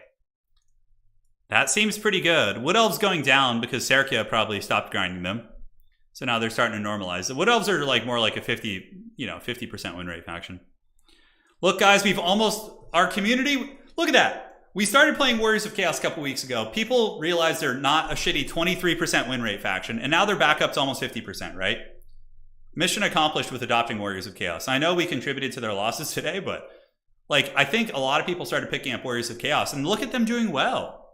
They were at 23% like 2 weeks ago. I think I'm going to adopt Nurgle next. Nurgle is going to be my go-to. I'm going to scheme a bunch of Nurgle builds and start playing them in single faction tournaments. Yeah, so Nurgle is going to be next on the books for sure. Khorne could be at 50%. If good players started playing them, they would make their way back. Yeah, they would make. When I play against Empire, they still often bring. Yeah. Empire net builds are very strong. You can actually surprise people with handgunner based builds when they're expecting wagons, and you just come in with like 4 or 5 handgunners. It's not bad. It's not bad at all. Okay, just making sure we're all set here. No adminning stuff we need to do, and granted, it's not my tournament, so I guess I'm just chilling. Beastmen have some okay matchups. Yeah, I don't know. I feel like with Beastmen, you always have to work super hard compared to your opponent. Yeah, trappers are just silly. What else are very attractive for and high skilled and yeah, high skill ceiling for sure. They really are. I'm gonna start grinding Grand Cathay and tank their win rate. Yeah. You got to send Cathay back into the pits until they get a DLC, and then you guys can have your big resurgence. Cathay has a good foundation. Okay, Lizardmen for Kark. Yeah, lizards are very popular too, I found. A lot of people like to play them. It's been that way the entire patch. Like, lizards have just been, hands down, like one of the most commonly picked factions. I love Nurgle, but he is kind of doomed and has no good answer against shooting factions. Yeah, Redwall, you raise a good point. I think I think Nurgle can beat shooting factions using Buna at times. Like, if their shooting is contingent on Buna, I think you can just bring a Deathcaster, like against lizards, and just Buna down their salamanders and stuff. I feel like Nurgle could be a 50% win rate faction, though. Nurgle doesn't need to deal with large units that much, because you could just grind them down using Cultists or Kugath or, you know, Marauder Horseman throwing axes. Would a tabletop-style tournament? Yeah, it'd be great, but it wouldn't count towards the leaderboard, though, most likely. But we've had a couple on the website. Speaking of, if you guys are excited for Stormgate's the new RTS coming out. I'm gonna transfer the code of Total Tavern onto a new website template, and we're gonna create an esports website for Stormgate when that comes out, where we'll have leaderboards and seasons and, you know, events just like this, which is gonna be very fun. So yeah, I'm pretty excited. That's gonna be great. We're gonna continue it all along here. You can see the Hall of Fame if you want to check out the winners of major events that we've had, which is pretty cool. We got Hall of Fames going back for Warhammer 2 as well.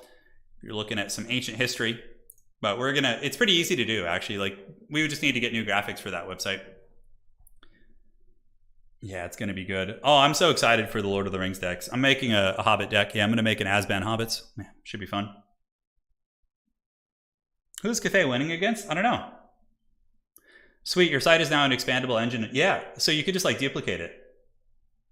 Yeah, shouldn't be hard to do. Look, if Stormgate does, like, people enjoy watching it. If you guys enjoy watching Stormgate and it does well enough, then I'll cover it hard. You know, I'll cover it hard. Hopefully, we'll be able to find some, you know, folks to help with funding for prize support for Stormgate, because I want to put up. Stormgate is like it's going to be, in theory, it should be like a proper RTS, you know, so I can actually put up prizes because I don't have to worry about cheating or bugged units like you do in Total War Warhammer. That's why you don't really see a lot of prizes in Total War tournaments anymore, because just the prevalence of, you know, bugged units and just nonsense and disconnects and peer-to-peer. I don't like to put big prizes up unless it's a major event, like a season finals or a faction war, something like that. I used to put up prizes for every tournament, like $25-50, but it's just like, yeah, I noticed that a lot of really degenerate players like stopped playing in tournaments, like basically known cheaters now stopped playing in tournaments when the money disappeared. And it's cool because people who still put in the work to like qualify for the big season finals can still make some money from playing, you know, like, and the big $500,000 prize pools, whatever. It's been a lot better. It's been a lot better. I asked Twitter for Bilbo suggestions, and some of the cards were, yeah, Jonathan, you should DM me some of those suggestions, man. Yeah, I would love it, Jonathan. Shoot me a message. I'm scheming that deck. Okay, we got Bretonnia versus Lizards. It is the new and improved Bretonnia versus Kark's Lizardman. So let's see what forbidden tech he has brought from Korea here to do battle. We will watch Stormgate's development with great interest. Yeah, I'm pretty hyped for it. Yeah. Yeah, correct, Evan. Yeah, he did. Oh, man, stretching the old arms out. Yeah, like Total War just is like, I've been trying for, the good part of 5 or 6 years to make Total War, more of a competitive, structured multiplayer game. And we got pretty far. We got domination mode, but like there was some employees who kind of shared that vision who ended up leaving Creative Assembly. And I think when they left, it kind of like, what we have now is very good for like a niche competitive community. But yeah, I in terms of taking it to a bigger level, it would only be possible if, we had dedicated balancing, dedicated servers, a more hands-on approach to multiplayer and everything. Yeah. Hey, Torox, how you doing? Oh man, look at Torox arriving, the brass bull in chat. He arrives right as we finish making fun of Beastmen like 10 minutes ago. Yes. What's it gonna be, man? Kark is readying up, Stingers is at the ready. If Kark wins this, he will win today's tournament. And if Stingers wins it, we'll be going to the rubber match to game 3, ladies and gentlemen. So thank you all for joining. It's been fun. It has been fun indeed. It wouldn't even need that large of an investment, to be honest. Like if you just had one dedicated multiplayer employee who like was the liaison with balance and then, gave us dedicated servers and, he just worked to hammer out the known issues. Like, yeah, we could get a pretty competitive game. Like if we had dedicated servers and those issues fixed, like balancing stuff and bugs, there's like one guy working on the balance team. Oh, trust me, I'm more than aware of all that stuff. Yeah.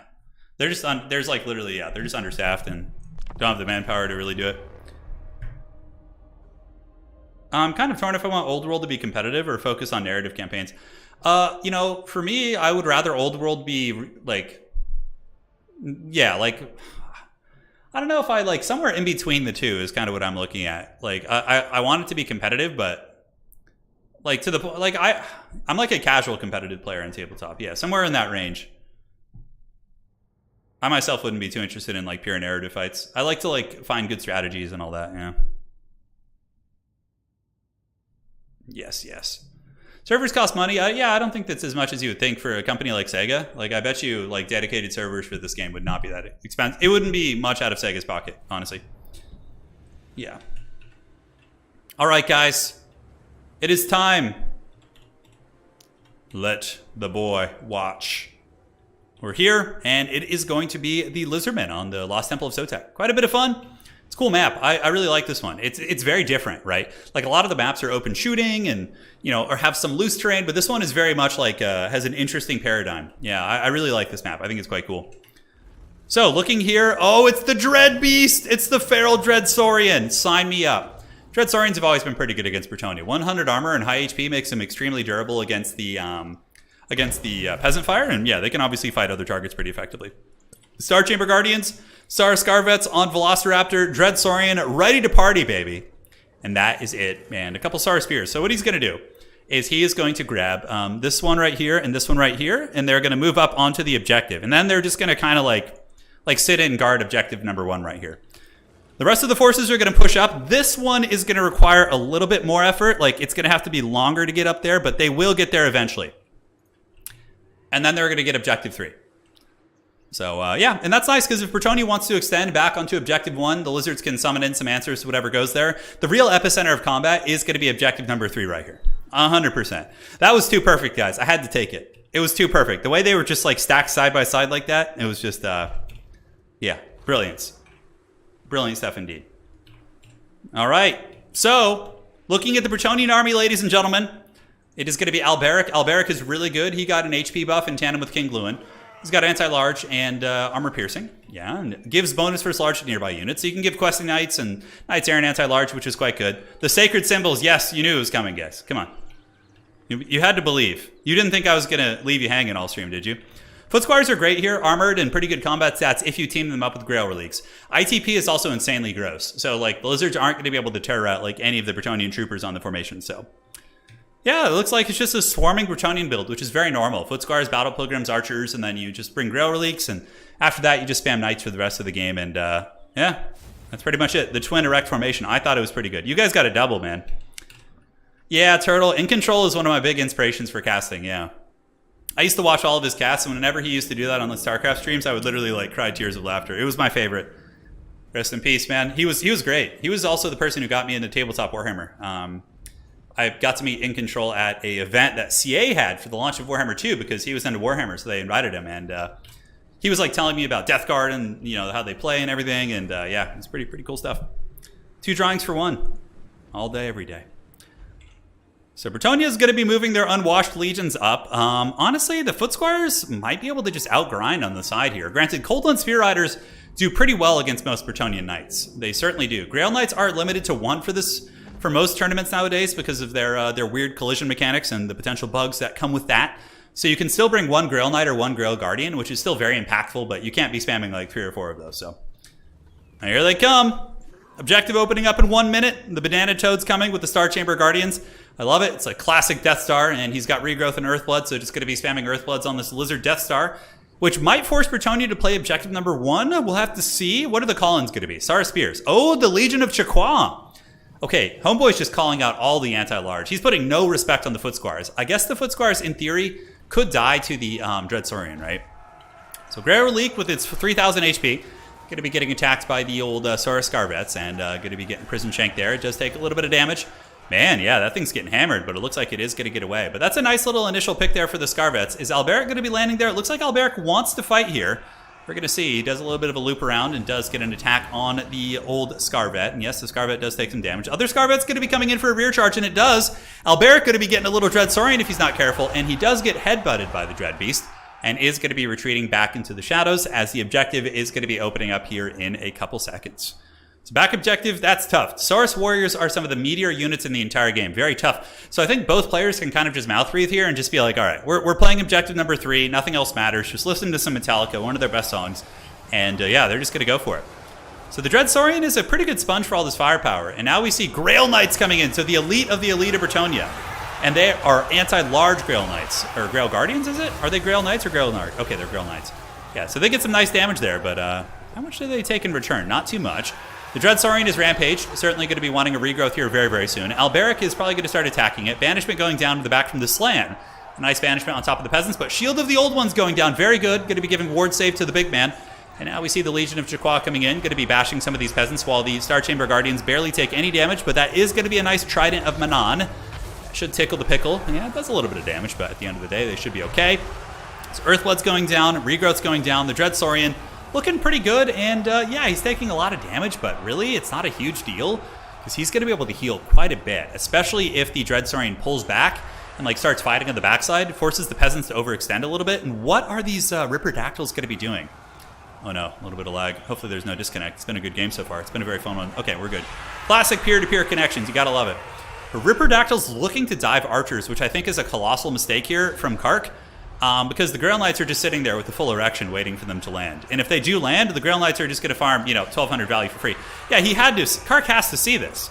And he doesn't. Looks like the Peasants are going to get shut down, but like at what cost? Yeah, Grail Knights are a hard counter against this unit. Anti-large. Oh, those are Knights of the Realm. But even still, yeah, they're going to try and get away. Okay, Kark might be able to retreat. Peasant Bowmen do get mowed down pretty quickly, and the Ripperdactyls do escape. Dread Saurian's still hanging out. Temple Guard grinding in the old box, but Bretonnia does have a pretty serious numbers game here. It looks like one of the Scarvets, if he could finish off the Grail Relique, that would actually be really, really smart, because that would mean a lot of the Bretonnian units here would start terror routing.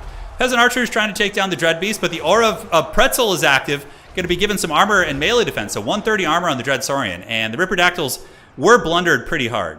They were blundered pretty damn hard. So that was a big mistake, certainly gave Stingers a big leg up in the engagement.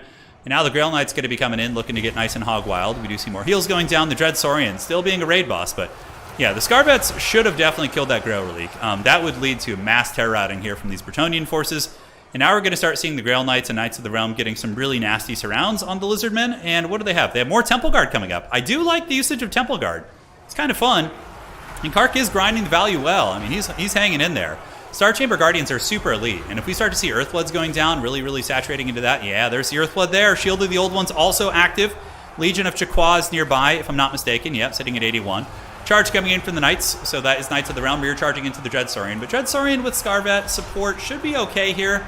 And that shield and that AoE healing is really nasty. And look at that, Ripperdactyls came back. They didn't hear no bell. They get the charge, and they are able to wreck those Peasant Bowmen in the backfield. Very, very nice. Meanwhile, Temple Guard hustling up. Objective starting to flip a little bit. Dreadsaurian certainly needs a little bit of milk as he is being peppered very heavily. He's got 5,000 HP, and Cold-Blooded is active, which is going to give him plus 16 leadership.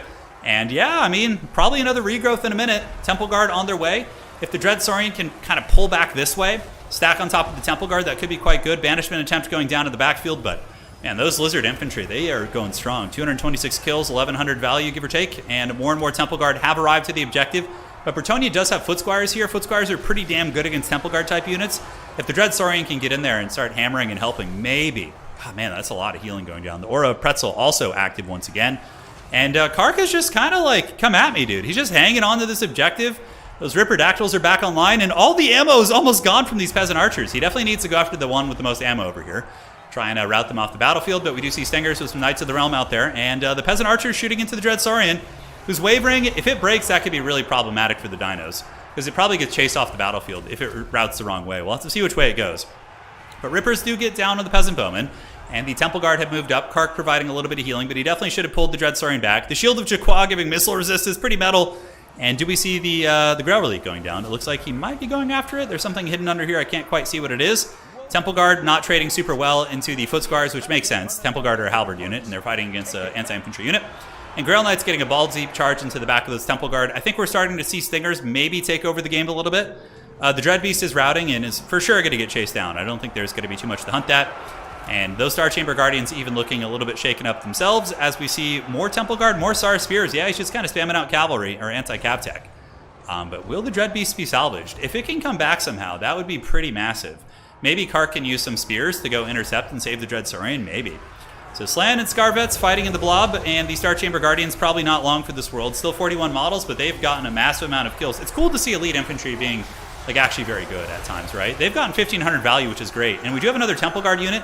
The Temple Guard, I mean, I don't know who actually wins straight up between a Foot Squire and a Temple. I mean, probably a Temple Guard would win, but from like a cost perspective, it's probably not the best trade in the world, right? The Dread Beast is back. Kark has rallied it. So that thing can get another regrowth, and suddenly, you know, he's got a lot of stopping power back in the game. More Star Spears on their way. Scar Veterans getting a little bit of shanking on Alberic. Alberic getting smashed by the Slan a little bit. And Kark might actually be in this game, ladies and gentlemen. They might be in this game. Ripperdactyls routed off the battlefield. As far as reinforcements here for Stingers, Stingers is going to be calling in a bunch of Spearmen at Arms, as well as Knights of the Realm, going to be heading up to the objective here to try and grab this. And we do see Alberic landing, attacking the Slan, which is a large target. He is large and thick, and he is certainly very proud of that fact. And now we got Clever Girls coming out, Feral Cold Ones. The Dreadsaurian sitting at 15 leadership might actually be able to come in here and make a difference. We'll see. Velociraptors versus Knights of the Realm. Should favor the Knights of the Realm, obviously, but the Velociraptors will do some okay damage. Star Spear is going to be hustling across, and the Dinos are still just barely holding on to this point. We do see Stinger starting to eclipse the points as the Temple Guard start to run out of steam a little bit, although there's a unit of Temple Guard here which is reasonably healthy. Star Spear is still sitting at the back point. Dreadsaurian really needs some healing. That thing could still be super impactful. If it gets like another regrowth and is able to kind of come back online, that would be super strong. But it looks like he's going to be using a heal here? Was that Aura Pretzel or... No, that was a Bretonian spell. Okay, so that was Flush to Stone on Knights of the Realm, which is quite good. And now the Dread Beast is coming in. Is it going to get the heal from the Slan? The Slan is trying to fight Alberic. Looks like Alberic is going to get attacked by the Star Scarvet, which is going to force him to retreat. And we do see the Trident Manon going down. Doesn't do bad damage. But those Temple Guard certainly running a little bit light on numbers. But so are Bretonnia. Like, it looks like there's a lot of Bretonnia here, but like all the Bretonian units are really on death's bed here. Super beat up. He needs to stabilize that Dreadsaurian, though. That's his win con. If he can get that thing back online, man, it's going to be good. Grail Knight's going for a big charge, though. Going to be nasty. -1 leadership on the Dreadsaurian, 8 leadership.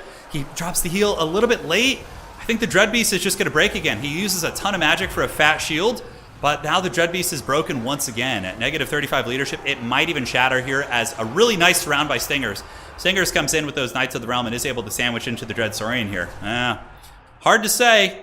More Star Spears on the way up. Star Spears going to be intercepting the Men-at-Arms and Foot Squire blob here, and they should be able to hold them for some time. Kark is down by quite a bit of value, and Bretonnia does have healing also. We do see the Feral Dreadsaurian running for the hills, but yeah, he definitely needed to heal that a little bit sooner, if you would ask me. Kark does have the capture weight on this objective. We do see Knights of the Realm being dragged down. The Slan Mage of Life is looking to be on death's bed here. as the Dreadsaurian might rally. It looks like it was left to its own devices. It's only got 1100 HP now.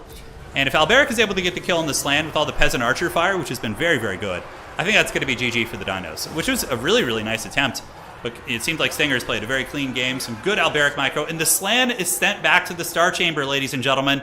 So Colossadon Hunters coming in. Colossadon should be good against any of the elite cav units, and the Dreadsaurian is routing off the edge of the map there. And yeah, we do see what? Footsquires all hanging out in the neighborhood. Saurus Scarvet battling against the Grail Knights. Grail Knights have gotten some crazy value this game, I bet. Let's go ahead and take a look. And Grail Knights sitting at only 1,700, so they haven't quite paid for themselves yet, but I'm sure they will before the game is over. But man, grinding against this Bretonnian blob with the Grail Relic in there, I would wager, yeah. Like, you see, if you had killed that Grail Relic earlier, the efficiency of this Bretonnian army would be so much worse. But yeah, I was able to kind of stay the course, stand the test of time. Temple Guard and company moving up, but Bretonnia looks like they're threatening the side objective as well, as these Saurus Spears are able to hold back this mass, but not for too long. Kark are going to be calling out Ripperdactyls. The Ripperdactyls will clear up all this pressure pretty effectively, but obviously you don't want to be fighting against like Knights of the Realm, anything like that. And I think that the Bretonnians have truly pulled some attrition tactics, throwing just hordes and hordes of bodies at this very elite Lizardman army. But Temple Guard will trade so poorly into Footsquires, and that really is kind of the conundrum of all this. Looks like the big flyers, Colossadon Hunters, do pop Toad Rage. They were trying to get Alberic, but unfortunately for Kark, they are going to be rampaging the wrong direction, and this objective isn't going to get taken by Bretonnia. We do see Ripperdactyls cleaving through the Men-at-Arms. It's a pretty good choice here. I do like the Ripperdactyl tech. I think it's nice against like Footsquires and stuff. Yeah, they're going to get mulched pretty hard. I don't see any way for Kark to come back. I mean, his healing has been pretty money, and he's still pushing here, but like Bretonnia still has its Lord. They still have their caster very functional. Maybe if Colossadon Hunters get a very lucky goon on like Alberic or something. I mean, Alberic is taking a lot of damage for sure. The Dreadsaurian, did it come back? No, it did not. Those are Feral Cold ones, so the Dread Beast has fallen. Okay, could this be the beginning of a comeback here? If Kark can maybe hold on to his back point, maybe. And it looks like the Ripperdactyls is going to have to come clean off those Knights Errant. But guys, Alberic is getting absolutely crushed by these Ripperdactyls. Colossadon Hunters are no joke. And oh my god, did they get terror routed? They did! Oh no! And Alberic's sitting steady as the Grail Knights pull back and save him. So Alberic gets away with 721 HP. Lizardmen's still fighting pretty hard on the objective. Maybe, just maybe they're going to be able to get it. I don't know. What do they have moving here? Do they have anything? No skinks or anything. No chaff units, really. It's just like all good stuff here. Yeah, all the good stuff. Up in the sky, we do see the Colossadon Hunters pulling away. Alberic is unsummoned off the battlefield. Nope, he's still chilling over here. Looks like the Ripperdactyl is going to be going after Alberic right here. So here he goes. And that Alberic, man, he's looking to be in a little bit of danger. 700 HP. Even though these are anti-infantry, they still do pretty good. And in terms of their armor piercing, Alberic probably going to get routed off the battlefield as the Colossadon Hunters look like they're going to be trying to dive on these Grail Knights that are pursuing. Dino's getting a little bit of weight, and the Slan is back! The Slan Mage has returned! Oh, man, and he's got the jukes! And the Ripperdactyls get headed off by the Grail Knights. They might as well just kill the Grail Knights now and try and, free them up a little bit. This objective is a pitched fight. It's basically Men-at-Arms and remnants of the early Footsquire army versus a lot of Lizard Troopers. And Lizardmen have some of the more stalwart units in the entire game. Earthblood going down from the Slan, who certainly has not heard any bell whatsoever. But the back objective is taken. It's a triple cap. Even if the Lizards start to grind back a little bit of value here in this game, I don't see too many ways for them to get the points back quick enough. Bretonnia can really just swarm and roadblock you very well with their cavalry. And that's going to be tough. That's going to be tough. Scarvets were kind of a cool tech. I did like it. I don't know how much value they got. About 1,000, so they more or less paid for themselves. Alberic sitting there with 1,100 HP, man. He's just holding on for dear life. But what a true hero of Bretonnia. 2,000 value. And we do see the Slan rolling in dirty. And the back objectives, nothing coming in from Kark. Kark saving up for something. I don't know what it's going to be. Acute Banishment, for sure. Not bad. It does go through the Footsquires, who are, despite being at like 1%, are still shaken. The Bretonnian leadership stuff is pretty insane. They're getting the Icon of Devotion and the Peasant's Duty. So they're getting plus 13 leadership right now, or 16? Something like that. Pretty nuts. I definitely think CA went a little bit overboard on Bretonnia. But even still, they can be beaten, but this game is going to be going to Stingers. GG, well played. It was a really fun match. Kark's build was very, very fun. The Dread Beast, only 900 value is rough. I suppose that was the weak link, although it did absorb a shit ton of damage, like a lot of damage. Temple Guard trade downward horribly into Footsquires, like really, really bad. Almost makes me think like cheap dinosaur spam, like Stegodons, Feral Bastillodons with the Rev Crystals, and like Temple Guard would be better. Because then you have an anti-infantry monster. Yeah, you really got to deal with those reliques too. He had an opportunity to kill the relique, but he didn't. That would have been maybe turn the tide of that blob fight a little earlier, but GG, well played. 2,600 on the Grail Knights, awesome unit, just insanely good. And yeah, Foot Squires, 1,000 value. I mean, the melee attack on them is really, really good. And we're getting game 3, ladies and gentlemen. Fasten your seatbelts and get ready to party. Party with the old man. It is time. All right, so what is this going to be? It is going to be Itza. It's-a me. Itza. All right. Greenskins are 100% coming this game. I don't know who else, but there is going to be a greenskin. Yeah. Poor 7-foot dinosaurs fighting French peasants. I know. It's pretty ridiculous. I've never seen Bretonnian infantry stay with so little health. Yeah, it's this patch for you. Creative Assembly just decided to buff Bretonia like crazy. I mean, it's because to make them more fun in campaign, obviously, but it ended up having some adverse effects on their balance in multiplayer. But they're not unbeatable. They're just very strong. They're very strong now. Bretonia is probably one of the strongest factions in the game. Even with restrictions on Grail Knights and Grail Guardians, I still think they're top tier. Yeah, the Bretonian Air Force is really strong. Yeah, but like people probably don't bring too much, but Alberic is up there. He's going to be able to chase flyers. Maybe like an Ancient Salamander could be a good tech. You know, like a wide build with some Ancient Sallies just kind of nuking from behind. I don't really know. I don't think double Rev Bastillodon is more efficient and better support versus Footscar. Yeah, I think so. Because then you have the anti-infantry Bastillodon, which also resurrects and heals your Temple Guard. And then you have that. If you have a Dread Saurian on top of that, you have extra backup healing for him. Yeah, which could be fun. Makes them more fun in auto-resolve? Yes, of course. I actually haven't played campaign in a long time, man. It's been a hot minute since I played some Total War campaign. I think easily 6 to 8 months, if not more. Yeah. How is Immortal Empires right now? Have you guys found it to be like kind of buggy? Is it good? Like, what is the overall experience looking like? Yeah. That's pretty funny. That's pretty cool. So we have a goblin. By the way, check this out on Total Tavern here. We have a... let's go here. Check this out. So one of our tournament hosts is hosting a meme tournament. Obviously, it doesn't count for the leaderboard. But Warboss Gob smashes Propus Scrap to find out who the best Gobos are. So this is a tournament we're having where there's different tribes of goblins. So Plains Goblins, Night Forest, Hobgoblins, and Noblars. So you can see the specific lists for all of these, right? So Plains Goblins bring Grom. You can see the different things they're allowed to bring. So there's like restrictions on different goblin tribes. Hobgoblins are obviously Chaos Dwarves. So any Lord must be unsummoned immediately and never resummoned. So Gordo Backstabber and Hobgoblins, oh my god, and they can bring some monsters too, it looks like. That's fun. So Noblars get Trappers, Saber-Tusk, Giants, and Scrap Launchers. That's certainly a really fun idea. And I think Leechlord is hosting this one, so that is a goblin event. Yeah, to see who the biggest and baddest goblins are. Some of you guys are saying there's bugs on there, and some of you saying you enjoy it. Immortal Empires is good, but it gets boring around turn 50. Yeah, the same for me. I always lose interest in campaigns around turn 50 or 60, you know, and try and rush and finish them. Yeah, I would actually do more head-to-head campaigns in Total War if it wasn't such a lag fest. You know, if we had servers, I would for sure do it. The Plains Goblins are going to stop because of Gromp. Well, the Chaos Dwarf Hobgoblins do have access to the monsters. Yeah, so you have that, right? Yeah, the Grom one will probably win too because they have a Goblin Shaman. Yeah. You'd probably enjoy a fully kitted out Sigmar's Air mod. They're doing some cool stuff with that mod. That's cool to see. I'll take a look. Maybe play it on my own time. Hobgoblins and Noblars don't even get casters. Yeah, you just got to embrace the suffering. Just got to embrace it, man. All right, how are we looking here?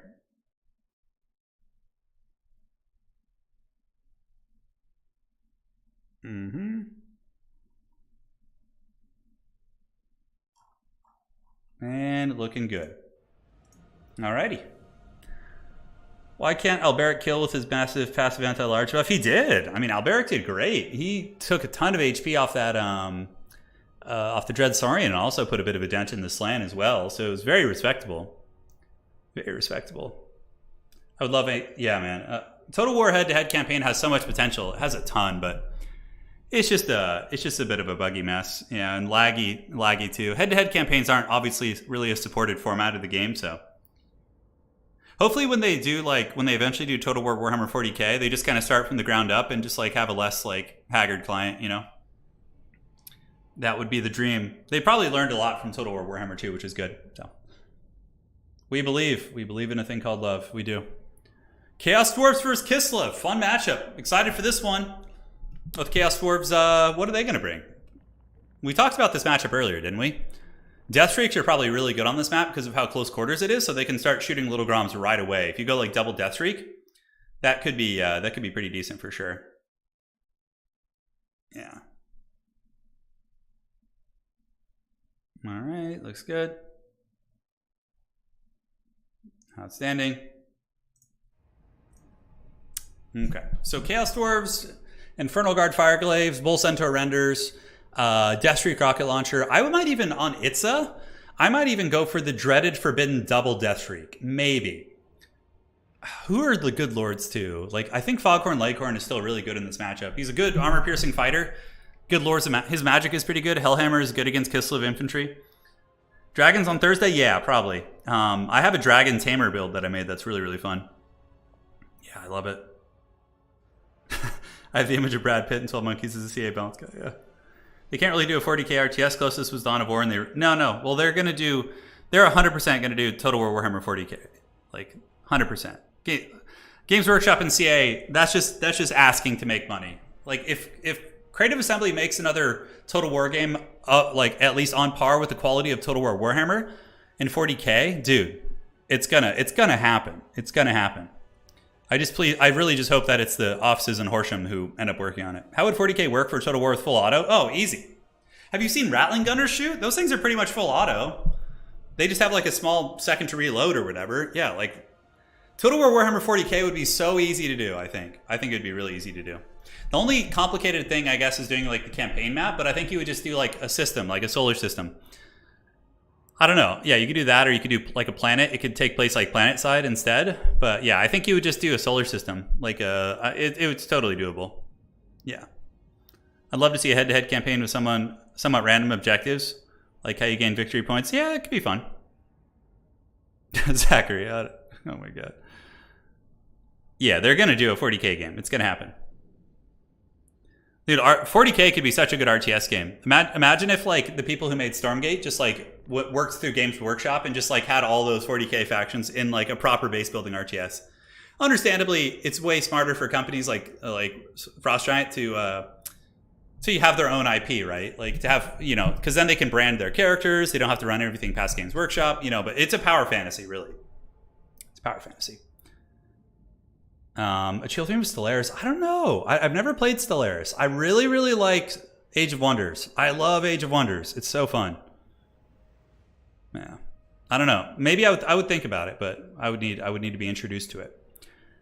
So Chaos Dwarfs are ready. Kislev is making the final adjustments to their build. I think Streltsy are actually good in this matchup, to be honest. Like they outshoot a lot of the Chaos Dwarf shooting. They outrange blunderbusses. They can trade cost effectively with Fireglaves, and yeah, they pack a punch, man. They pack a punch. Yeah, Dawn of War 2, I went back and played that with some of the mods. You guys may have remembered those streams I did with Pwn Dog. Those were a lot of fun. Stellaris has a lot of expensive DLC, huh? Stellaris has less combat and more... Yeah, see, I really like the combat. Like, I like seeing that my tech pay off in battles. It's super fun. Currently playing Age of Wonders 4 on the other screen. Hell yeah. It's a great game. Dude, you're going to love the Dragon DLC. It's so fun. There's so many cool builds you can do. Even non-dragon builds, like using a champion to be a dragon tamer, is really fun. So you do like a champion where you level up dragons. Because champions give your units more experience, so your dragons level up quicker. It's very fun. Yeah, it's fun. Pwn and I are playing a game with that right now. It's pretty cool. Stellaris is a bit nerdy. Yeah, it's fun. You excited for the AOS game? I am excited. It's an RTS game, and it has a Warhammer vibe to it.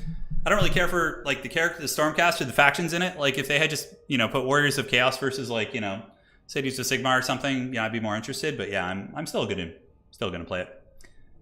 Someone I'd recommend to watch to get in this beginners is Aspect. Okay, sounds good. Thank you. All right, let's get this party started. This is the game to end all games, sort of.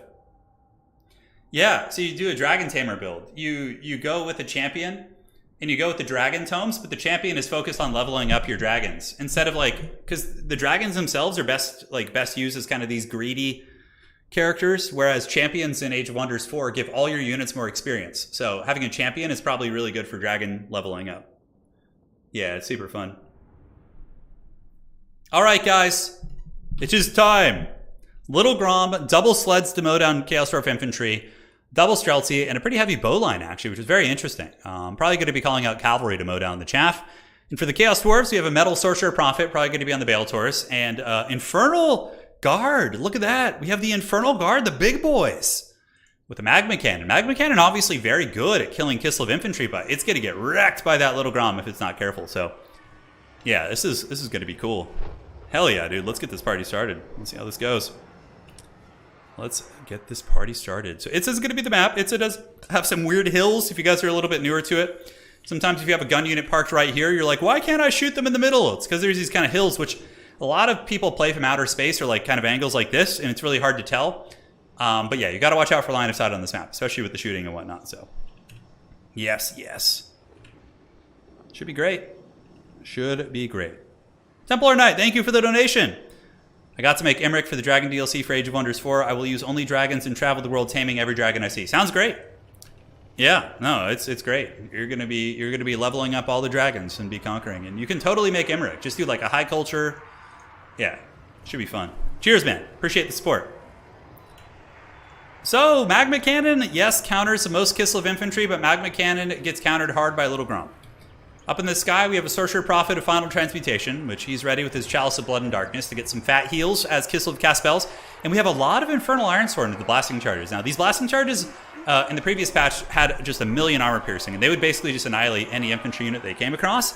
But now they're a little bit more balanced, so they can move up and, yeah, just grind. But I feel like the Firesworn won't do that well, or Ironsworn against Kislev infantry, unless they can get on the light armor, because they don't really have a lot of armor piercing. Granted, their melee defense is pretty crazy. They're basically Ironbreakers. And for the army here, we have a couple of Kossars in the front with Kislev, Streltsy in the back. Heavy War Sleds looking to run over some of the Chaos Dwarf infantry. And the Heavy War Sleds, in theory, should hard counter that Ironsworn build. Like, if I were just to look at the builds, I would say Stenger's build is looking pretty good. Like, Grom counters the Magma Cannon, and the Sleds counter the infantry spam, and the Streltsy counter the big flying monster. So, like, I just feel like a lot of the Kislev build is a very, very nice counter. But again, this isn't like back in the land battle days. If you loaded into a game like this and you're like, oh, well, you know, it's probably, he won already in the army building screen. In Dom, it's a little bit different. You know, still the players are going to be summoning in counters to what they see, and they'll have some reserves, so they have some, you know, contingencies based on what their opponents are doing. So Little Grom going to be trading with the Magma Cannon. Magma Cannon just ripping shots right out of the gate here, and it looks like it missed its first shot against the Kossars. Little Grom, does it hit? It's actually hits, yes. So the Magma Cannon takes quite a bit of damage. And the Sorcerer Prophet is going to be lurking up in the tree line, so here he comes, looking to maybe swoop around and shut down that Little Grom. Gust of True Flight is active, so that's going to be giving an accuracy buff. And now the Heavy War Sleds are going to be going balls deep into Kark's army. Kark literally has nothing to counter them. You could see he's saving for Bull Centaur renders right now. Currently he's at about 1340, which means that there's going to be a Bull Centaur render coming out. So that's going to be a tricksy hobbitses. There they go. Good night, sweet laborers. You're gonna be missed as they get. Oh my God! It makes sense. They're a crappy chaff unit. They should get mowed down by 1,500 gold chariots just about. Now the Ironsworn going to be paying the Troll Toll as well as the Bear Sleds get in there and start doing some big damage against those bad boys. Kislev playing very, very conservatively, just trying to knock that Magma Cannon down before they advance their infantry into the Hellfire, which is very smart. But I wouldn't even say they're playing conservative. The Chariots are doing some nice work. They do get a lot of HP off those Infernal Ironsworn, about 20% give or take. And now we're most likely going to be retreating into the Patriarch. So the Patriarch is waiting nearby to provide some heals with the old Salax Lullaby. Magma Cannon on death's bed, and now we do see the Bull Centaur renders coming out with great weapons, which is going to be nice. But Kark is going to be getting the 3 objectives out of the gates, most likely. Unless Kislev decides to move up right now and contest them, it looks like the initial grab will be going to Kark.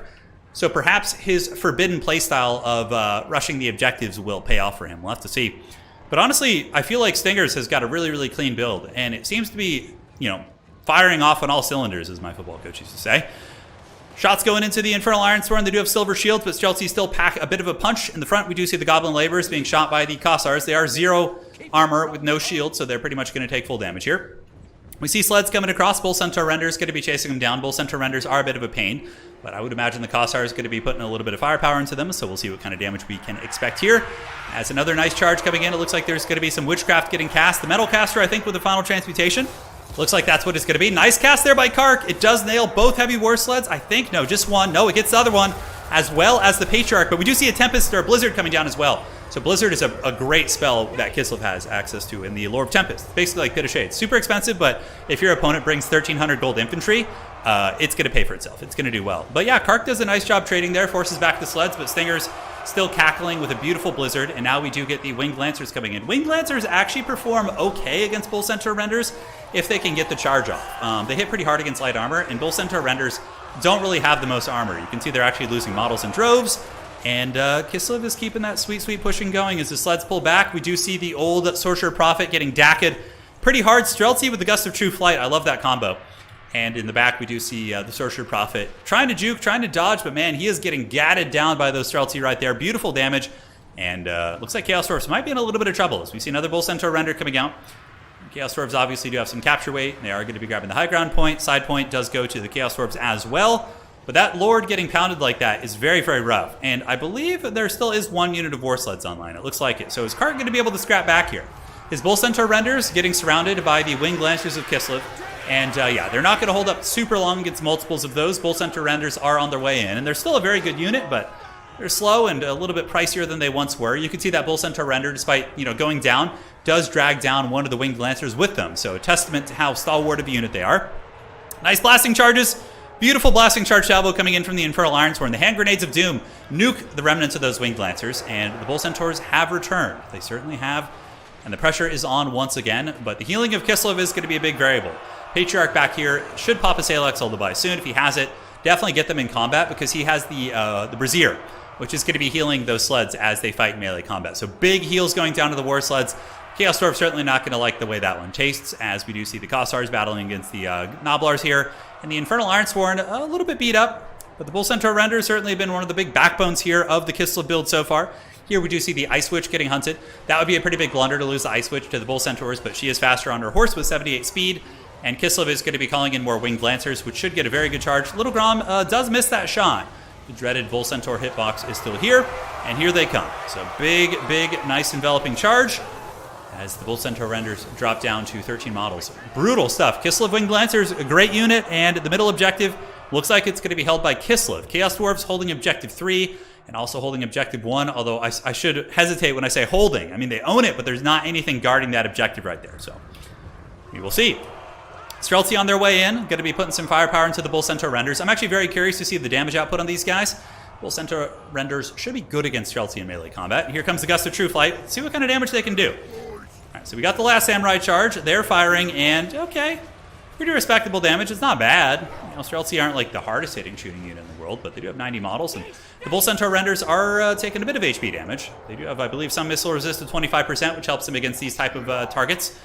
And back here we see the sleds trying to run things over, but if the Bull Centaurs and some of the chaff units can target the Streltsy, it could be very cost effective. Kislev looks like they're going to be wrestling the side points, so we do have some Kossars and Kossar Spears grabbing that. Winged Lancers clean up the last of the chaff right there, and the Infernal Ironsworn now going to be attacked pretty heavily by the War Sleds, which have been getting a ton of healing, and the Streltsy took a ton of damage on impact. But it feels like the Chaos Dwarfs are kind of running out of steam a little bit. We see like a center push with these Bull Centaur Renders and also the Sorcerer Prophet on his way in, but overall it just seems like that's kind of it. Whereas Kislev seems to have a little bit more, dynamic pressure on the battlefield, and more units, like a lot. Winged Lancers getting tons of AoE buffs from the Patriarch. Kislev certainly is very good at that. And the sled just running through these dwarves, and I don't really know if I mean, good value on these Infernal Ironsworn, but even still, I don't feel like they're that good here. Like, I guess they're doing okay because Kislev did bring some light armor for them to grind against, but I don't know. How are these ones doing? 500 value on these bad boys. It looks like both Streltsy have been free to the pressure. The Bull Centaur Renders are still around somewhere. They did get routed already. I'm not sure. We'll have to see. The Sorcerer Prophet running for the hills. Side objective is taken by Kislev. Kislev easily wins on 2 points here. Looks like this sled maybe is going to be unsummoned. We see some Zargard being sent up. So at this point, Stingers feels like he's far enough ahead that he can come and play the objectives and start to spread himself out a little bit, not worry about being focus fired. A couple little things didn't go too well for the Chaos Dwarves. I think the Magma Cannon was a big bust. knowing Little Grom on Itza, like a Magma Cannon seemed like a really, really out there idea that just did not pay off. Also, the Infernal Guard, the Infernal Ironsworn just feel like a weird choice too. Regardless, some of the Hobo Goblins here trying to, desperately shut things down where they can. We got some Dervishes on the way in, and also some Zargard going to be heading over to objective number 1. I think this has got to be it. The sleds are consistently pretty good. They definitely hang in there. They definitely hang in there. As we do see the Zargard grinding through the front. Zargard should be able to trade very well into the Ironsworn. Not very well, but their defensive stats, they're just going to bounce off one another, and that will allow the sleds and other heavy lifters to really do their thing. Kark in Desperation mode, if you guys have watched Domination mode, you'll know well enough that when people start spamming out Skirmish Cav and they're behind, it's pretty much just desperation trying to bolster the battlefield. But this game is, I would say, 1,000% over. I literally think unless Stingers DCs, there's no way Kark can win. I think even if he was possessed by the spirit of Felcon and every other player of old, all the top micro gods, I don't think there's any way he could come back here. GG, well played. Stingers wins it. Chaos Dwarfs going down to Kislev. Kislev getting some W's today, man. Shown to be a pretty strong faction. Yeah, really, really good games. And I would say some of the adjustments we made to limiting the Chaos Dwarf trains and limiting the Grail Knights have certainly made the meta much more enjoyable. All right. So, Little Grom, 1,300 sleds, great value. Streltsy, badass, 2,000 value on those guys. It was cool to see, man. I loved it. I loved it indeed. Kark's build just felt a little off, He played well with what he had, but, it felt like a build from the previous patch, which hadn't adjusted with the times. GG, well played, guys. We'll see you around. Thank you to all our new channel members. We have 5 new channel members today. I really, really appreciate it. Helps keep me going. Helps keep the old channel stable. And thank you guys for your donations as well. I really appreciate all your support. GG, guys. Congratulations. The Spirit of Felcon, a new lizard unit. I know it should be. No, the Spirit of Felcon would be the Frost Phoenix for the High Elves. Yeah, that would be it. Well played to Kark, man. Kark is a champ. Currently the number 3 ranked player in the leaderboard. Stingers, I think Stingers is top 15 too. I think he's won a couple tournaments already this season. Let's look. Taking a look here at the old Stingers. How's it looking? You haven't reported it yet. Yeah, Stingers, has he won it? Is that his first tournament win this season? No way. Really? Wow. Congratulations. I think that's his first tourney win. Yeah, so Stingers isn't in the top 15 yet, but now he's going to be taking over the number probably 13 spot, 14 spot, something like that. Yeah, congratulations, Stingers. You earned it. Played very well. GG. We'll see you guys on the other side. If you enjoyed the stream, please do drop a like on the way out. And ladies and gentlemen, I'll be back with some stream tomorrow. I don't know what, but something's going to be going down, and it is going to be a lot of fun. GG, well played. That is it. Take care of yourself. Dobro notes, and I'm going to go hang out with the smoking hot wife. Cheers and congrats to Stingers on his W this season.